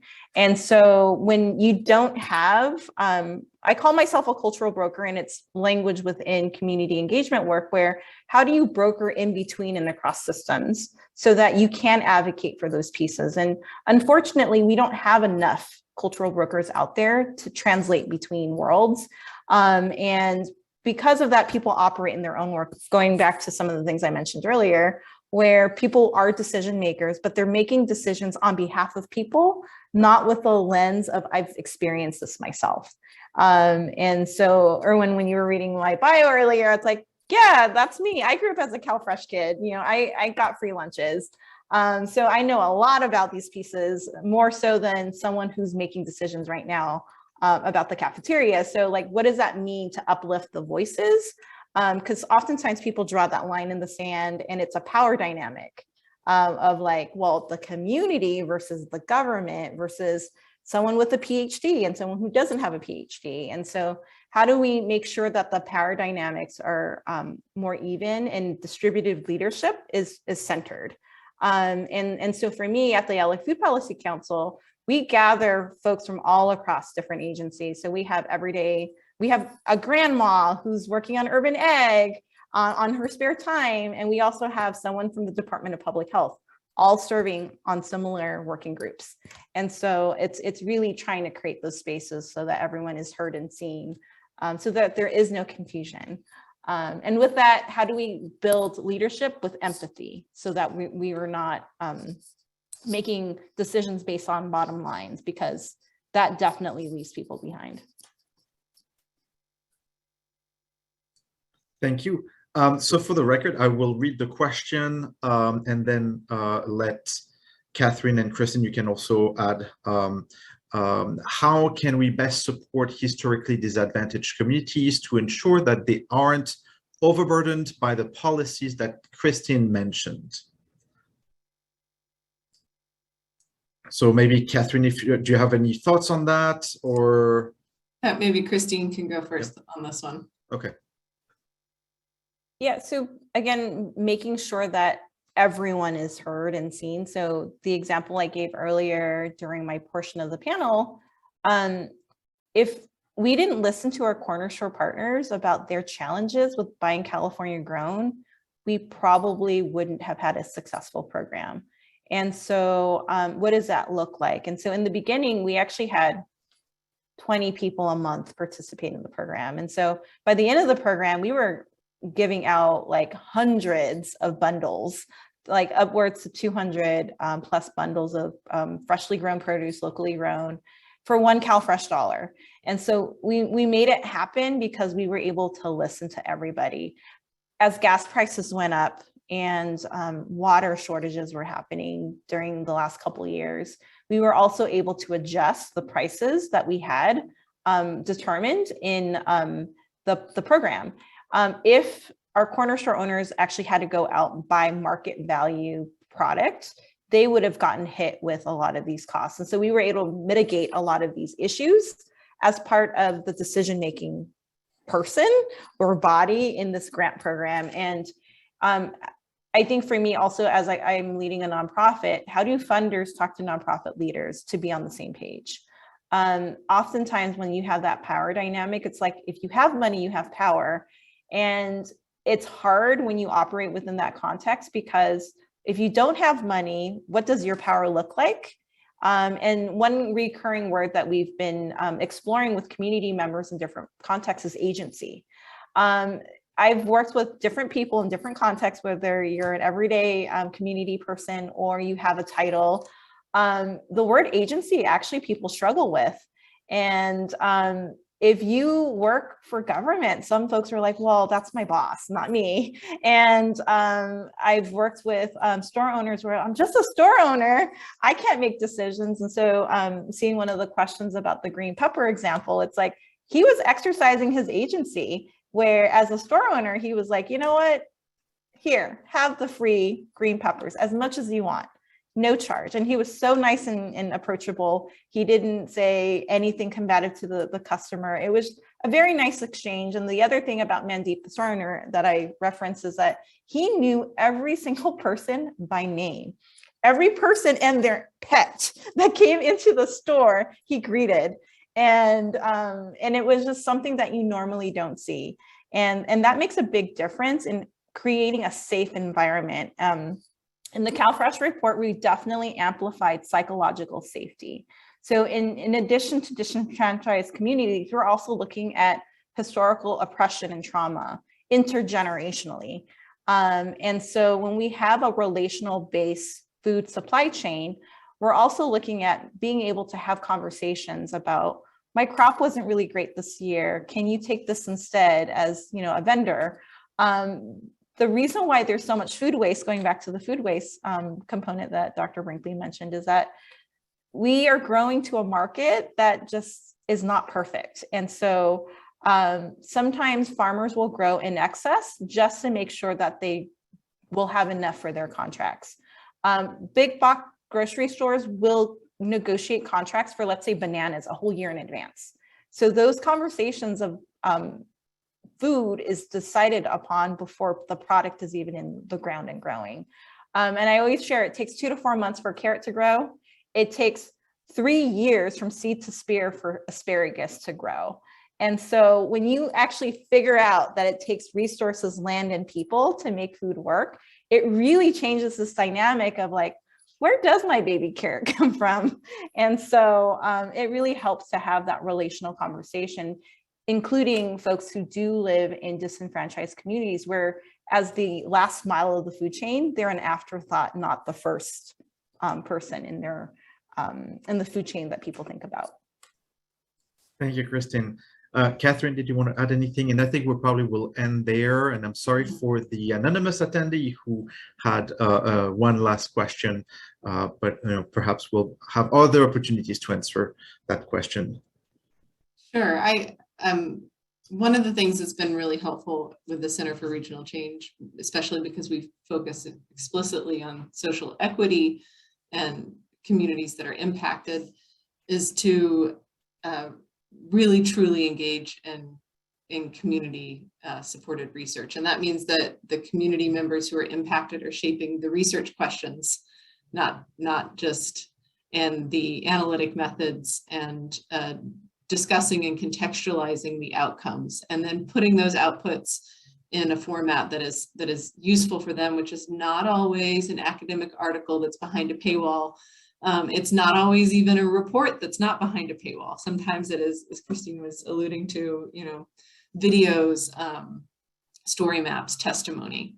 And then to that point too, something that any of you can do if you're on a committee that's tackling an issue like homelessness or food insecurity, make sure you have somebody on that committee with lived experience, because that lived experience is going to be really valuable to understanding how all of the different programs that are in place interact, don't interact, how cumbersome they truly are, what works, what doesn't work.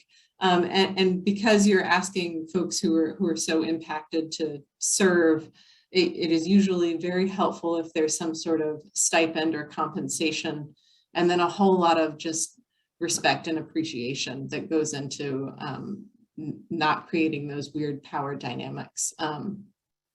So that way you are really truly focusing on an intervention that's going to be successful, as opposed to spending a lot of time on something that's probably not going to be successful. That's it.